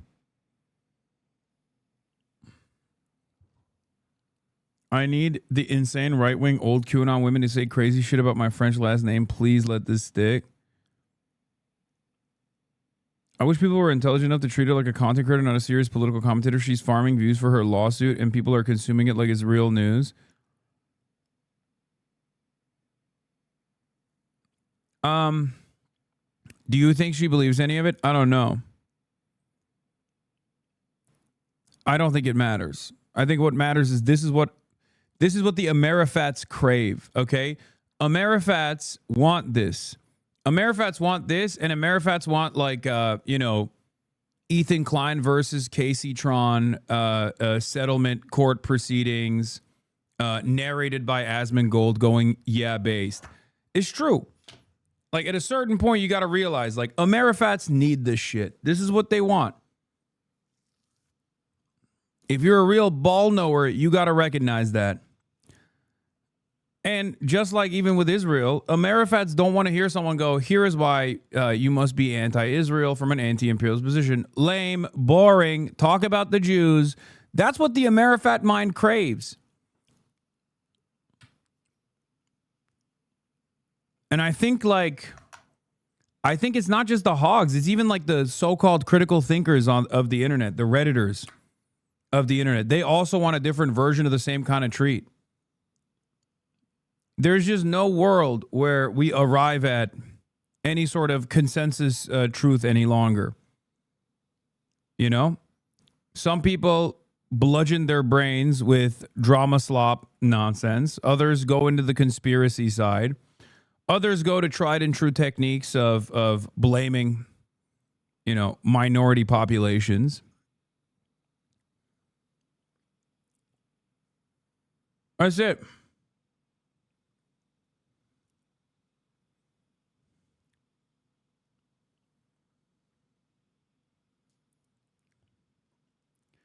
Yes, there is. Pump education and regulate. Yeah, that's not happening.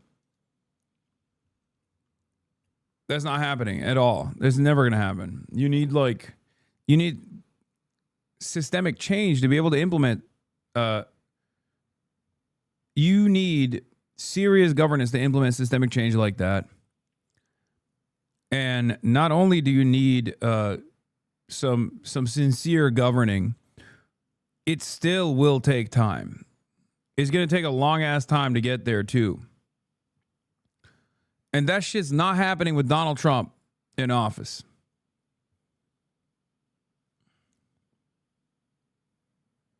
Candace is Alex Jones for the Joe Rogan audience's wives. I mean, I think not just for the Joe Rogan audience's wives, but for the Joe Rogan audience in general. The Templars are after Clandish. She must follow the Assassin's Creed. I agree.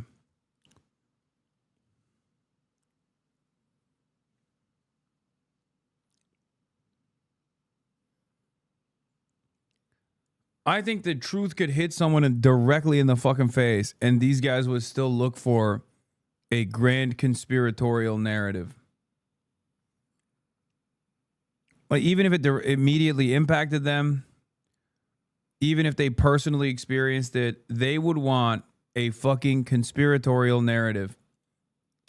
History. They know what was going on in Europe, not the fake history that's packed. After all, America is the only country on the planet, as far as I know, maybe I'm wrong, that had a school shooting, a high-profile school shooting take place in Parkland, and one of the fathers of the victims believed sincerely that it was actually a psyop. You can't, like, that level of brain rot can only happen in the United States of America. Like, people who personally experience pain can still fall for random onlookers and opportunists and the conspiracy theories that they cultivate around an issue where you were personally victimized.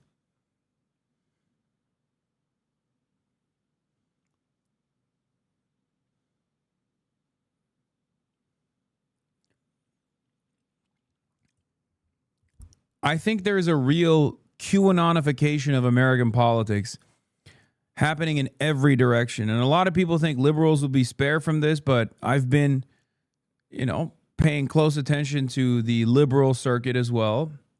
And they have their own versions of this stuff. They believe that, like, the election was stolen. If you recall, in the aftermath of the election, a lot of liberals started rushing to the identical narratives of the Republicans where they were like, well, what about Starlink? There is a blue anon out there as well.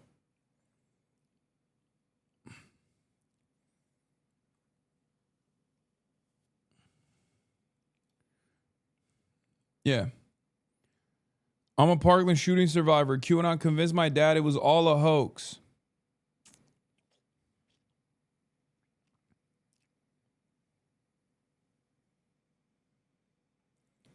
You should make a debunking video of Sahar TV. What the fuck is Sahar TV? What the fuck is that?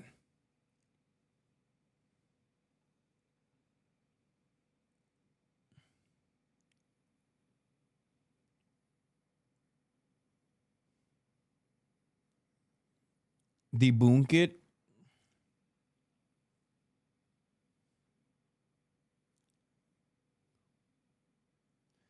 You don't want to know? What? Is it another fucking sloppy toppy slop tuber?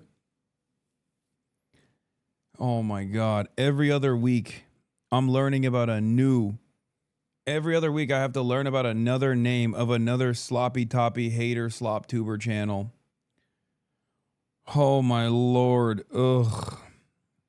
Slop tuber, but Middle Eastern. Oh, I love that.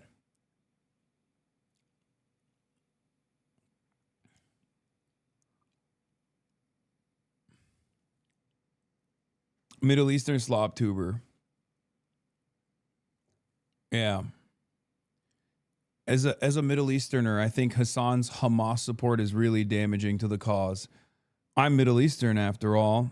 Clearly I'm Middle Eastern after all. Clearly I'm a real pro-Palestinian guy, unlike Hassan, who's actually damaging the cause. Is that it? Did I nail it? Did I fucking nail it? Maybe I didn't. I don't know. Maybe he took a different angle.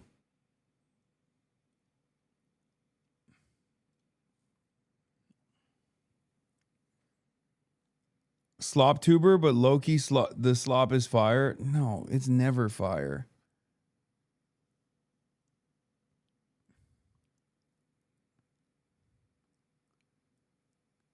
He's pro-Israel and anti-Islam.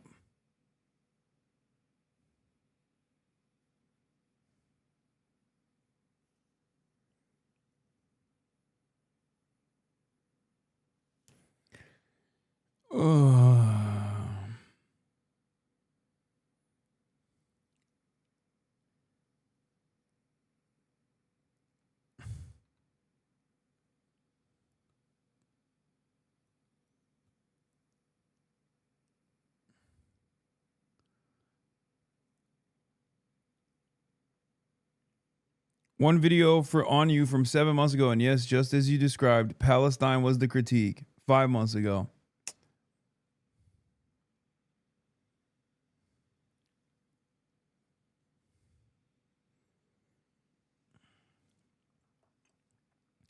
Yo, did you see Casey's apology? I did not.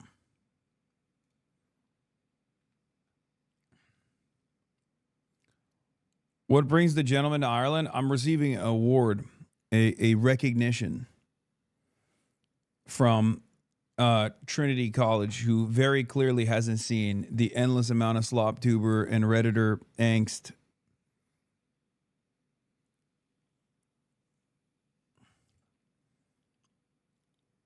Don't watch it live. I'm not gonna watch it at all. Why would I watch it? I'm just happy that she's no longer has to fucking deal with this nonsense.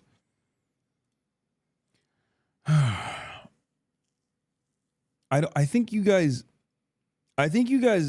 genuinely are confused with like what I do when I'm not live.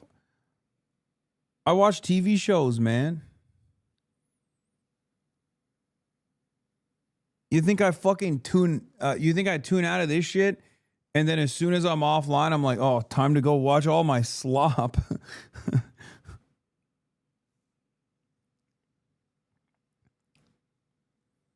Can't wait to see all the slop I missed out on. They had to throw you under the bus? Yeah, I know, I heard. Great. Awesome.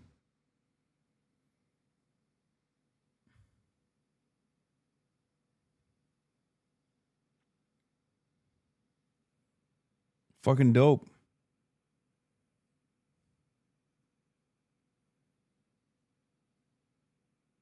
Our man's mission is to someday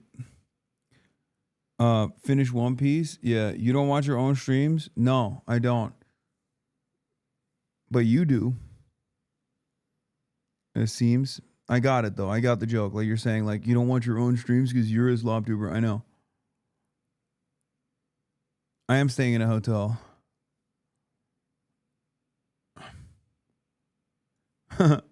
He said, yes. Thanks, Shatter. It wasn't... you're not as brilliant as you think you are. This wasn't as... This wasn't a great gotcha.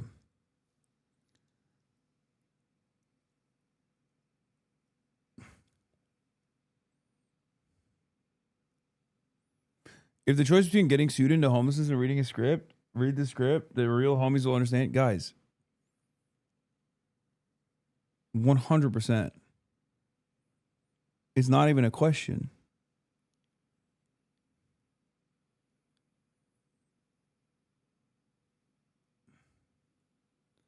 He owned you. Gonna watch them now? Oh no, it's over for me. All right. And sold to Americans. We're learning about how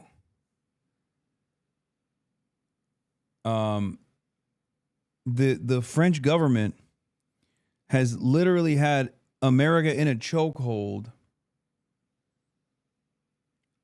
since 1776.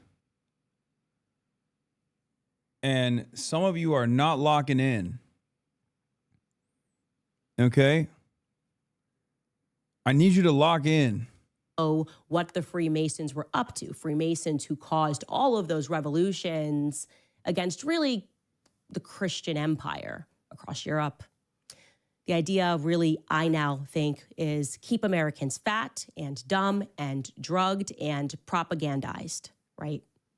And then when we need to, use their men to mass murder other Christians overseas. That's the big picture that I'm beginning to see.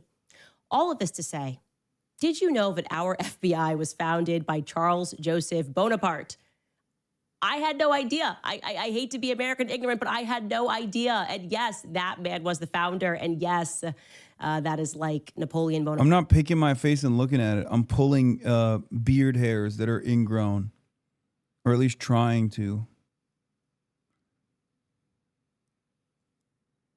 And actually successfully pulling some.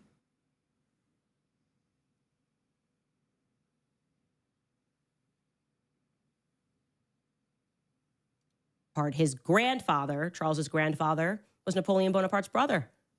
Was his great uncle. Napoleon Bonaparte was his great uncle, which makes it kind of hilarious, right? Because our tip yesterday from that person in Wilmington, Delaware, was asserting that the FBI had these offices, these kind of hidden offices, maybe kind of in buildings that appeared to be in part controlled by French-American families who might have some conflicted interests. Particularly, we were discussing the DuPont family, right? Mentioning the DuPont family led to a flurry of tips coming out of Delaware. It was incredible. Okay, we saw the rest of this. It's awesome.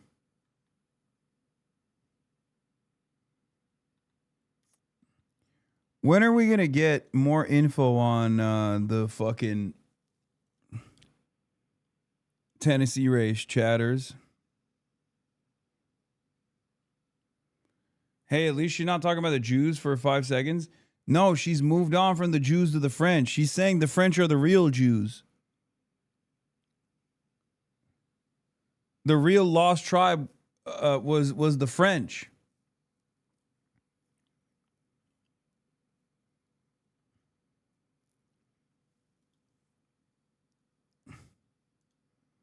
It's not Zog, it's Fog. French occupied government. All right, let's watch Drew Gooden Talk about how greed is destroying the world. 3 years, I've heard over and over again that a recession is about to hit. The stock market is going to crash. The housing prices are going to come back down to earth any day now. And yet somehow all of these things keep not happening. And for most people, it doesn't make sense. What do you mean the economy's good? My dentist just tried to get me to sign up for a credit card. Since the pandemic, the cost of living has skyrocketed. Inflation is out of control. Groceries have never been more expensive. Layoffs are happening at an alarming rate. At this point, a college degree might be more likely to get you into crippling debt than it is to help you find a job. And even if you have savings, you're more than likely one stroke of bad luck away from losing it all to medical bills. And yet some people will look you right in the eyes and tell you, I don't know what you're talking about. The numbers are green.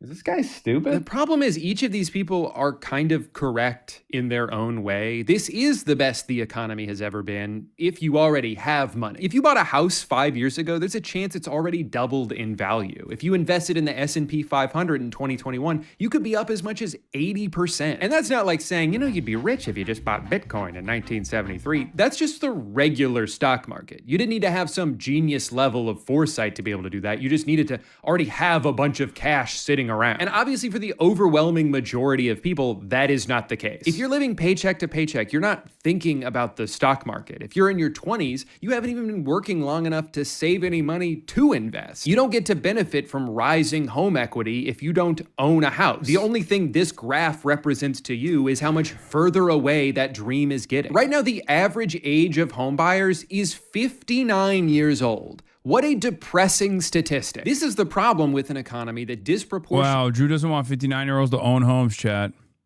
benefits asset holders instead of the people still trying to earn them. Wealth grows exponentially, but wages aren't even outpacing inflation, which means if your salary hasn't been going up every year, you're effectively making less money. Meanwhile, the fastest way to make $1 million is to just already have 10 million. Leave it in an investment account for a year and congratulations, you now have $11 million.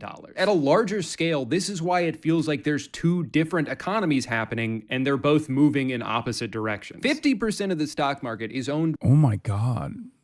This is fucking awesome. This video is a banger, dude. What is happening?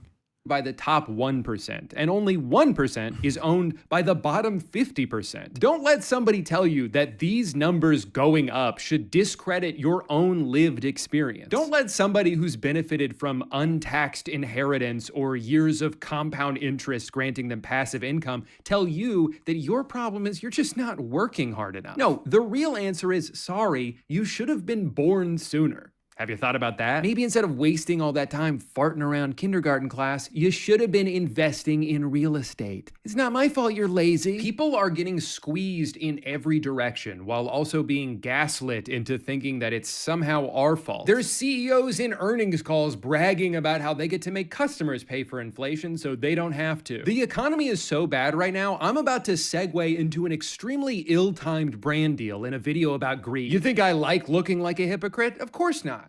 But my avocado toast isn't going to pay for itself. Hi, I'm Upside Down, and I'm here to tell you about today's sponsor, NordVPN. If you're watching this video, you're probably connected to the internet. And if you're not watching this video, how are you hearing this? Anytime you're connected to the internet, especially when you're on public Wi-Fi, you should consider using a virtual private network for an extra layer of security. A VPN creates a nice, warm, encrypted tunnel for all your precious data to pass through as it gets communicated between your devices and the internet, keeping your sensitive information safe from criminals, losers, and especially freaks. But NordVPN takes online security a step further with Threat Protection Pro. All you gotta do is flip it on in the desktop app and it'll block dangerous ads, check your downloading files for malware. It can even warn you if you stumbled onto a fake online shop before you try to buy something that doesn't actually exist. You may think you're way too smart to fall for something like that, but take it from me, it could happen to anyone. You might have also heard that a VPN allows you to unlock websites and content that may be restricted in your area. Just by changing your virtual location in the app, you can essentially trick the internet into thinking that that's where you are, unlocking that show, movie, or YouTube video that randomly got blocked in 98 countries for some reason in the process. If you want to try out NordVPN for yourself with a 30-day money-back guarantee, go to nordvpn.com/gooden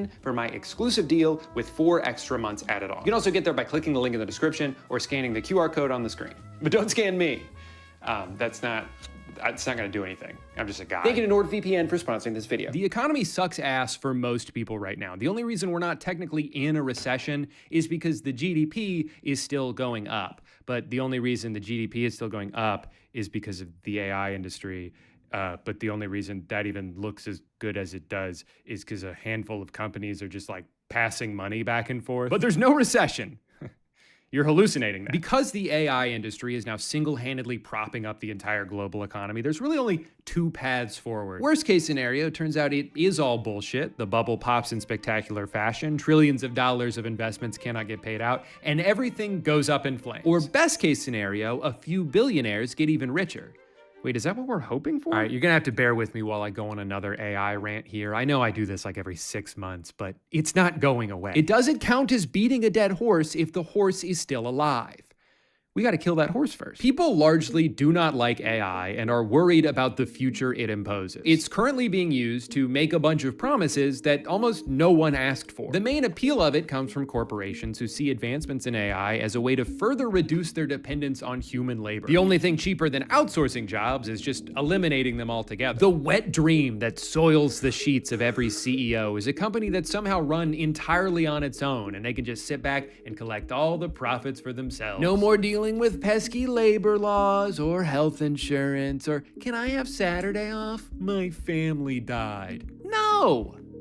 Shut up. That's the eventual goal and why they're all pouring billions of dollars into NVIDIA chips and data centers and cool shirts for Mark Zuckerberg. And in the meantime, we're stuck with ChatGPT, a humanized Google search designed to affirm whatever belief you share with it, even if it's incredibly dangerous, or generative video apps that are already being used to trick people into thinking something happened that didn't actually happen. Awesome technology. I'm so glad this exists. And I think the best thing we can do to fight back against AI is to simply not engage with it. The problem is, even if you don't use these tools, if you live in certain parts of the country, you might be paying for them. There's been a lot of really good investigative journalism done on all these new data centers that are popping up around the country, who's funding them and who's getting screwed over in the process. For example, some residents in New Jersey who noticed that their power bill kept going up, even though they were actually using less electricity than usual. Well, it turns out it's due to an overall supply cost. Basically, when the total amount of electricity usage in an area goes up, power companies tend to pass those higher costs onto their customers. And for the past several years, electricity usage has been skyrocketing, with over half of that increase coming solely from data centers. Your utility bill is going up because Elon Musk wants to pretend to have a girlfriend. You see, AI doesn't just exist in some theoretical space. It has to be trained on trillions of gigabytes of data, and that data has to be stored in a physical location. To power this, it requires an absurd amount of electricity, which generates an absurd amount of heat, which then requires an absurd amount of water to cool off. Most of these buildings use over 1 million gallons per day, roughly the equivalent of 10,000 people. This would be even more problematic if they were being built in areas where water is extremely scarce. So we should be good as long as we don't build a bunch of them in like the middle of the desert. Whoops. But to be fair, they are extremely efficient about it. They don't just use the water,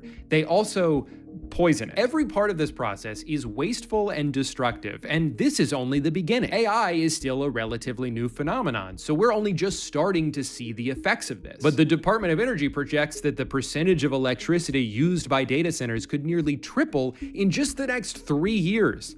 And who gets to pay for it? We do. It's hard for me to accurately express how infuriating this is. The giant buildings that power this stupid fucking technology are being subsidized by people who just happen to live near them. Oh, but hold on, because they're technically contributing to the operating costs. So does that mean that they get to share in the eventual profits? No, of course not. They're more like involuntary investors, doing it for free. Or really, worse than free, because a lot of them are being kept awake at night by the deafening hum endlessly emitting from the factory shoved into the backyard of their homes that have now surely plummeted in value as a result. But hey, at least they're doing all of this to make a product that hopes to replace 80% of humanity. It's not enough that these people already own everything they could ever want. They could so easily afford to pay for these things without even noticing that money is gone. The reason why I'm not even pausing is because he is spitting. There's no additions. Nothing else I can add on to this. He is covering all fucking bases here. But why would they do that when they could simply have poor people pay for it instead? Because nothing will ever be enough for them. You know, when a rich person makes some shit. Also, of course, it's not only that, but the AI is also trained on your labor as well. It's trained on your work. It's trained on your inputs. You are literally making this machine that will inevitably replace you in the labor force with no alternatives, by the way. It's not like you're going to get subsidies for it. It's not like your life is going to get easier because of it. You're just going to still do some kind of shittier service job. You are training the machines to replace you and also subsidizing the costs in the process of development. It's awesome.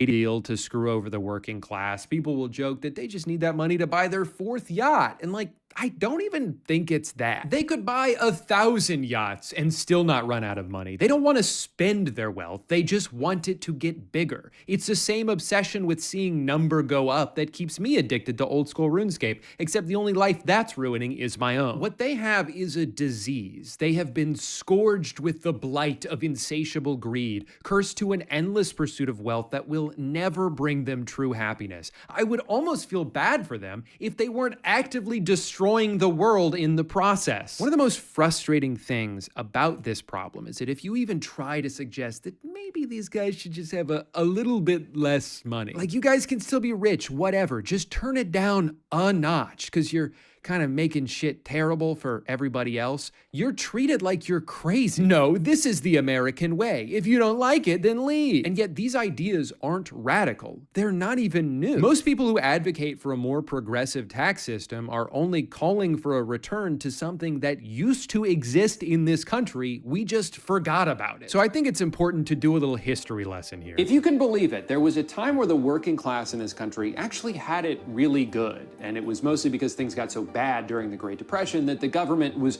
worried about the country collapsing. Thousands of banks had closed, millions of people lost their entire life savings, unemployment peaked at 25%. So in fear of a revolution happening, the government was like, all right, fine, we'll give you livable wages. Just please put that musket down. I don't like the way you're looking at me. So the New Deal was born, and with it came Social Security, better labor standards, the right to unionize, a national minimum wage, an 8-hour workday. And over the next 2 to 3 decades, America became the most prosperous country on earth. Productivity skyrocketed and wages rose with them. Extra profits weren't just redistributed to employees, but their employers were proud to do it. They would brag about how lucrative it was to work for them. Look, 37% of profits went to our employees last year because this is a team effort, and when we win, they win. In 1943, Johnson & Johnson puts out this mission statement that's like, here's our list of priorities in order. Customers number 1, we got to make good products. Employees number 2, everyone who works. Have I watched too many fucking like awful YouTubers that like this is just entirely refreshing? I feel like this kind of commentary, especially from like somewhat progressive, but still like his content is apolitical necessarily, right? Like his content is never like overtly political at all. But this is incredibly refreshing. It's awesome. I love it. For the first time in a long time, we are watching, because like I look, I was gonna say non-slop, but like I watch Eric's videos, Ben a Minute, and numerous other content creators in general, and they are political content creators. Their style might be looser in general, but like they are political content creators. Like Drew, on the other hand, is more so someone who does jokes on the internet.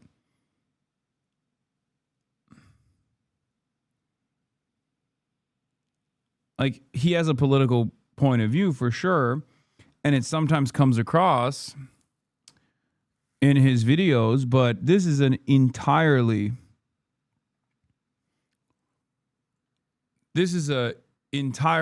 political, normie focused YouTube video. It's awesome.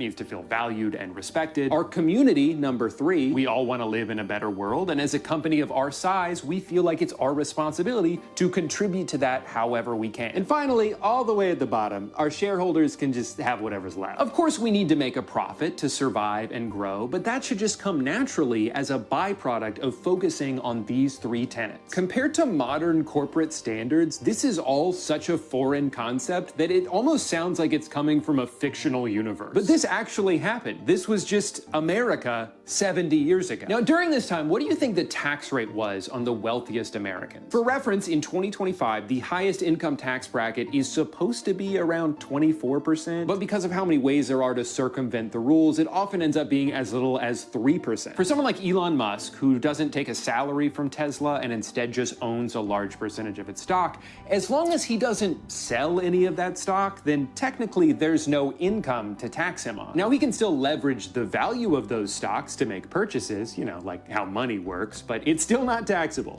because of the rules. This is how people like him and Jeff Bezos can be, in terms of net worth, 2 of the richest people on the planet, and in some years pay $0 in taxes. In the middle of the 20th century, the tax rate on the ultra wealthy was not 3% or 20% or even 50%. It was between 70 and 94%. It honestly sounds crazy, but even a lot of the people being taxed understood that it was necessary for society to continue to exist. And having a strong middle class was a crucial investment into the future of the country. But I don't know, man, I just think it's kind of interesting that during what's referred to as the golden age of capitalism, the government did a bunch of socialism. During the period of time that birthed the idea of the American dream, the government was taxing the absolute shit out of the richest Americans and using that money to provide jobs and welfare programs for everybody else. A single income household working a regular ass job could afford to start a family, buy a house, send their kids to college, and retire at a reasonable age. No wonder people who grew up then gush about capitalism the way they do, because for them, it was great. But at this point, it is disingenuous to use that time period as the example for why capitalism works, because that version of it stopped existing a long time ago. The generation of people who started as beneficiaries of a more equitable system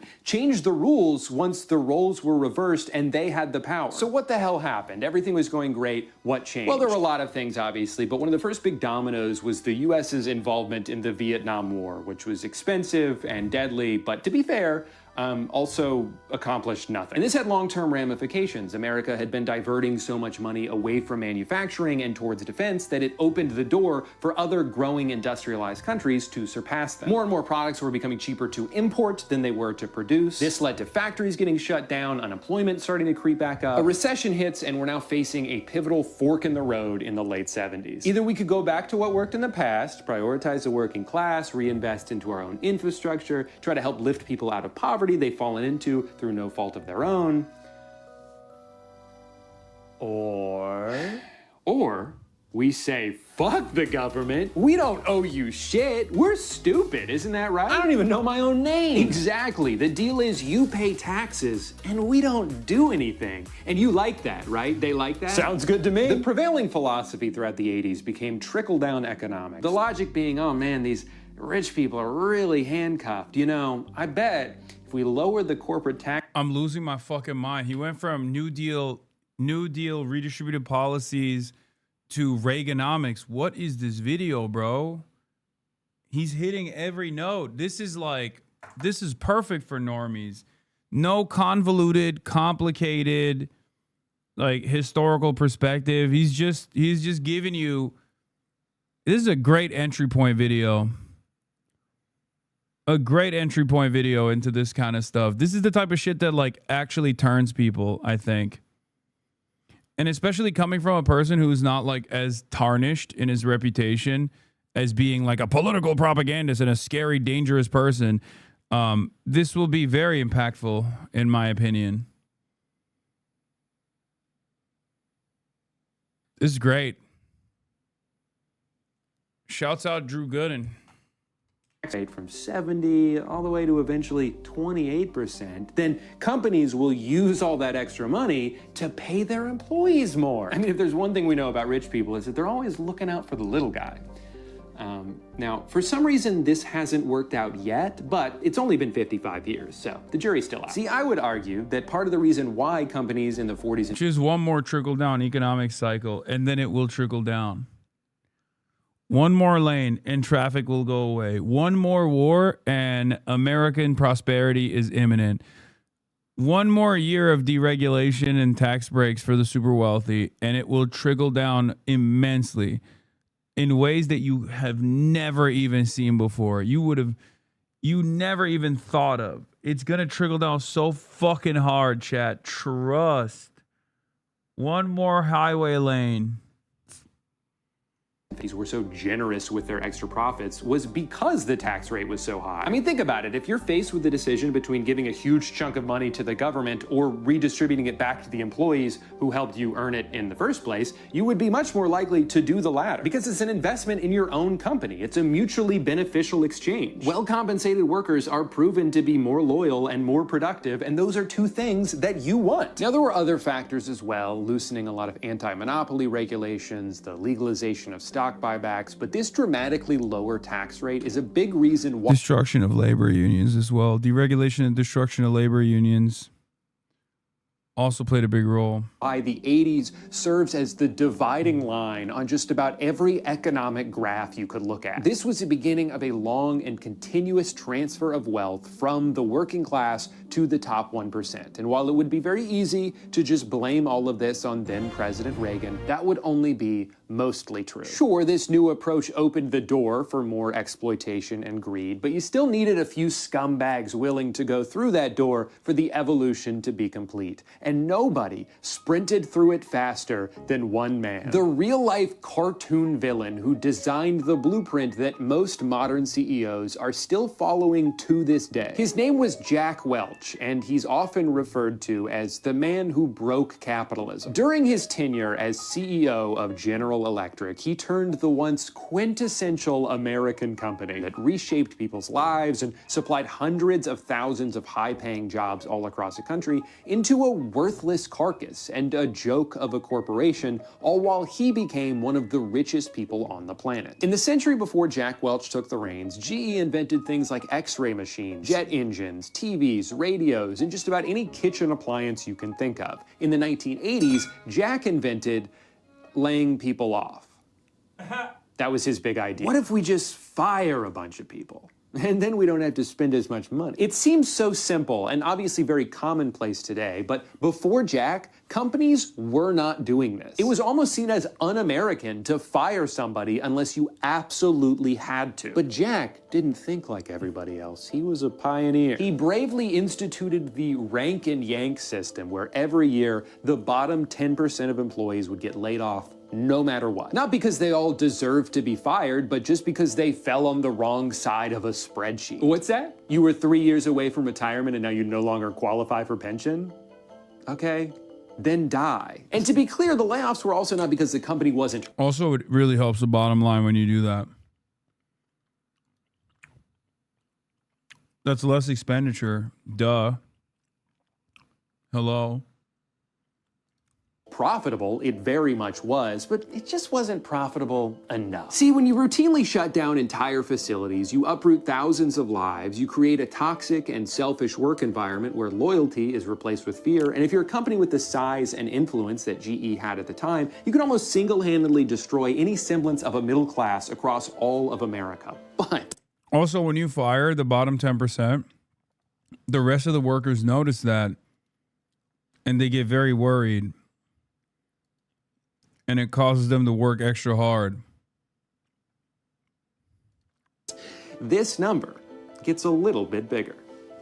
So it's kind of a fair trade. GE was at the forefront of this countrywide philosophical transition from an economy that cared about making things and rewarding the labor it took to do so, to an economy that only cared about shareholder value and would prioritize anything it could to make that number go up. But the thing about the stock market is it's mostly just about perception. As long as something seems to be growing in value, then people will be more likely to invest in it, which will in turn cause it to be more valuable, even if it shouldn't be. A lot of what Jack did during his time as CEO did not make the company better, but it did make it bigger. And in the eyes of Wall Street, that was all that mattered. I mean, come on, a business that relies on something boring like selling products can only grow so much. But a company that's constantly acquiring other companies simply has no ceiling. I mean, they could be worth infinity dollars when you think about it. So that's what they did. Over the next few decades, GE bought and sold hundreds of companies, and Jack was lauded for his brilliance because from the outside, everything seemed to be working. I mean, sure, they were becoming a bloated, nonsensical hodgepodge of unrelated businesses, eroding the company's infrastructure and prioritizing constant quarterly gains over any long-term sustainability, but no one gives a shit because the stock price has never been high. They've stumbled upon an infinite money glitch. They're just alchemizing value out of thin air. It gets to a point where the company founded by Thomas Edison doesn't even make their own light bulbs anymore. It's cheaper to get them somewhere else. Who cares? All they care about now is their ballooning financial division. They're issuing high-interest loans. They become a massive holder of subprime mortgages, a famously good investment to make in the early 2000s. Literally whatever it took to juice the numbers, that's what they would do. After about 30 years of short-term decisions that received instant gratification from shareholders but were gradually making things worse for the company and its dwindling number of employees,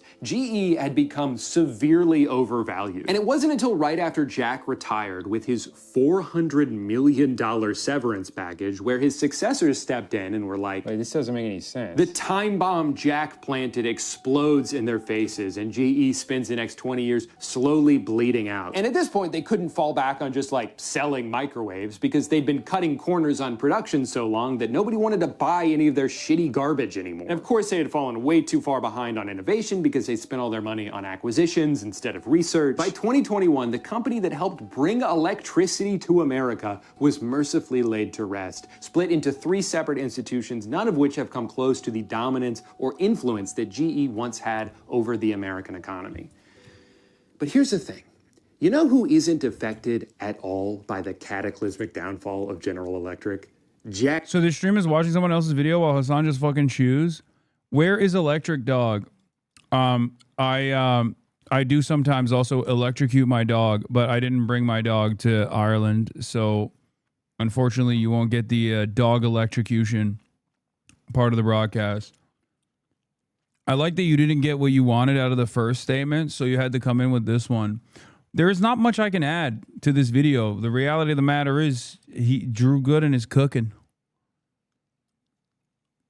You know? Yeah, Kaya's getting a break from the electrocution. She is safe for another day. Yeah, she's safe for a couple days. But when I actually come back from trips, I electrocute her extra hard. So it's 12 a.m. in Dublin right now. I always thought it's on stream during the day. This is crazy. I do always stream during the day. Do I know Drew? Yes, I do. And I really like him.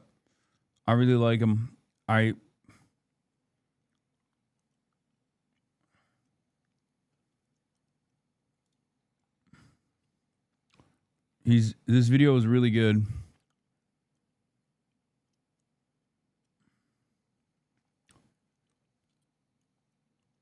Just joined Why in Ireland? Just a vacation? No. Not gonna lie, this is your weakest subject. You haven't said a lot on it for the many months. It's been an issue, or rather should be considered an issue in my opinion. Yes. This is not my entire life's work. You're correct.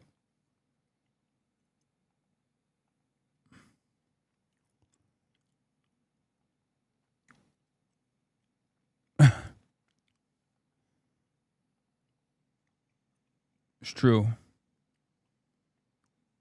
I really do need to do more in terms of talking about how American material conditions deteriorated to the degree that it did.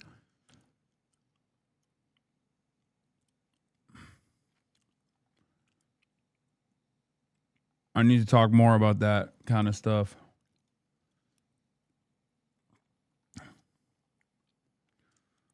Yeah, I need to talk more about the pitfalls and evils of capitalism.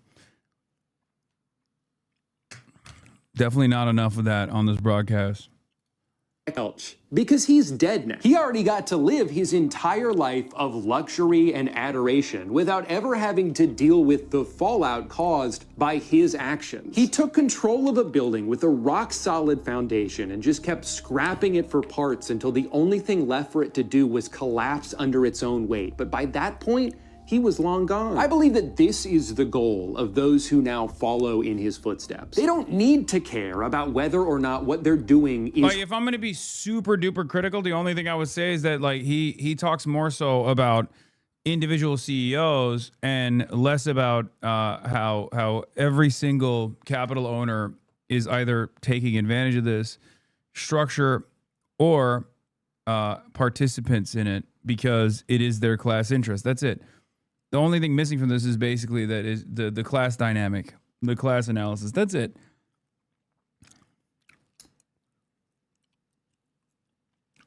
But overall, it's a fantastic video. And it's also, not only is it a fantastic video, but I think it's a really good video for explaining this problem to the average person who doesn't really think about it too much or recognizes that there is an issue, but doesn't necessarily put it together in this way. Harmful or unsustainable. As long as the facade can be maintained long enough for them to reap the rewards, it doesn't matter that the ship is sinking behind them because they have a lifeboat. It doesn't matter that America spent the past 60 years exporting all its jobs and decimating the economies of small towns all across the country because a few hundred people responsible for those things already got to live long, happy lives. They don't give a shit. This cutthroat corporate culture that Jack pioneered is still seen all around us today, and through the magic of time, it's only getting worse. CEOs make $1,000 every second, while their employees have to piss in water bottles so they don't fall behind. Routine layoffs, regardless of if a company is even struggling, are so normalized that it's just something we've come to expect. The stock market rules the world. Every major decision is dictated by this inherently volatile and short-sighted metric, and look at where that's gotten us. Millions without jobs, an enshittification epidemic, and a concentration of wealth that should be seen as a threat to humanity. Even while owning everything, billionaires live in fear of losing it. So they weasel their way into politics, they influence elections, they buy policy changes, they use their wealth to reshape the world to benefit them even further. They try to control narratives by buying up news outlets. They can dictate what's on our social media feeds. They spend an enormous amount of resources on pitting us all against each other, so we're too distracted to see that the real problem is them. Should the human race survive? Everything kind of sucks right now, and as a result, most people are justifiably pretty angry. I did do a lot better than Peter Thiel in front of Ross Douthat. Also, I got a new really funny take. Hasan Piker platforms terrorists, promotes political violence, and does shameless propaganda for murderous authoritarian regimes. So why is he in such good standing with American politicians and progressive media? This is, I think, is this the same group? Center for New Liberalism.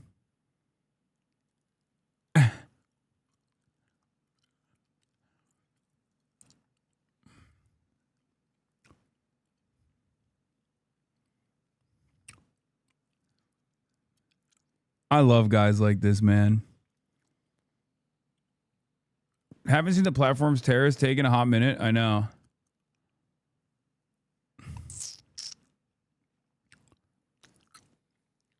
It's because of those things. If your worldview is that America, and by extension the broader West, is a uniquely evil actor in the world stage, his defense of authoritarianism is not even among Hasan's worst attributes. This is one of those circumstances where the implicit yet should be a because. That is, you point out the XYZ. Yeah, it's weird that all this guy's entire fan base is saying it's because they're all those libtards are in on it and they love authoritarianism, terrorism, platforming. Interesting how a self-described liberal has just an entire fan base that sounds like the average run-of-the-mill dumb fuck Republican. I wonder how that happened. Go read the article. Sure.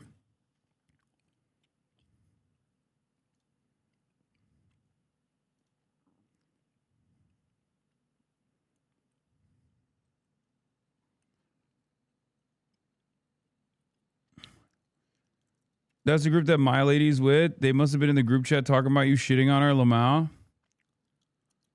He tried hating on Lena Khan and then deleted in shame.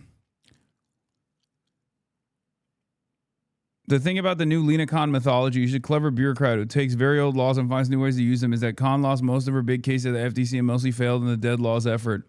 Yeah, except she won 90% of her cases. The only big cases she lost were in tech, Microsoft, Activision, Blizzard, and Meta / Within. Big case she won, Kroger Albertsons, Illumina Grail, Tapestry Capri, IQVIA, Propel Media, Novant Community Health Systems. Also, she was right even on the ones that she lost. Like the Microsoft one, which is a very famous example. The Blizzard Activision, Microsoft Activision Blizzard merger was fucking dog shit. And even a bunch of gamers turned around and apologized to her for it, for being critical of it.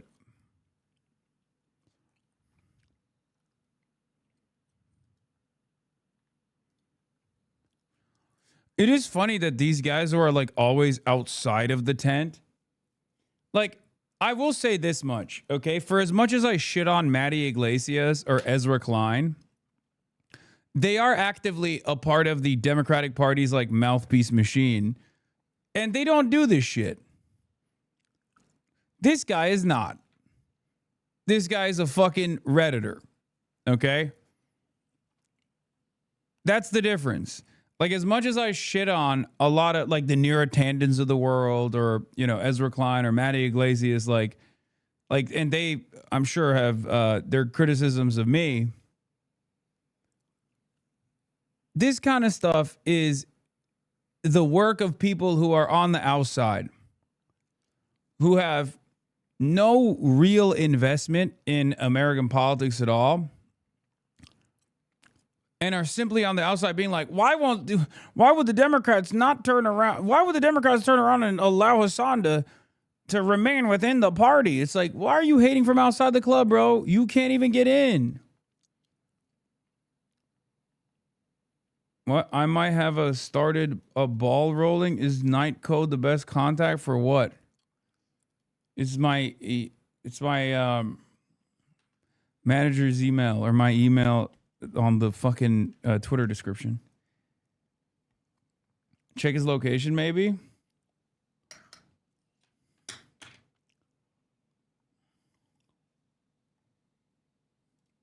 Did Denham do apology too? Oh, she hasn't yet.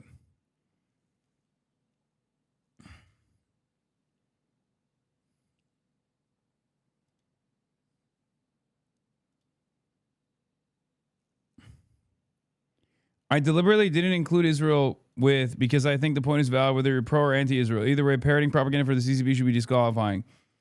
Might be that people try to turn it into Israel-Palestine discussion anyways, but the choice was deliberate. I predict this takes off. He's going to get slammed for leaving out Israel from his list of governments. No amount of, to be sure, I think Republicans are worse, is going to save him from that omission with the anti-Piker crowd. Wait, what? Manhattan Institute guy. If this takes off, he's going to get slammed for leaving out Israel from his list of governments. Why are there so many like right-wingers who actively fantasize about like the Democrats deplatforming me or something?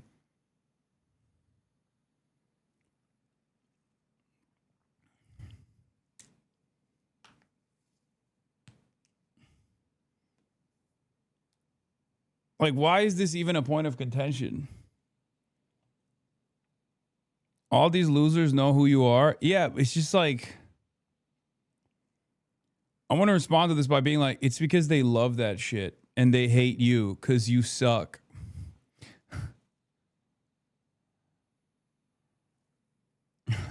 Also, it's pretty funny to make this argument because like the Democrats didn't listen to any of my concerns and they lost the fucking election.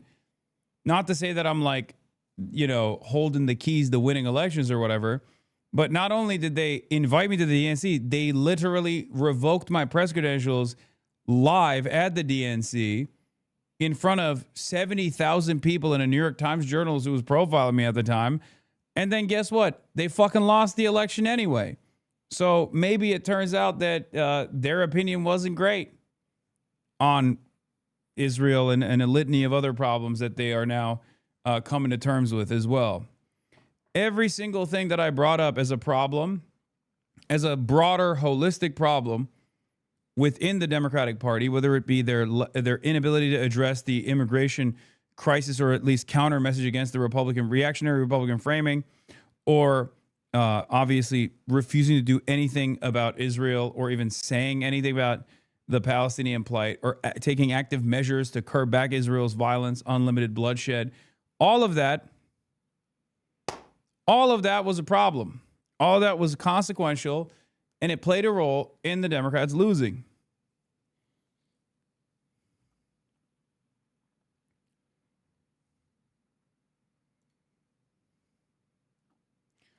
I will say this much.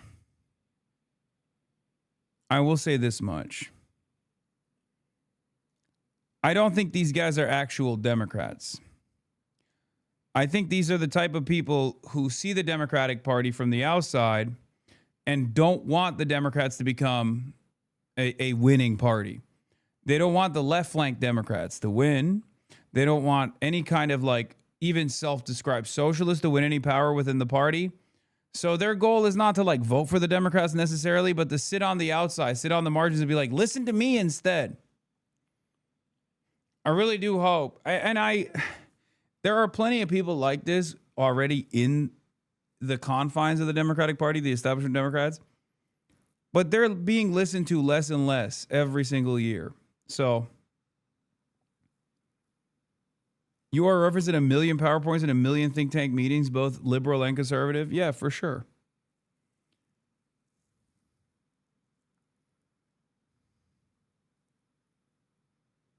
Yeah, it's not like they listened to you and then lost. You ended up being right and they hate you for it. I mean, I don't think these guys necessarily care. I think this is the type of guy who would rather have Donald Trump than Bernie Sanders. Maybe I'm wrong. But I think a lot of people would rather have a outright fascist than a moderate social democrat. That's it.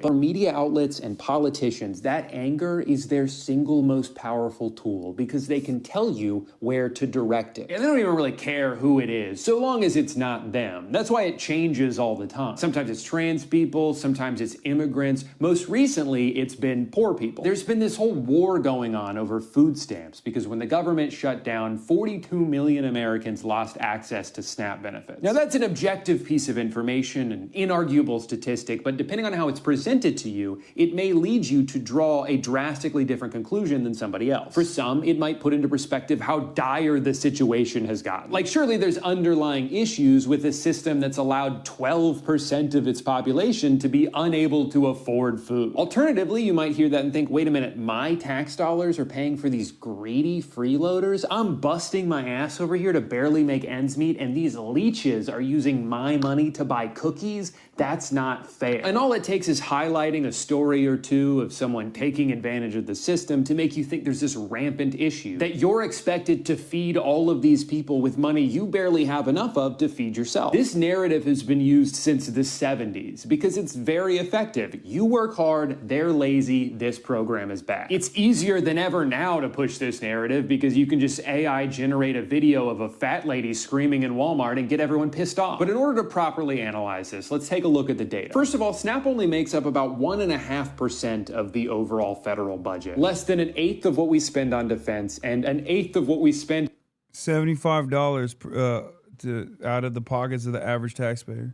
Just on interest on the debt that we owe. By my math, cutting this program would only save the average taxpayer a couple $100s a year. And of course, that's assuming that if they were to cut it, they would send you a refund in the mail. No, I'm pretty sure they would still take the same amount, but instead of reinvesting it into the economy, which is what SNAP ultimately does, they would just buy some more missiles or send a pile of cash to Argentina. Second of all, by definition, the majority of SNAP recipients fall under the umbrella of elderly, disabled, disabled, veterans, full-time caretakers, or just temporarily unemployed. Remember, not everybody who isn't working does so because they don't want to. It is very hard to find and keep a job right now. The fact that SNAP spending ebbs and flows so closely with the overall state of the economy should be proof that this program is primarily used for temporary relief. Even still, many of the people on SNAP do work, and about 70% of the ones that do work full-time. That doesn't seem like a laziness problem, that seems like a wage problem. They need supplemental income to survive because of how little they're being paid. Of those full-time employees, their two most common employers were McDonald's and Walmart, who combined to earn $23 billion in profits last year. $23 billion, and you're telling me they can't afford to pay their employees enough so that they don't need government assistance? See, what that means is you wouldn't have to help pay for these people's food if their employer, a nearly trillion... Remember, not only is that pure profit, but also people will say the profit margins are low in the grocery sector. And there's truth to this, except the reality of the matter is there's a tremendous amount of cutting you could do in other expenditures in order to, pay your workers a better wage, for example, or offer them better benefits, for example. Okay? Whether it be on the marketing front, whether it be on the lobbying side of things, legal counsel, labor lawyers, all this stuff. So remember, profit margins are not the end all be all. Okay? Whenever people talk about profit margins, that doesn't necessarily mean that, executive pay is another great example of this.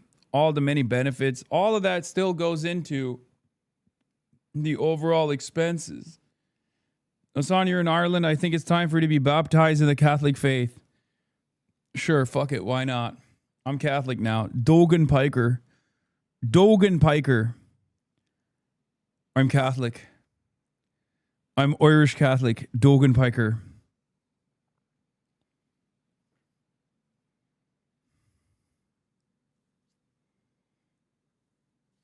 Who's your favorite streamer, YouTuber from Ireland?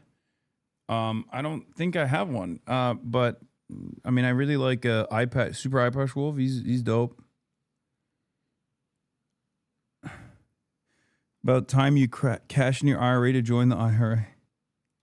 Corporation just paid them a livable wage. You're more upset at the people using the program than the companies who have put them in a position where they even need it in the first place. Also, Walmart double dips here. The majority of food stamps are redeemed at Walmart. So not only do they save money by underpaying their staff, but their revenue then gets subsidized by this program because that's where people tend to use it. Final statistic, about a third of SNAP recipients, over 12 million of them, are children. What's the argument there? Are they not working hard enough? What, you don't want to get a job just because you're 7? Like, can we stop for 1 second to think about what you're saying here? You have let somebody convince you that in this situation, the only way to make your life better is if 12 million children starve. So I want to ask, who is more to blame here? A bunch of kids who got born into poverty, or CEOs with more money than anybody could spend in 1,000 lifetimes who expect you to solve the problem that they helped create? For some people, it doesn't matter what you say about capitalism, they will still go to war for it, even if it's not working for them.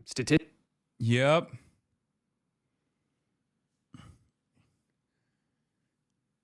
There it is. You're defending capitalism, and here you are, devoid of capital. You got no capital. You got your entire yearly revenues generated from your wage labor. You are a laborer, okay? The minimal amount in your 401k is not making you a capitalist. You're sitting here bitchless, devoid of capital, no factory deed, no riz whatsoever. Your smoke ain't loud. Your bitches ain't bad. You got no bitches. And you are still defending capitalism. It's not going to happen. Yeah. But one day I will make it. And then those fucking pesky poors better watch out. Speaking, it's probably not. You'll try to criticize a multi-billionaire who's not paying enough taxes, and people will defend them like, hey, it's not their fault. They're just taking advantage of loopholes like any smart business person would. Or even with like Drew. I mean, he did this in the nicest way possible. But they'll be like, says you, big YouTuber, multi-millionaire guy, talking about capitalism, hypocrite much? And it's like, that is the dumbest person, dude. You can't argue against that guy. You can't argue against something so illogical where it's like, excuse me, Mr. Big multi-millionaire YouTube guy talking about the rich, hypocrite much? Okay, well, you're fucking broke and you're defending capitalism, dumbass. At least I'd rather be a class traitor as a rich person than what you're doing. You're just being stupid.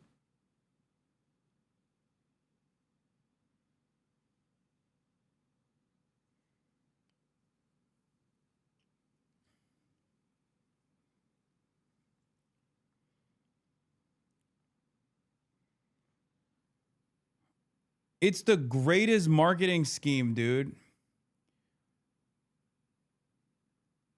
It's so powerful. The propaganda is so fucking powerful that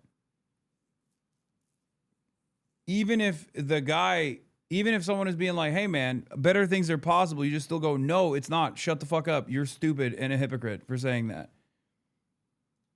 Okay, so then we agree there's a problem with the rules, right? If they're just exploiting the system, then maybe the system shouldn't be so easy to exploit. We've reached a point where a lot of the core principles of a free market no longer apply. Like the idea that you can vote with your dollar. I get to pick which businesses I support, therefore the best ones will succeed and the worst ones will fail. Yeah, except when one company is allowed to corner the market and price out all their competition, suddenly there isn't any. And we would have small businesses tell us if they walked into a Walmart or a Costco, the retail price at those stores, the price on the shelves at those stores is lower than the wholesale price a small business is getting. And so there are huge disparities here. And that's now feeding into itself, right? The more dire the economy is for everyone, the less freedom they have.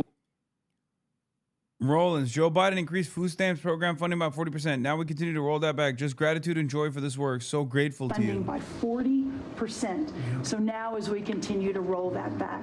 So the partnership in Making America Healthy Again is also in food stamps, but a lot of what Bobby and I are doing together is. Dude, 16 million kids rely on food stamps. Let me tell you something, okay? They are stoked.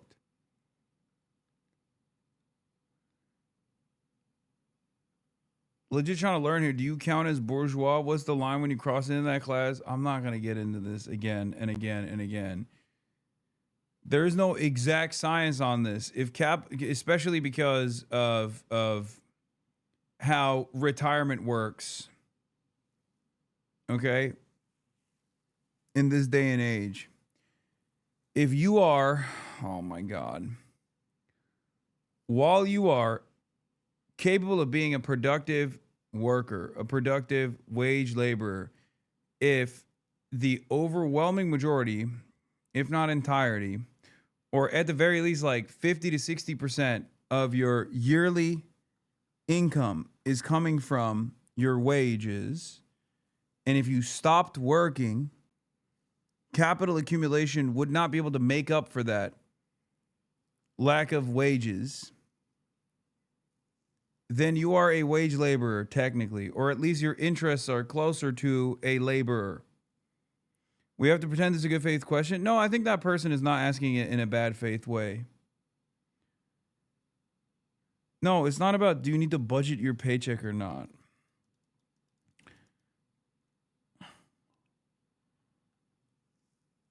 The designation between a capital owner and a wage laborer, bourgeois versus proletariat, is about your relations to the means of production. Do you own the means of production? Do you hire wage laborers to accumulate profit? Okay? You need definitions posted, Haas? It's not my definition. No, this is not my definition. I'm describing to you like the most basic point about Marxism. The fuck do you mean? My definition. It's not mine.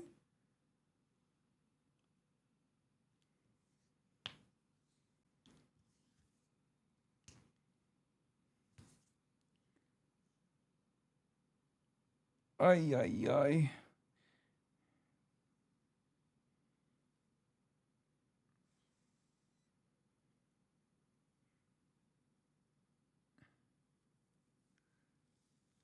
It's not even Marxism necessarily. It's just Karl Marx's analysis of how capitalism works. That's it.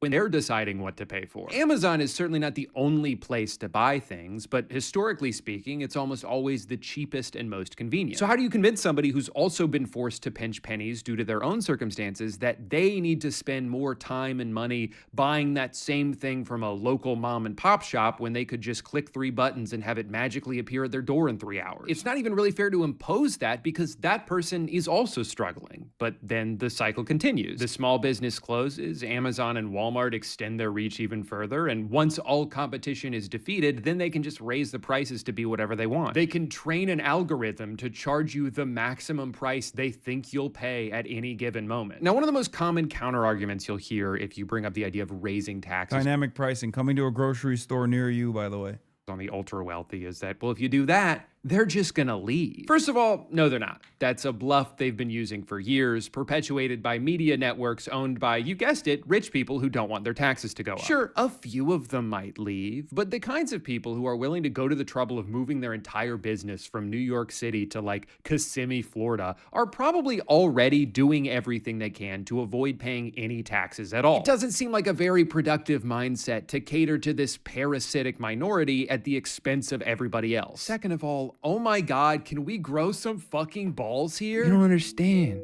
They're not gonna like it if we raise their taxes. Do you hear yourself? Do you hear how pathetic you sound? Okay, so what, we can't do anything then? That's it? It's over? They won? Your plan is that we should just give up and let the billionaires have whatever they want. No. Buddy, No.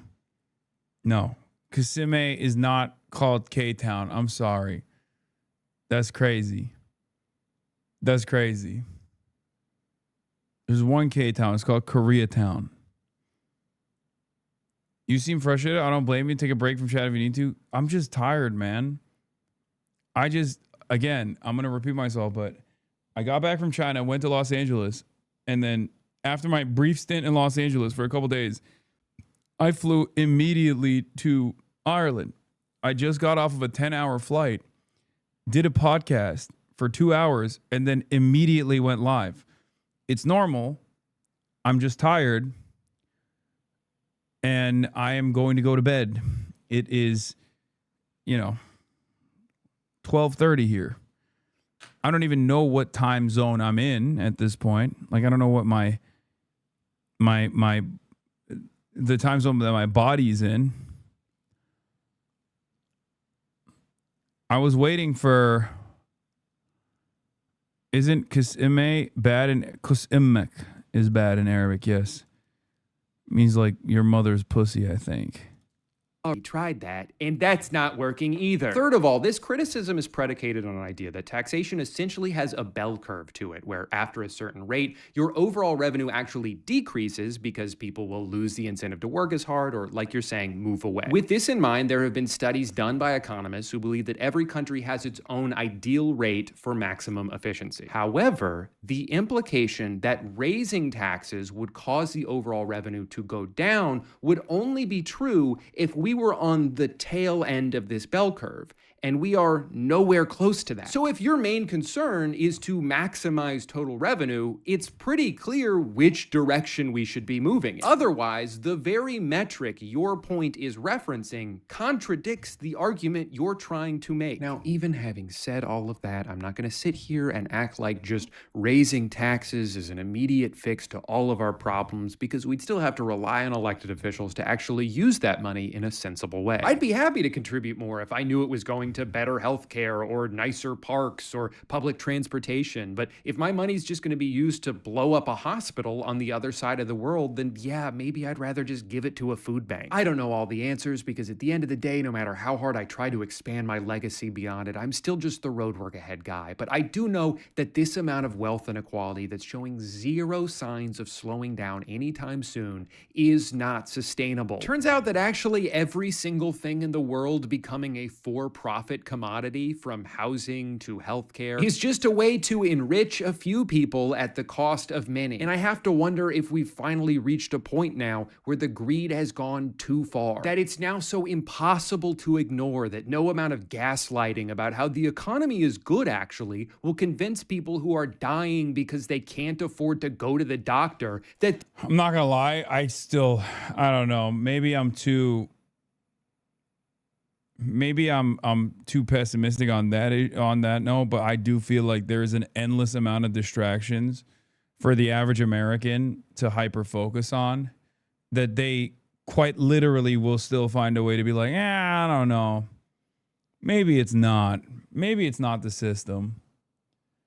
I mean, voting for Donald Trump is a great reminder of that, you know? People turning around and voting for Donald Trump. People turning around and voting for any Republican. And, you know, AI slop too, yes. AI slop is another. There aren't many adequate distractions from not being able to get an operation. No, it's not that. My point is, there are so many people who experience that hardship and don't immediately tie that back to greed. Don't immediately tie that back to putting profits over people, over the interests of people, and how the system is designed that way.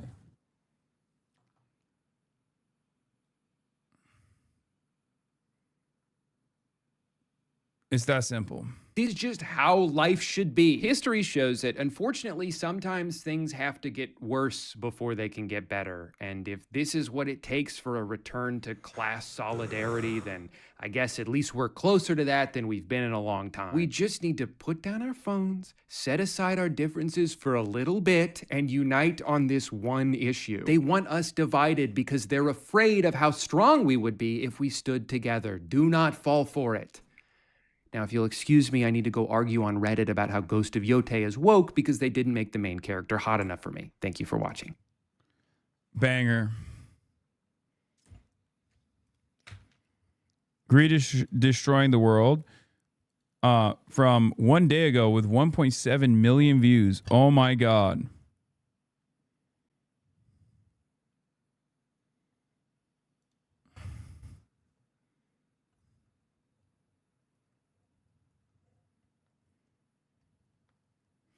I'm going to say I'm quitting my job. I can't compete with this.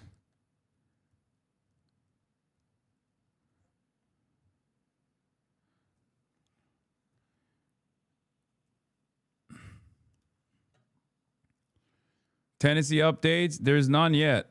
30 minutes until the polls close. Here, let's go to Harry Gallup has Emden. been conducting polls since my father was a kid, and my father was born in 1927. Had me in his 1927. Oh my God, this fucking guy. This fucking guy, bro. We're back. Harry Emden, Holy Toledo. My father was born in 1927. Who says that? Why does he say that? 60s. Look at this in January. Donald Trump's net approval rating, not too bad, not too great. It was at -1 point, right within the margin of error, breaking even. But look at this now. Negative 24 points, way down. We're talking about a drop of over 20 points in the wrong direction for the President of the United States. You know what I just realized? Harry Emden is Waterboy with more confidence.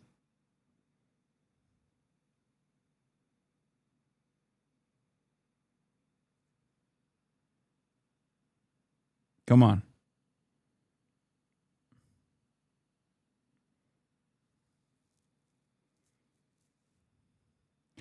There's like a 5-second delay in the chat. I just realized, by the way. Go to bed? No. That's a lock. He's water boy with more confidence. He's got the same vibes. Minus 24 points. That's a 23-point move in the incorrect. As the official water boy enjoyer, you're like 75% correct. Not pathetic enough. Pago.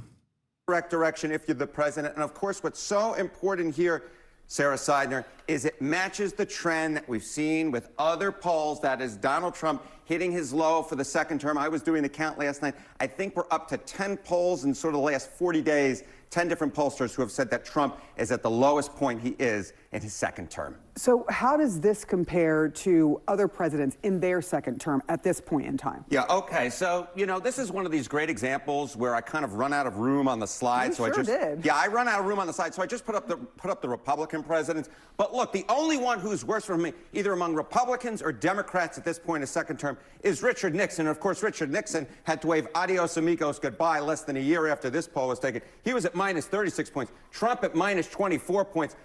That beats, or is worse, I should say, beats in the wrong direction. George W. Bush, minus 19 points. His Republican Party, of course, suffered major losses in the 2006 midterm elections. Dwight Eisenhower, plus 31 points. Donald Trump has never smelt that at all. I had to go into the archives to dig up that photo. And Ronald Reagan at plus 41 points. But again, it also is worse than Harry S. Truman. It's worse than Lyndon Baines Johnson. It's worse than Barack Obama. It's worse than Bill Clinton. Anywhere you look, this is the second worst for a president of either party at this point in their second term, dating all the way back since the 1940s. Wow. All right. Look, what does this mean for the midterms? Because are you seeing a trend that it's linked to how people feel about the president? Yeah, okay. So, we always say, hey, look, we still got 11 months until the midterm elections. Right. That's forever in politics. So I decided to go back and look at this point in the second term. What happened? What was the trend line heading into the midterm elections? Were there any presidents who saw their net approval ratings rise by more than 5 points? Well, guess what, Sarah Seidner? You go all the way back since Harry S. Truman. 0 out of 8 times did the president's net approval rating rise by over 5 points. And of course, Donald Trump, right now on Gallup, minus 24 points. He's in the minus teens according to the average. If he does not see a rise of more than 5 points, see you later, that Republican majority. It has never happened. Of course, we live in such a weird time in politics. We are in a Who knows? weird time. We live in a weird time, We but are. he's going to have to break history, Sarah Seidner. All right, we will have to see. She's the funniest sidekick on the Harry Emden show. It's always so great. He's just kind of there to say embarrassing shit and have her react a little bit to it. Like, ha ha ha, okay, Harry. And then she goes, I get really excited, you see? I get really excited. I start saying crazy things. I start speaking crazy. Mr. Harry Emden. We will see. The latest Gallup poll numbers are in, and they do not bode well for President Trump. The president's job approval rating has fallen to 36%, the lowest of his second term. Meanwhile, his disapproval rating rose to 60%. For comparison, Trump's all-time low was 34% at the end of his first term, following the January 6th attack on the Capitol. Gallup's latest numbers are from a poll conducted during what became the longest federal government shutdown in U.S. history. Here to break that down for us and more is our political panel. Brian Tyler Cohen. Look who it is, not Brian. Y'all remember Alex? Here to break that down for us. Look where he's gotten. Our boy from a Fox local affiliate in Los Angeles to CNN. Main stage, baby. And more is our political panel. Brian Tyler Cohen is the host of the No Lie with Brian Tyler Cohen podcast, which is seen by hundreds of millions of people on his YouTube channel. And Republican strategist John Fleischman is here. You can read his work at SoDoesItMatter.com. Great writing there. Also the publisher of the Flash Report. Brian, welcome back. John, good to have you here for the first time. Thank you, sir. Great to be here. So let's start with I think they're President literally Trump's filming this from the same Fox affiliate studio, by the way. It feels like it's this, maybe I'm wrong, but approval rating. What do you make of that, Brian? I think that people are recognizing the con that they've been sold. This guy swept into office amid a fury of populist promises that he would lower the cost of groceries, of eggs, of housing, of rent. And then he got into office, engaged in a trade war that sent the cost of everything surging, cut everybody's health coverage, Medicaid, ACA subsidies, food assistance. And on top of all of that, had the audacity to actually focus his attention on encrusting his Oval Office in gold, building a $350 million ballroom, buying a couple of Gulfstream jets, getting his own Qatari jet that he retrofitted to the tune of $1 billion, paid for by American taxpayers. And so, I mean, it's just... He says that one won't be, but we'll see. Your point taken. You're not a fan. Right. What do you think? I mean, and do you agree? Do you think the president's doing a good job?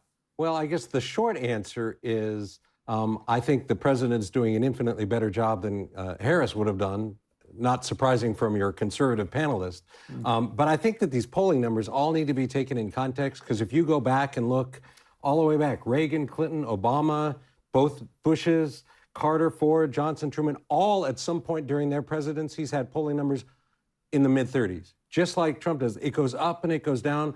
I will say the economy is a problem for the president, and I think that becomes the biggest issue. I think while a lot of the stuff that my panelist here has brought up are sensational, I don't think the approval numbers for the president rise or drop based on whether or not he's putting an addition on the White House.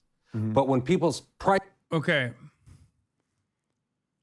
I'm inclined to agree with the Republican pollster here. He's saying it's kitchen table issues that actually hurt Trump more than anything else. Except I do think that the fucking ballroom thing paired up with his inability to deal with the affordability crisis was a real turning point. I don't like to admit it, but I do think that the American base of voters actually do respond to like aesthetic shit like that.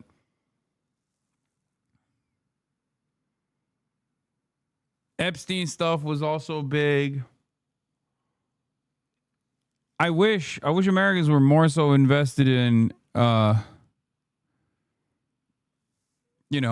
raids or hyper focused just on, Trump not doing anything for their health care. But they need to be led in that direction. It's hard.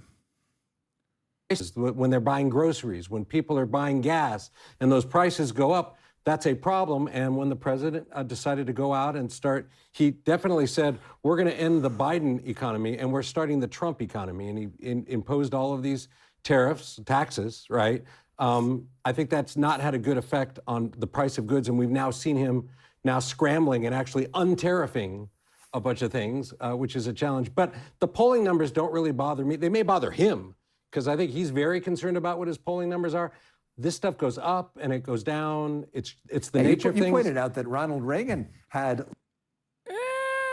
lower poll numbers and then went and won 49 states. Right, in 1982, there was...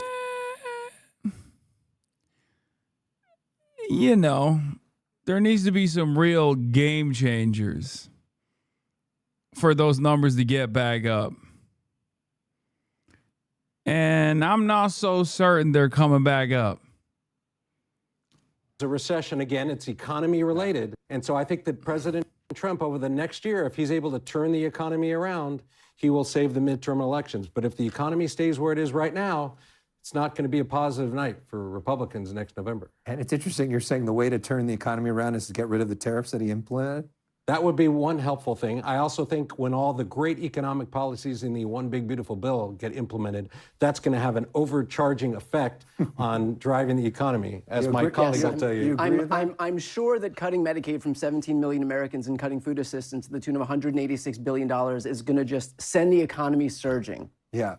Well, again, I would remind you, especially like we're talking about the Medicare subsidies right now, these were a COVID-era policy that were passed on the idea that during COVID, these would go up. Yeah, no, people love hearing about why their health care will be less affordable and how they need to deal with it. That's my favorite thing. This is why Democrats lose all the fucking time, by the way, because they also do this kind of shit where they're like, well, better things are not possible, actually. Nobody wants to hear that. Okay. Also, it's not Medicare, it's Medicaid, but that's besides the point. I understand what he was trying to say. We need more. We need like a new war or something, dude. Give us a new war, and then maybe people will forget, or maybe they'll get even more mad. And then on a completely partisan budget rescission bill, Democrats extended the temporary cuts for another 2 years, and now everybody wants to extend them again. So the idea is that on the political left, we don't care about the budget deficit. What we care about is growing the welfare state and giving more and more subsidies. Well, I would ask, you're a conservative. Is it conservative to blow up the deficit to the extent that they have $4 trillion over 10 years? Of course not. Of course not. Well, that's what the One Big Beautiful Bill does. Well, it was the that's biggest because the One Big Beautiful Bill did not have enough cuts in it. There needs to, if we're going to get rid of the deficit, we need to true up federal spending. But it's not about eliminating the deficit. Sure it was it never is. about eliminating the deficit. Donald Trump, in his first term, added 25% of all debt that we have. His second term now adding another $4 trillion. These Republicans, if you're asking me to confirm for you that deficit spending is a bipartisan problem that is done by presidents of both parties, absolutely. But it's not good policy for America because it is to say to our grandchildren, we have a $48 trillion debt. I watched some congressman say, I think from Northern California, say, hey, I got money for a fire engine for my district. And I'm thinking, really? You actually just borrowed money from our grandchildren to buy a fire engine. And so everything's turned around in Washington. You didn't start writing a concession speech, did you? We had one. I never read it. Did you say nice things about Andrew Cuomo? Democrats, it feels as if we are often in an ever-lowering ceiling of possibility. And it's time to finally bring that imagination back. I mentioned you and Lena are Muslims.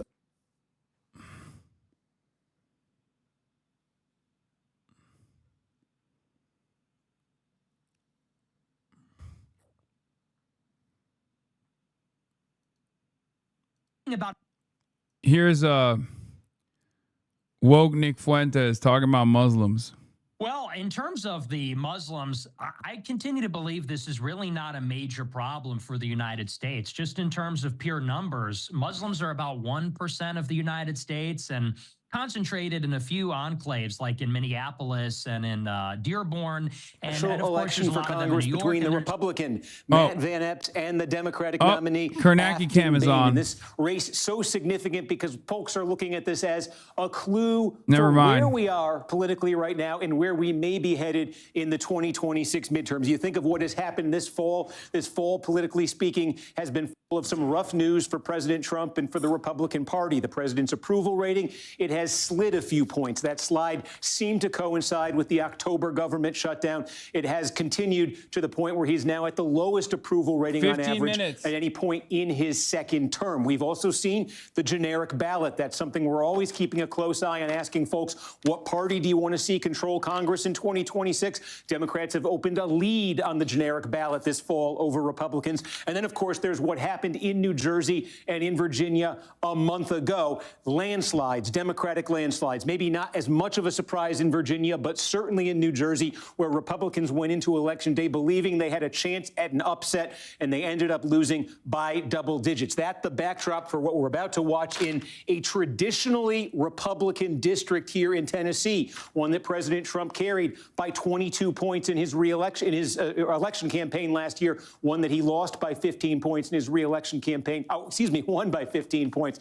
I'll get this straight by the end of the night, back in 2020. So Republican territory we're talking about here, but potential Democratic momentum. So does this land in a close race tonight? Would this ever land with a Democratic victory? If it does, it's the clearest, loudest signal we've had yet of this political environment moving decisively in the favor of Democrats and against Republicans. Conversely, for all of the attention this race has drawn, for the polling, we saw a poll that put this as a 2-point race just a couple days ago. If Van Epps, if the Republican is able to walk out of here with a decisive win tonight, say a comfortable double-digit win, that is something Republicans might take some hope from, given how difficult the political environment has seemed for them lately. in my mind all so day. We have a lot that we're going to be covering tonight. I'm looking at the clock. It is 7:47 right now. The polls are going to close in this district about 13 minutes from now at 8 o'clock. You can see here, counties will start lighting up. I'll take you through here in a minute what we expect over the course of the evening.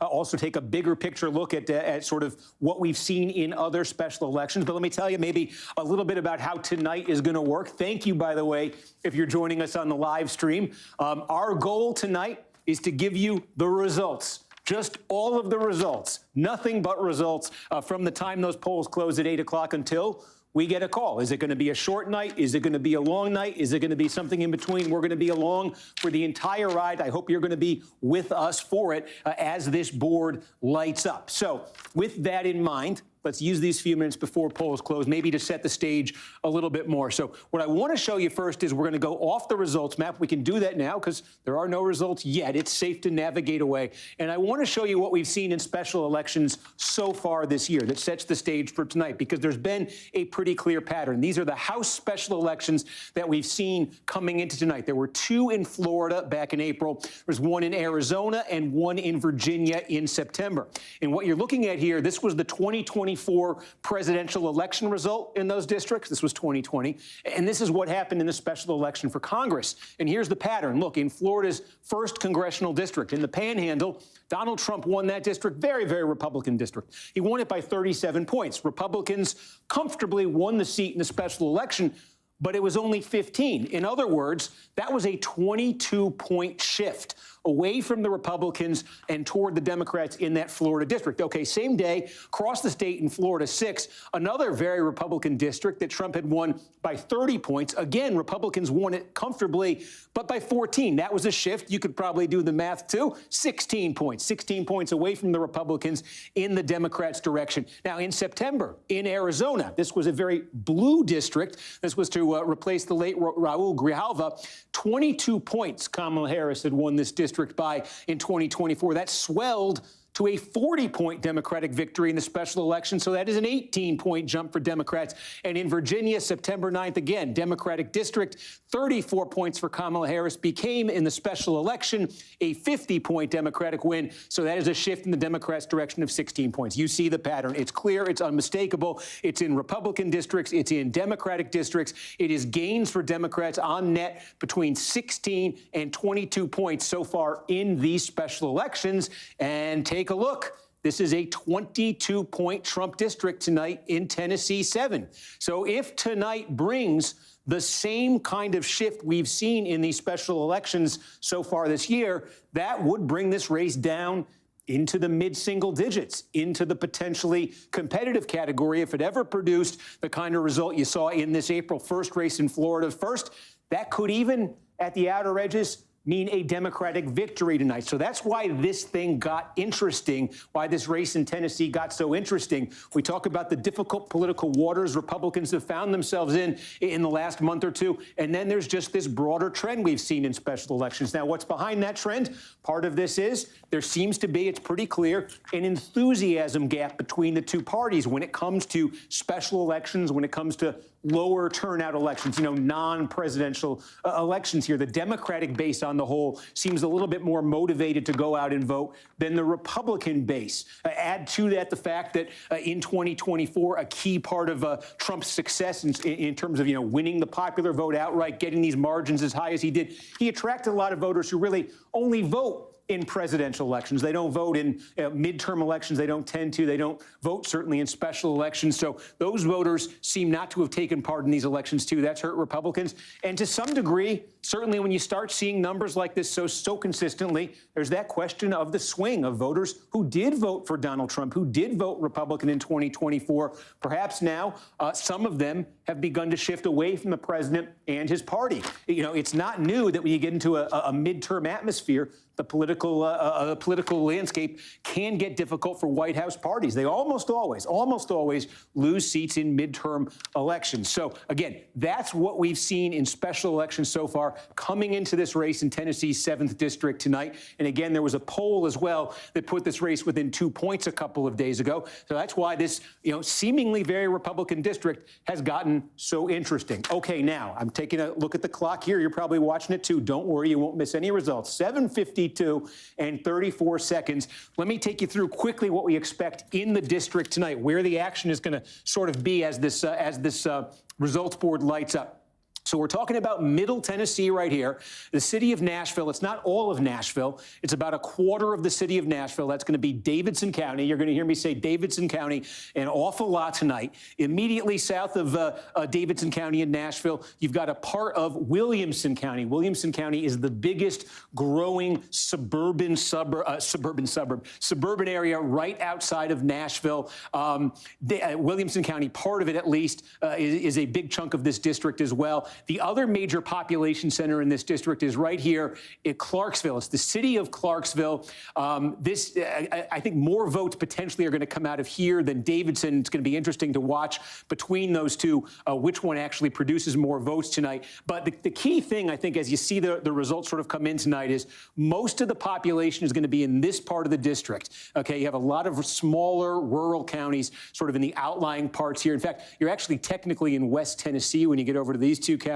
You're down at the Alabama border here, but again, tend to be very small rural counties. Most of the action in terms of the big chunks of votes are going to be coming out of this area. Now, Davidson County, I'll click it right here, where Nashville is. This is the Democratic core of the district. Kamala Harris won this portion of the district by 38 points in last year's presidential election. So this isn't a question of are Democrats going to win Davidson tonight. The question is, how much is Boehne winning Davidson by? And I think she needs two things here. She's got to do a lot better than Kamala Harris did. Like, I think Boehne, if she's having a good night, she may want to get somewhere near 80% of the vote in Davidson County. Let's see as these results come in. Is that something she can do? Also, what's the turnout level? Again, we're talking about that motivated Democratic base. If you're going to really see that be a factor tonight, if there's some sort of disproportionate turnout, Davidson County is going to be the place to look at it. So that's a big one we're going to be keeping an eye on.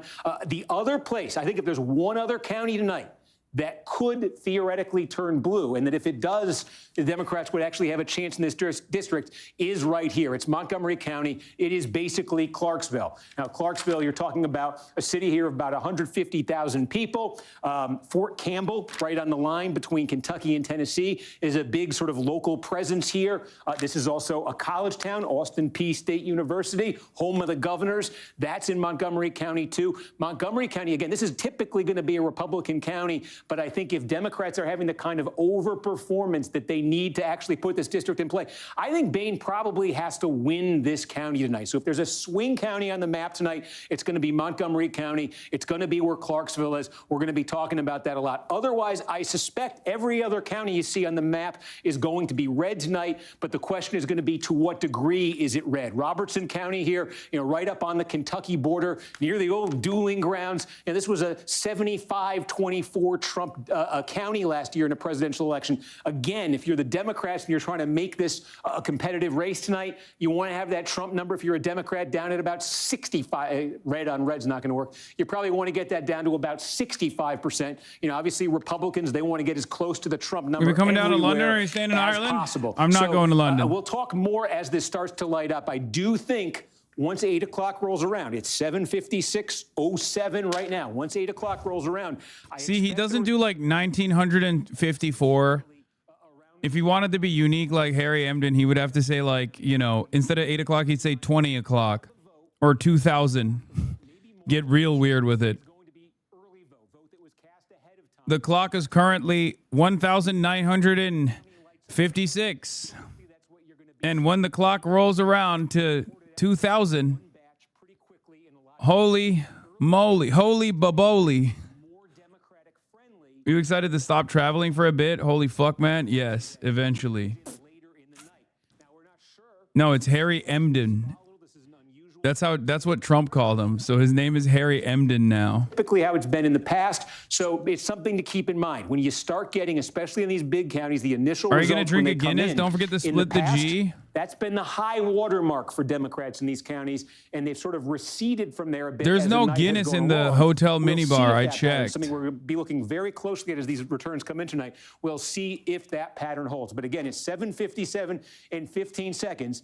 8 o'clock, these polls are going to close. I suspect they're going to start lighting up then. Again, Biggest single source of votes in the county, in the district, should be Montgomery County, although if Democrats are having a very good night, it'll be right here in Davidson County. Again, Williamson County right here. We're going to be talking an awful lot about Williamson County. Cheatham County, I've kind of put the red blob, but this is Cheatham County right here. You'll hear a lot about that. And certainly Robertson County. Again, a lot of the vote is going to be coming out of these counties, and really Dixon County right here. This is where 80%, 85% of the vote is going to come in this district tonight. Now, it's 7:58. We're 2 minutes to poll closing time. I'm going to leave it up here, and I want to tell you what's going to happen when polls close, because we're going to keep this stream up all night. You're going to see some behind-the-scenes stuff. One thing you're going to see is this. Our streaming platform, NBC News Now, is live. My friend Gotti Schwartz is hosting at 8 o'clock. They're going to be live with their nightly broadcast. They asked, could they check in with us as the polls close at 8 o'clock? I said, hey, the more people who want to watch an election, the merrier. So I'm going to do a hit with Gotti just after 8 o'clock here. And what that's going to mean is, as these polls close, I'm going to have to pause for a few seconds. I'll tell you when I'm doing it. I'm going to hear Gotti in my ear. He's going to be telling the viewers what's going on, and then he's going to send it over here, and I'm going to do a hit. So you'll get to watch the hit that's also going out to our friends on NBC News Now. But don't worry, you're not missing anything, because the hit is going to be what's going on in Tennessee 7? Do we have any results yet? And so obviously, if during that hit anything lights up, because this is going to be 8:01, 8:02 p.m., obviously I'll be talking it on the air. You won't miss it. And again, I can't stress it enough.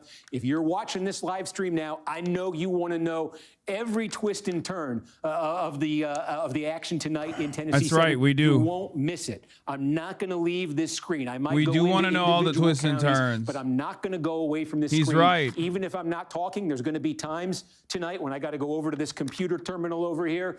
Computer terminal, that's a very dated term, I think, but I think you know what I mean. To my laptop, check in on some spreadsheets, things like that. Even when I'm doing that, you're going to get to look at this. You're going to see everything as it comes in. We're going to talk about it with you. I'm looking at the What do clock. you Maybe mean? you're watching yours at home He's got a too. It is future in streaming. 7:59. He's been This is doing like this for New longer Year's than Eve. we This have. is like I have. being in Times Square. This is like, I feel like Dick Clark back in the old days. Speaking of Clarksville, 10 seconds till poll closing. So again, polls are going to close here. This is going to light up in a few seconds, and I'm going to do this hit with Gotti Schwartz, so, bear with me. Everything I say to him is what I'd be saying to you anyway. So it's 8 o'clock. Polls, folks, officially closed in Tennessee 7. And like I said, I expect you're going to see some returns here, and I'm going to take my call here from Gotti Schwartz. Holy Toledo. Holy Toledo. Holy Toledo. Let's hear it.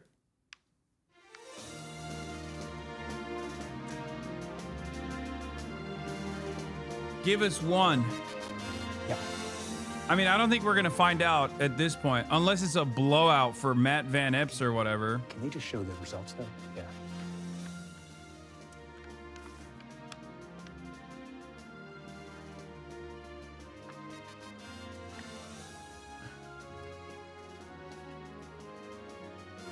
They're doing their intro, folks. Don't worry. Nothing yet. You're in, this is BTS. This is BTS. You're in Ireland. It's tomorrow now. It is tomorrow now in Ireland. It's Wednesday, the 3rd. Wednesday, the 3rd of December, 2025.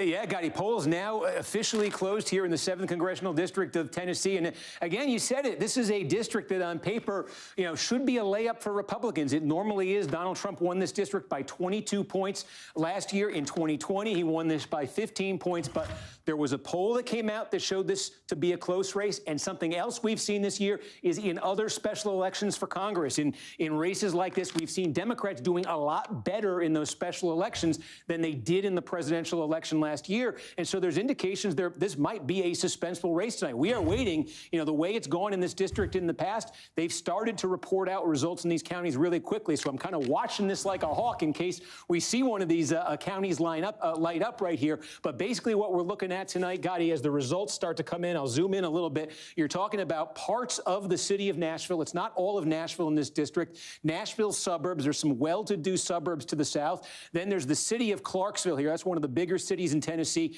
And then there's a lot of rural areas to the west and to the south in this district. If Democrats are going to have a good night, if Democrats are going to have a winning night in this district, I think they need to have two things happen. Number one, right here where Nashville is, that's Davidson County. Democrats have to win this. They have to win this big, and they have to have massive turnout. That's what we're looking to see. Are they able to do that in Davidson County? That's one piece of it. And the other area here, I think this is, we're going to spend a lot of time tonight looking very closely at Montgomery County, where Clarksville is, because I think it's the closest thing of all the counties you're looking at here to a swing county in this race. If Democrats are going to pull off the upset, I think Montgomery County, where Clarksville is one they would need to win. You're going to have a lot of other Republican areas here. And the question for Republicans, because they've really sounded the alarm in the last week, Republicans have about this district in these rural areas. Are Republicans getting some big turnout too? That was one of their concerns, that their voters maybe weren't as engaged.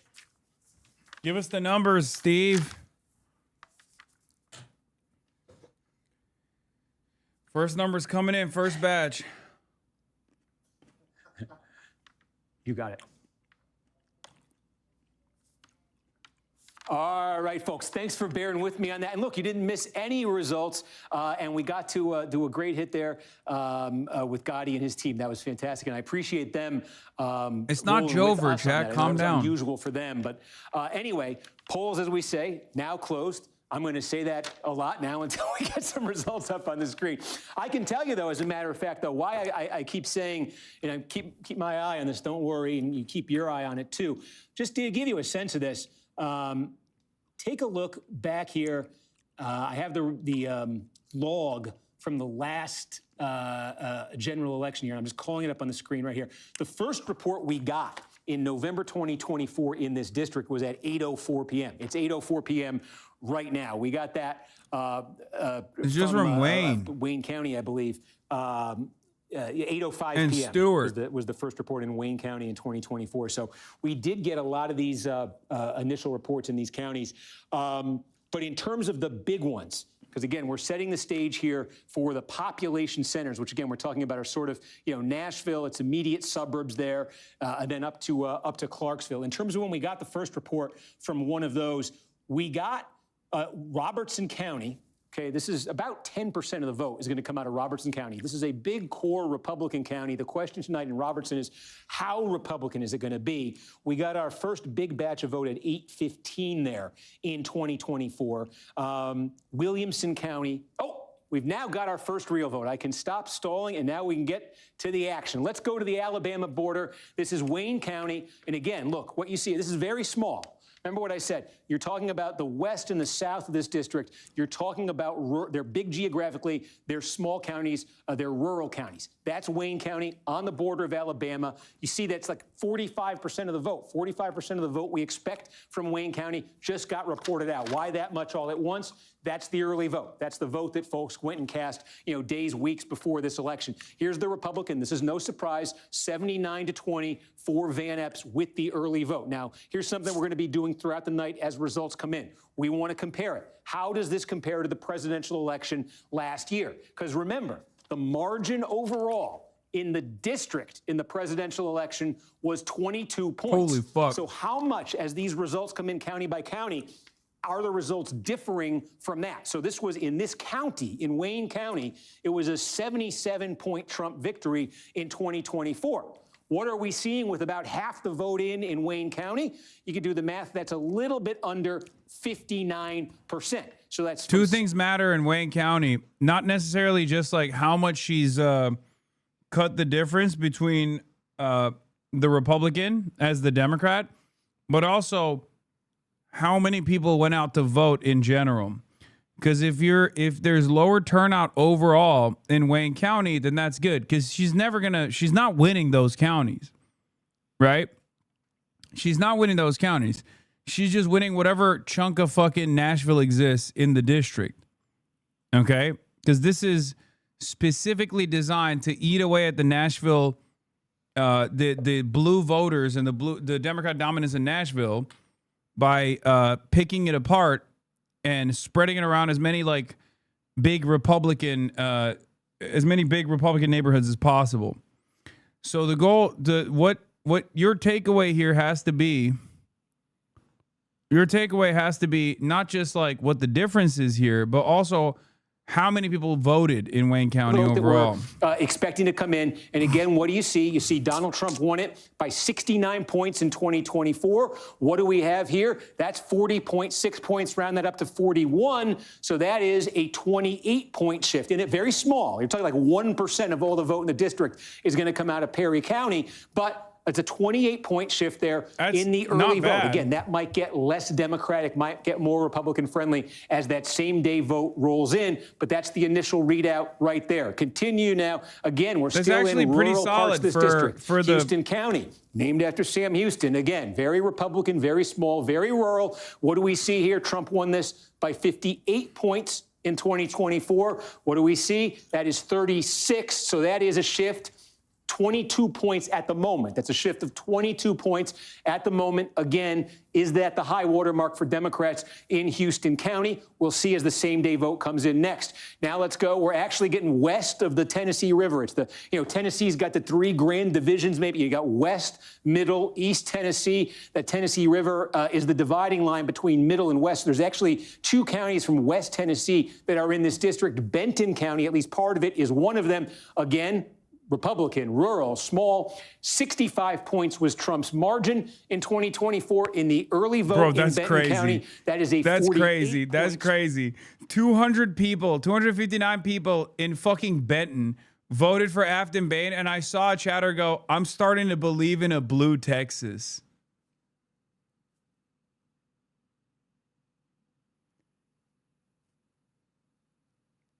Y'all need to fucking calm down. Brother, these are tiny, minuscule counties. That is fucking nutty, dude. I mean, the performance has been pretty solid so far.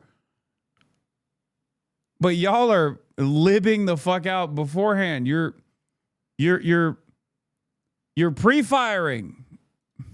Again, that's only 3% of the vote. These are all 80%. We say 80% or so. I'd say 85% of the vote in this district is going to come out of these counties. This is when this is when it really gets real, when you start getting the numbers from here. But we're kind of whetting your appetite here. The gerrymandering in Texas is big value. If we even see a small swing, to be honest, the Republicans might have played themselves with that maneuver. That'd be the funniest outcome. The funniest outcome is that all the Republican gerrymandering still doesn't amount to like a additional Republican seats, and all of the subsequent California gerrymandering ends up really blowing out, and Democrats just pick up all the new seats just across the board. Democrats end up winning every new seat. Congratulations, you played yourself. That would be fucking awesome. He's not currently at Trump's level in those small counties. He's not close to Trump's level in those small counties. We will see if that changes. Yeah, how is she doing better than Kamala, even though she's backed by AOC? How is she doing better than Kamala, even though she was anti-Israel? How is she doing better than Kamala Harris? I thought real centrism hadn't been tried yet. Is she doing real centrism? Chat, is Afton Bain a real centrist? Is she doing centrism like it's never been done before? Is that what's going on? How strange.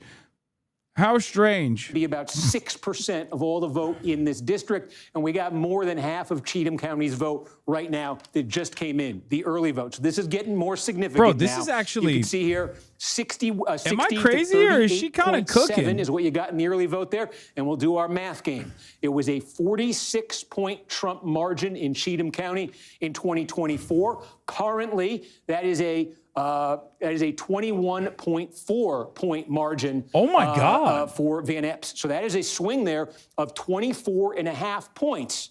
Remember, is 22 it is the Democrats' goal tonight.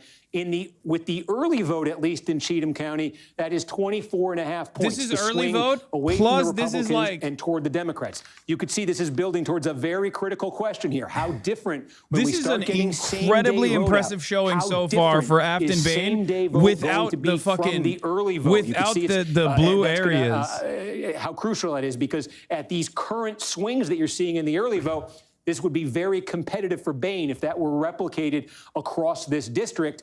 But if the same day vote ends up being significantly less Democratic, significantly more Republican, and this is sort of her high watermark in these counties, then that would not be enough if that's what plays out across the rest of the district. Let's take a look here. Again, we're in those small rural parts of the district here. Early vote, very Republican. Hickman County, we'll do our math, 61 points. Donald Trump's margin in Hickman County back in 2024. And we just got something very significant. We'll finish the thought here, though. 41.5 right now. This is basically a 20-point swing in Hickman County in the early vote. Look what just came in. It's blue. I don't think that's a big surprise, but if it is at the end of the night, it will be. So this is maybe the single most important county in the district. This and Davidson, Montgomery County.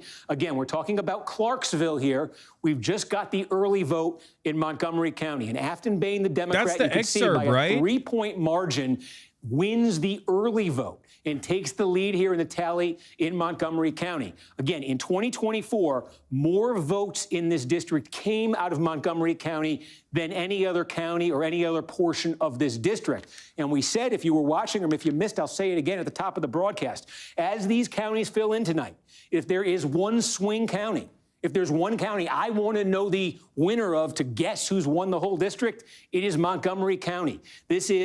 There's a core Democratic county in Davidson County. If there's one other that has a chance of being blue tonight, it would be Montgomery County. In the early vote, it is. Let's show you what happened here in 2024. Donald Trump won this by 18 points over Kamala Harris, Montgomery County. Again, you see right now, that is a margin of 3 points for Afton Bain. So with the early vote, that is a swing of 21 points across the away board, from baby. The Republicans and Shit towards looks the Democrats. crazy. And remember, virtually every single county has experienced at least 21-point swing.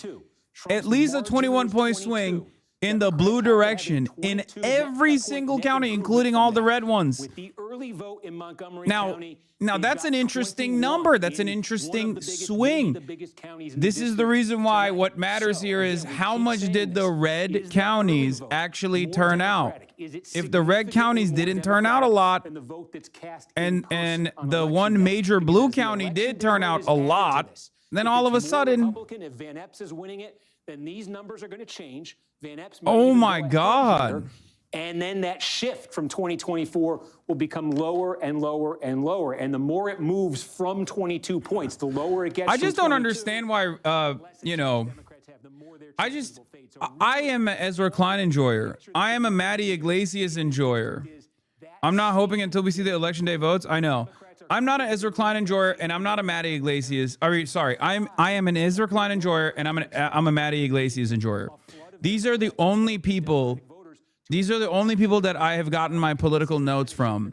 So I'm a little bit confused because Afton Bain doesn't seem to be doing politics the right way, and yet Matty Iglesias' favorite candidate, Kamala Harris, was doing politics the right way, and yet she got fucking destroyed in Tennessee as opposed to what Afton is doing. So it's just been a really interesting night for me. It's been a really confusing night for me.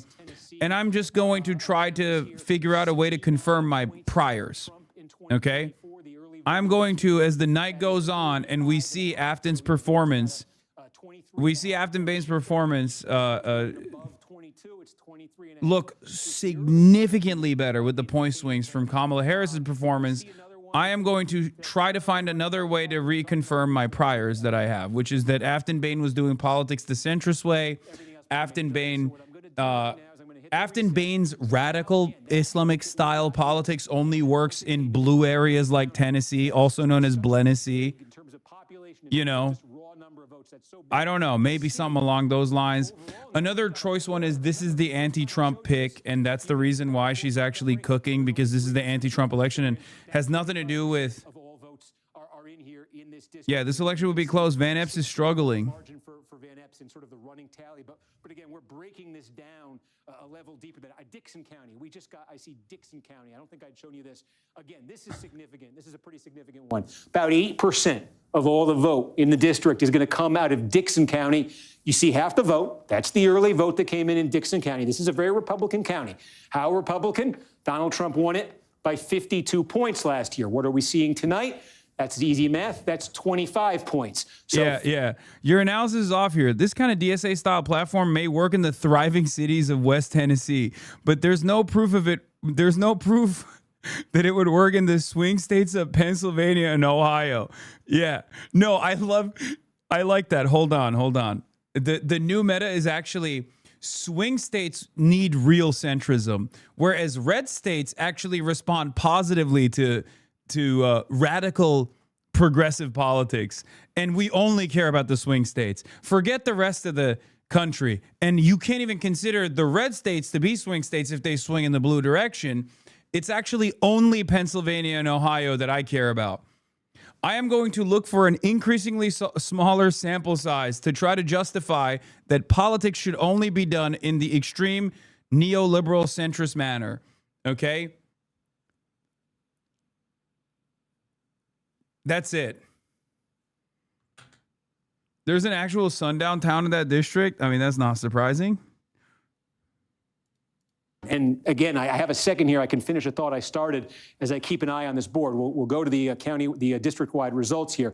That is one thing, and this is why I talk so much about the same vote. These are Tennessee is a populist state. Yuck, clearly, and it's bad for that reason.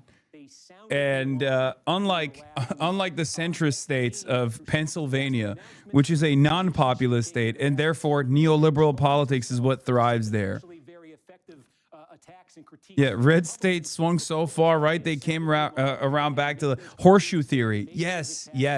What is going on here is somehow bad, actually, because it's horseshoe theory. It shows that Afton Bain is doing politics the wrong way. Why? Because she has a shot at winning an insanely red district in Tennessee. And that's wrong, because we don't want Democrats to win. I'm a Democratic Party consultant, but I hate when Democrats win. I want Democrats to be the Washington Generals to the Harlem Globetrotters of the Republican Party. So when you actually do end up winning non-competitive districts as an underdog, that's not good. Hi, I work for CNN, and I can't tell if these results show that the country wants more progressive Democrat or a more conservative Democrat. Yeah. Yeah, that's what they said earlier. That's what they said earlier. It's true. These Democratic inroads that we're showing you with the early vote, again. Actually, it's not that big of a win, and frankly, AOC was there, so really she was getting weighed down. Yeah.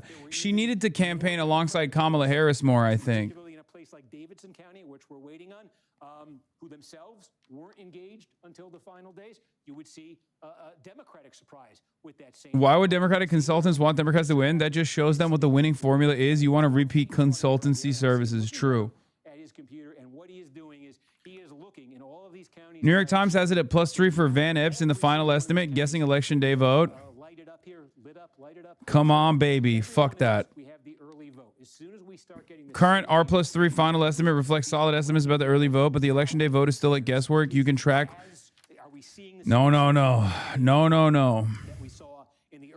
If only Afton Bain actually campaigned with Liz Cheney, I think at that point she would have had a much more reliable shot at winning. And she didn't do that. So that's why she's at +3. Or he's at +3.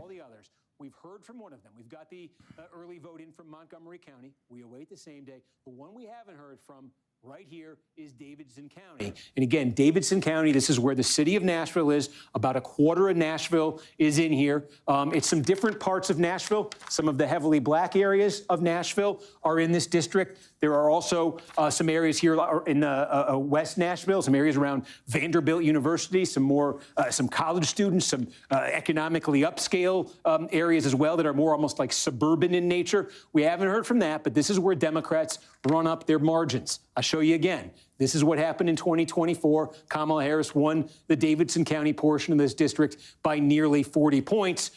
Bain wants to be winning this tonight by like 60 if she's going to have a chance district-wide. And again, she also wants disproportionate turnout. I'm saying we're not sure whether Davidson County, we're not sure whether Davidson County is going to produce the most votes or whether Montgomery County is going to produce the most votes. But I think if Bain is winning tonight, has any chance of winning tonight, the answer to that question for her probably needs to be. Also, just like the most populous counties that have a higher density. inevitably turn blue. But that's a totally separate point. You know, Republicans will look at this map and go, see how all that land is red? And it's like, yeah, all of that land combined is basically the half of a fucking county. It's just interesting. And these aren't even like cities except for Nashville. I think most of this is like at most like suburbs and exurbs.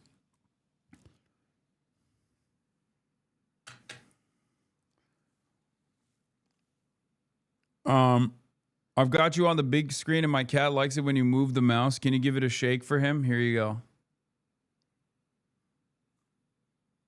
Suburbs fit that mold. And we see this in suburbs around the country where they've moved pretty dramatically against Donald Trump. One of the features of 2024 was a lot of those suburbs in the Sun Belt region of the country, outside cities like Nashville in Williamson County, outside Dallas in Texas, other places like that, swung back, snapped back pretty strong towards Trump and towards the Republicans. That sort of slide away from the Trump Republican Party. I'll put the overall numbers back up here. Don't worry, nothing new has come in yet. As soon as it does, we're all over it. Don't worry about that. But again, those Williamson County suburbs are still, you hear nationally about the suburbs becoming sort of the core of the Democratic Party, the Democratic coalition, not outside Nashville. They are still big Republican suburbs. They're also extremely fast growing. That Nashville area, metro area, very fast growing. So again, we're waiting on Davidson. That's going to be a huge moment when we see what happens with that early vote in Davidson. Again, just how Democratic it is. And the question, too, is just how big it is in terms of the size of the turnout.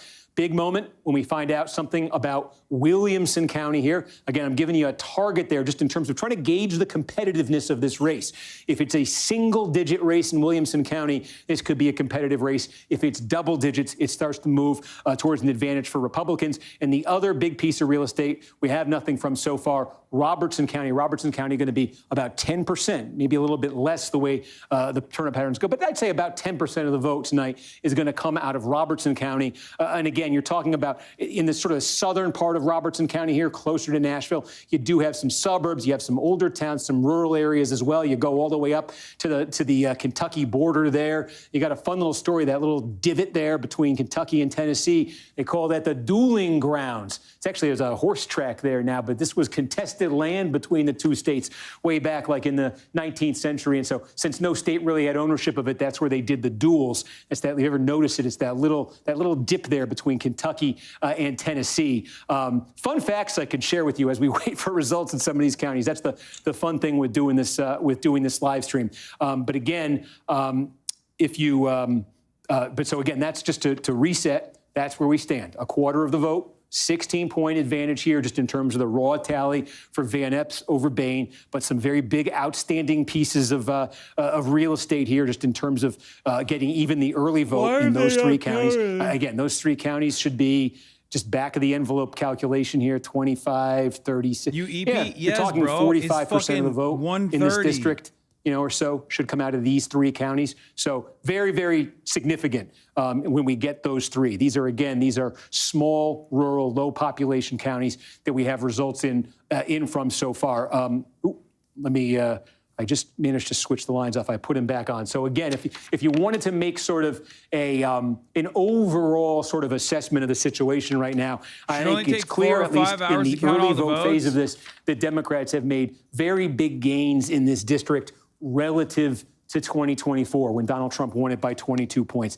The gains that I'm seeing Democrats post in the early vote in all of the counties I've shown you so far are very consistent with the gains Democrats made in all of those special elections that I showed you at the top of the broadcast. If you were watching, we showed you a host of other special elections for Congress that have been held this year. Florida, Virginia, Arizona, where Democrats were making net gains of 16, 18, 22 points over their 2024 performance in the district. Certainly what we're seeing in the early vote here is consistent with that. In fact, probably exceeds what we've seen in those other places. But the problem Democrats have right now is that they need to replicate that when the same day vote is reported out in these counties. Again, the folks who did not vote in the early voting period, who came out, went to the polls today. How many of them are there? Is that group Is this going to be a much more Republican group than a Democratic group? Because Democrats really, again, we'll see what happens when you get numbers in here from Davidson County. I got a When you beer. It's not a Guinness. If we were to get right now, if we were to get the early vote in from Davidson County, It's not a Bain Guinness. would move ahead in this tally. She's going to do that well. Even, we don't know exactly how well, but she will certainly, if we right now added the early vote in Davidson County, I'm pretty confident she would move ahead in this count. So the question is, once you get through all of the early vote here, and we'd still fill in these other two counties, once you get through all of that, can that pattern for Democrats continue when we tabulate the vote that was cast today? Or again, does that become a much more Republican vote? And again, if you're a Republican watching this right now, I'm telling you, if you're a Democrat watching this, what you would need to see your party have a chance to pull this out tonight. Again, if you're a Republican, you don't just want to win tonight. Obviously, you're hoping you can win big. You can win bigger, certainly, than the polls and the expectations were suggesting. How might that still happen, despite what you're seeing from this early vote? Again, it would be, was there a flood of Republican voters who went out to the polls today? And my producer, I think, has... Wayne County, one precinct election day vote. Uh-huh. And it's in the sheet. It's 85-15 minutes. Do we have that precinct early? We don't have that precinct early, but we have overall results. Okay. So, folks, this is the beauty of the live stream. You get to see all the raw individual component parts. You get to see the meal as it gets cooked. Again, the exercise, I think you know it by now if you're watching it. We're trying to see if the same-day vote is different than the early vote. We have one precinct in this entire district right now that you see colors from. We have one precinct, okay, where we've got same-day vote. It is in Wayne County. Now, this is what the early vote looked like in Wayne County, okay? The same-day vote in the one precinct is 85-15 for Van Epps. So you could see there about 60 points in the early vote and about 70 points the spread in the same-day vote that's coming in. Again, that is something we've seen in this district and elsewhere in the past, that when you start getting to the same-day vote, that it is more Republican flavored, it is less Democratic flavored. One precinct.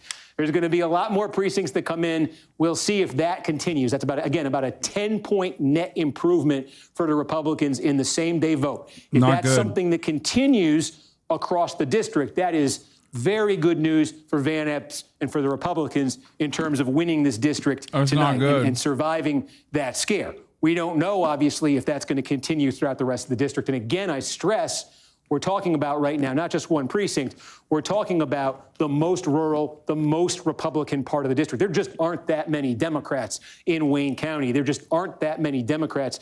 There just aren't that many. Sorry to make you go dizzy there. There just aren't that many Democrats in this part of the district. So it's not just that Republicans that right now Van Epps may do better with the same day vote here. Again, it really is he doing it here?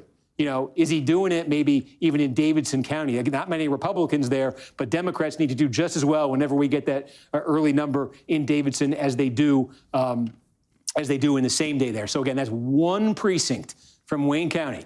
We will give these to you precinct by precinct if we need to.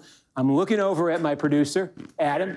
We got one. What? 2 precincts in Perry County. Perry County, 2 precincts. What do we got? Let me put it up on the screen. Okay. We're talking Perry County. We're going to give you same day from 2 precincts. What are they? 85-14 minutes. One precinct is Van Epps, 85-14. What's the other one? That's in both combined. That's the combined total. 2 precincts combined in Perry County, same day vote, 85-14. So again, now you're looking at about a 46-point spread. What was the early vote there? 69-29.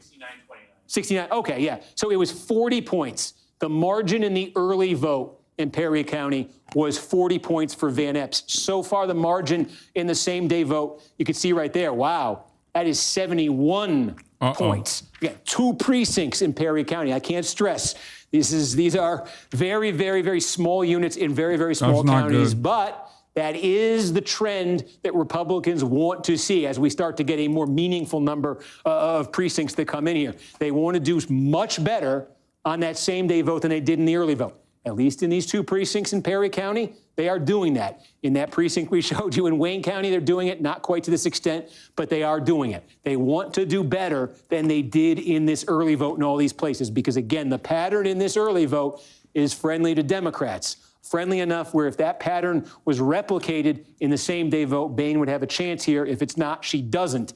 And if Republicans really run the numbers up in the same day, Van Epps would have a chance to win this thing still by a solid margin. So a lot of things still possible right now. Again, you see those precincts we're giving you, I keep telling you how small they are. So small, we're still at 25% in total. We're still at 57-41 in terms of the running tally. I'm going to look at my producer and ask, Adam, are there any more? Nothing yet. Nothing yet, he says. Just the answer I wanted to hear. How are we going to kill time right here? We're not killing time, folks. We're waiting on the results. I am going to open up, and bear with me right here. There might be moments this night where I slow down for a second because I am looking in. I'm not checking Twitter. Don't worry. I'm looking in at our spreadsheets here because I want to check. There are a couple things that I want to check in our spreadsheets, and I need to open this up. There we go. It's tough as fuck to hold people's attention like that. We got a, I don't know if you folks can hear him, so I'll repeat it. I may sound like an echo here. My producer just said we have an indication that numbers from Davidson County may be imminent. So I'm really going to kind of just stand here again. Get ready, this is blue Davidson wave. County. Whenever we get these numbers, Blue wave. that is going to be a very big moment in terms of putting this puzzle together. And again, blue wave, blue wave, I think blue you wave. know it by now. I think you probably knew it before you even turned it on, but I'll say it just in case. This is the Democratic heart of the 7th District of Tennessee. Blue wave it is incoming. a quarter of the city of Nashville. Actually, this might be a good time to there it is. Davidson early vote. Oh, okay. Half the vote that we expect out of Davidson County just came in. And you can see it. Look at this. Let me put it up. Let's do the math we keep talking about. Remember at the start of the night, if you were watching, we said we thought Bain probably wanted to get 80% in Davidson County if she wanted to have a shot at this election. So 38 points was the margin for Kamala Harris, the one blue county in this district. 38 points for Harris. Tonight, that is a 70.5, we'll call it 70-point margin in the early vote for Bain in Davidson County. Net improvement of 32 points for the Democrats. Now, we've been showing you these net improvement numbers county by county. We've shown you some in these red rural areas, you know, it's 23, it's 19, it's 25. I can tell you if you're Democrats, this is, you want your 32-point net improvement to be in Davidson County because it's the most Democratic and it may end up producing the most votes of any of these counties tonight. So I said, when we got that early vote from Davidson County, I was sure that Bain would take the lead, and she certainly did. Now, you can see that puts you near 40% of the vote that we expect to be cast in this district is in. You can see with Davidson County, Bain has moved ahead in this count. That margin, about 7,500 votes, about 7,600 votes and change there for Bain over Van Epps. And we just got, Adam, we just got something significant. What was it? We got Robertson. Okay. The plot thickens. Robertson County, very Republican. Again, about 10% of the district. Van Epps here, you can see early vote Robertson County. This was a 51-point margin for Donald Trump last year. What are you looking at there? That's 34. So that's a net shift of 17 points away from the Republicans toward the Democrats. Remember, Democrats' goal overall here is a 22-point shift. They need to get at least a 22-point shift in this district. So early vote, Robertson County, that's a little bit more encouraging for Republicans than we've seen in some of these other counties. What does that do to the district-wide vote? Okay, that brings it down. That brings the Bain lead down there. You're looking at about 7.4 points. Okay, that's about 5,000, about 5,200 votes, more than 7 points. We have one piece left. Now, we have a very, very small amount of same-day vote that's come in, but basically all you're looking at here is early vote. There's, again, a few precincts. We've taken you through them. It's basically the early vote. So there's one more piece of this to come. It's right down here. Oh, it's right down here in Williamson County. Good. Now, again, this is suburban Nashville, higher income, professional class suburbs, fast growing, and still very Republican. This portion of the district in 2024 went for Donald Trump by 30 points. We said at the start of the night here that if Democrats want to have a chance at the end of the night, they probably want Williamson County to be a single-digit race. So we'll see. This early vote, again, we think the early vote may be a little more friendly to Democrats. How friendly? In Williamson County, in these suburbs. This is going to be, I said it's a big moment when Davidson came in. It was. It changed the leaderboard. This is going to be a very significant moment when Williamson comes in. I'll tell you the other reason, because if Williamson comes in shortly, before we've got a lot of same-day vote from elsewhere, if Williamson comes in shortly, then we're basically going to be looking at all of the early vote together. All of the early vote. And I think that's a very important benchmark, because if Bain is leading, the bad part about the New York Times projection is that based on their early vote analysis, which was much more favorable to Afton Bain from what the actual same-day voting percentages look like, they were on a +3 for Matt Van Epps. Now that we're seeing the disparity between the early vote and same-day voters favoring Matt Van Epps a lot more, that puts it at a guarantee at +3 for Matt Van Epps, if not even worse. So it's not great.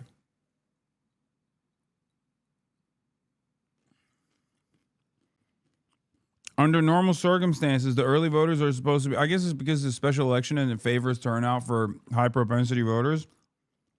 Maybe that's the reason why you saw more Democratic performance. But under normal circumstances, the early voters are supposed to favor more conservative voters, as opposed to same-day voters being younger and more liberal.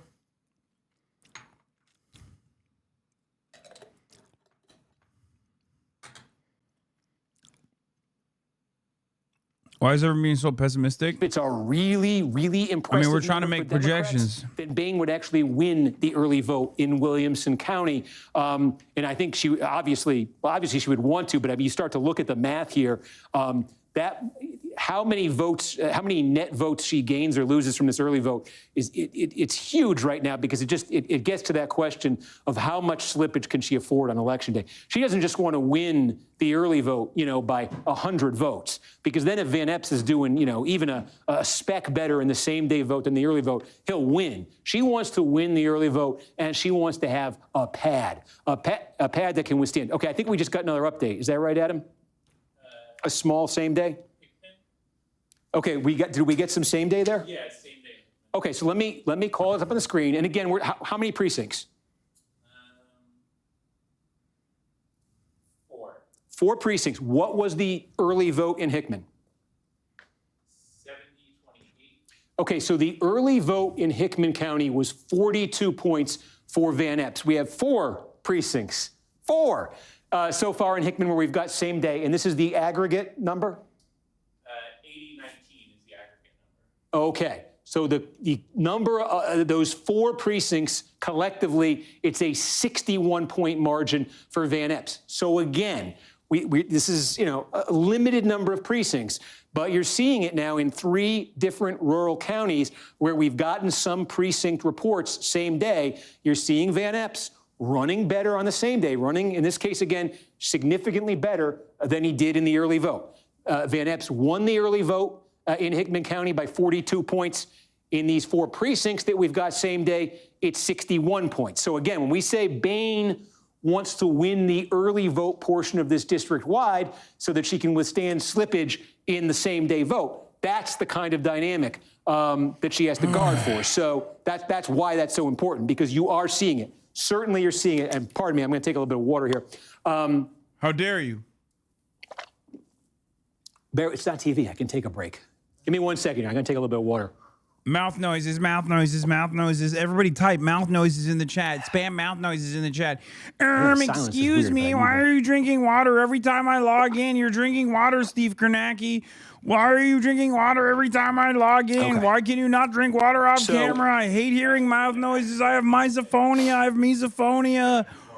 okay. I have audio But can we compare sensory that to the, deprivation to the early? issues. Not for those same counties, just for the. Okay, hang on one second. Folks, I'm looking at one thing. Again, I don't know if you can hear Adam. He's giving me a Put the little bit of reacts in the guidance bag, here little bro. on Put the reacts in the same-day bag, vote. little bro. Get I back wanna to the look at- reacts. Chop, chop. Get back to the analytics, the real little bro. Right, so in the precincts I've shown on the air are the only ones we have. Is that right? We got like one more precinct in Wayne and one more precinct in Perry. Okay, and it was the same basic? Yes, exactly. So that's eight to 10 precincts. Okay, so story hasn't changed. Yeah, I could be a fantastic much. chatter if I wanted to, okay? And by that, I mean a real fucking demon. A real ass demon.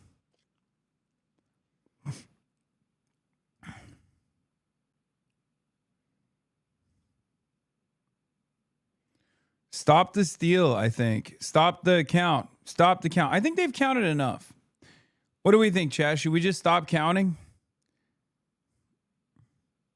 Because again, he may very well, I think it's very likely that just in the early vote portion, it's very likely that just in the early vote portion here, he's going to be trailing Bain, excuse me. So he's going to have to outperform his early vote total with the same day.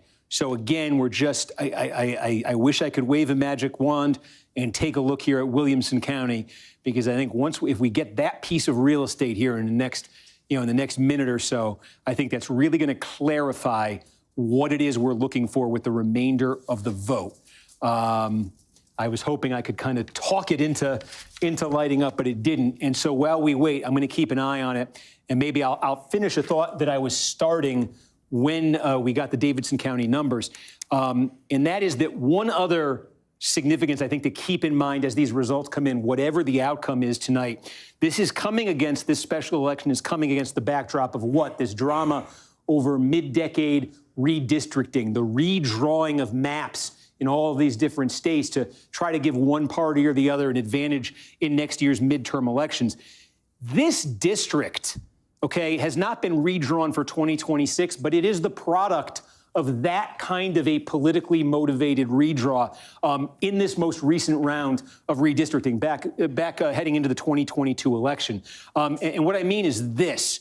Traditionally, I'm talking about going back to the Reconstruction days, post-Civil War. The city of Nashville was unified in one congressional district. And that district was basically an uninterrupted Democratic district, 19th century, 20th century, right up until the year 2022. Democrat Jim Cooper represented the Nashville-based district. The city of Nashville was the anchor of the district, and that had been sort of a historically... Why isn't Kernaghi reading chat? Great question. Probably because he doesn't want to take on whatever kind of mental illness chat has. Yeah, also, Dave Wasserman says, Bain may be ahead on early votes, but signs overall still pointing to a single-digit Van Epps win.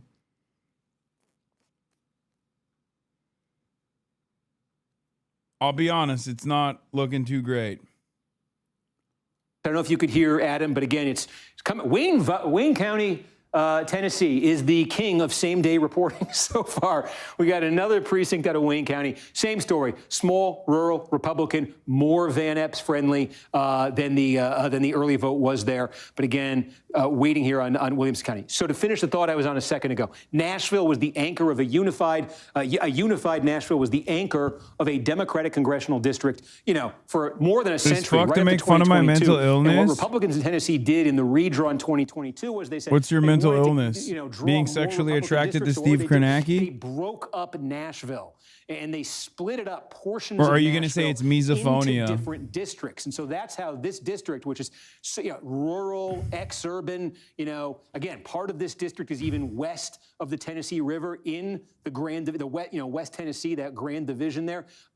They added a quarter of the city of Nashville to it. So the idea Republicans had was, break up that Democratic district based in Nashville. Everybody stop talking about how it's still a big W even if she loses, okay? We don't want to think like that right now. So this was a safely Republican, we've been telling you. Trump no more giving it your best shot and then losing, okay? No more graceful losers. We want undignified winners, okay? That's what I rather have. In a potentially changed political climate, with Trump back in the White House, with all of the sort of political externalities we've been talking about, we're looking at a special election here. I don't know exactly how this is going to go, but as I'm looking at it right now, Republicans at the very least have had to sweat this one. We should have a completed county, Decatur. Yes. Hold on. Say it again. It should be near complete. What county? With Decatur. Decatur. Okay. Yeah. We got all the vote, folks, in Decatur. Again, small, very Republican. Okay. It says 95%. This may be it. This is close to it. This may be it. Again, very small, less than 2,500 votes Don't here. say it's over. It's nothing. Let's compare it. We've got our first it's full 2,000 people. where we can Shut compare up. 2024 results. Donald Trump won this by 69 points last year. That's not and good. Tonight, that is a 60-point margin. That's So not that is a good. net shift in the only completed county that we have. I mean, it's Decatur, but it's still not good that it's a 9-point swing. That's not enough across the board. Again, district-wide, the Democrats need that number to be 22 points. So, again, that is an encouraging sign for Van Epps. Certainly, the numbers that we've been seeing in these other rural counties suggest you might see something similar in all of these counties right here. So that is a very encouraging sign for Van Epps. That said, he also needs to see similar, maybe not as dramatic, but he needs to see some similar strides when the same-day vote comes in, where there's a lot more voters and there's a lot more Democratic voters. He needs to see it in this portion of the district too, because a 9-point shift in the Democrats' direction right here may sound underwhelming, and it may prove to be very underwhelming here. But we showed you that in the early vote, Democrats were outperforming by 32 points in Davidson County. I don't know what I just did there. Democrats were outperforming by 32 points in Davidson County. If they were ever to continue at anything like that level, 32-point overperformance in Davidson County, that would more than wipe out what just happened in the rural part of the district. So again, for Van Epps, that is an encouraging sign. It's an encouraging sign that while there was significant drop-off relative to 2024 in the rural portion of the district, and again, what are we talking about here? We're really kind of talking about this swath right here, the one completed county, and all of the same-day vote that we've seen so far there suggests that Van Epps is doing significantly better in the rural areas in the same-day vote than he did in the election-day vote. But again, you're talking about maybe, this is a big area geographically. It's about 15% of all the votes that are going to be cast in his district. He needs to see something like that, something along those lines happening in this part of the district too, if he wants to get out of the woods and if he wants to build a big lead here. Meanwhile, the fact that he's doing that in the rural part of the district underscores for Boehne and for the Democrats the importance of continuing when we get same-day vote in Davidson County. Boehne and the Democrats needed to continue to look something like this. Because if they're not getting the kinds of gains they need down here, they need bigger gains than they expected in a place like Davidson County, a place like Nashville. And again, it also underscores for them, we said this at the top of the night, the lone, I think, swing county in this district, Williamson might fall into that category, but the lone real, I think, swing county in this district tonight, right here in Montgomery County. And again, the same holds true with those rural areas, with Van Epps doing a little bit better same day, doing significantly better same day than early. It underscores for Boehne the need to be able to win here in Montgomery County. Or get very, very close to it. And again, she leads by 3 points. That is the against Donald Trump and swing back the other way. So we need to see what happens in Williamson County. Donald Trump won it by 30 points. Mark Green won it by about 30 points a little over a year ago. We have nothing so far, and it's got a lot of votes there. And I just want to come back and make the point again about Davidson County. Look at this district now. This is tonight. This is 1 year ago, excuse me. That's the congressional race. That's the presidential race where you have Nashville and then a sea of red, right? So you come back to tonight, you have Nashville, a little bit of blue, and we're waiting on here. So the Democrat is ahead. We got about 45% of the vote counted so far. Again, I get the Republican math that when those final rural votes come in, they tend to eke it out. But this is nowhere. This is not the blowout it was a year ago. New York Times has improved its going to be a competitive Van Epps' chances by to 4.1. Anderson, I was just going to say, John and I were talking about this real quickly. John and I were talking about this. Can you, The rural people vote for their own demise and just blame immigrants. Suicide cult. It's true. Look, I gotta go to sleep though. I wanted to see like early performance. I wanted to see a better performance from Afton early on, but it does kind of look. It's not an end. It's not the end yet, and I will give you my thoughts on it tomorrow as well. But I do literally have to wake up early tomorrow to do the Trinity College stuff. But I'll be live tomorrow with some fun stuff, some fun IRLs, specifically in Dublin. But I have to go to bed. It's not the beer chatter. It's the fact that it's 2 a.m. here and I have to wake up early and I haven't slept at all. I didn't even fucking finish the beer. Yeah, I wanted to see this through to the best of my ability, but I was literally falling asleep and someone caught me in the chat and was like, is Hasan falling asleep? It's true. We'll see. Hopefully crazy things happen when I'm not live. Is the college thing going to be filmed? Yes. We'll be filming it. I don't think we're going to be live streaming it though, because it'd be far too early for you guys, because it's at like 2 p.m. here, which would be like 6 a.m. or even earlier than that. I think it would be like 5 a.m. LA time. So anyway, love you guys, and I will see you tomorrow, okay? Peace, everybody. Starting off the day. All the chatter's trickling in. Hostile people hate. Sunny Los Angeles, California, says Hasan. The stun lock to the stun lock to the topic's just begun. There he is again. Hasan is streaming. Hasan is streaming. There he is again. Hasan is streaming. Hasan is streaming. Reviewing the P.O. box, Uncle Euger's face. Sudden discord agitprop, gray names take on race. Tiny Bernie Sanders, LGBTQ Air Force. The whole left at your fingertips, and Anye out your door. The H3 Crowder debate, the Young Turks online show. 3 full fucking years of this, and plenty more to go. 90-day fiance talks of champagne bourgeoisie. A Trump rally live reaction, a mass riot in D.C. There he is again. Hasan is streaming. Hasan is streaming. There he is again. Hasan is streaming. Hasan is streaming.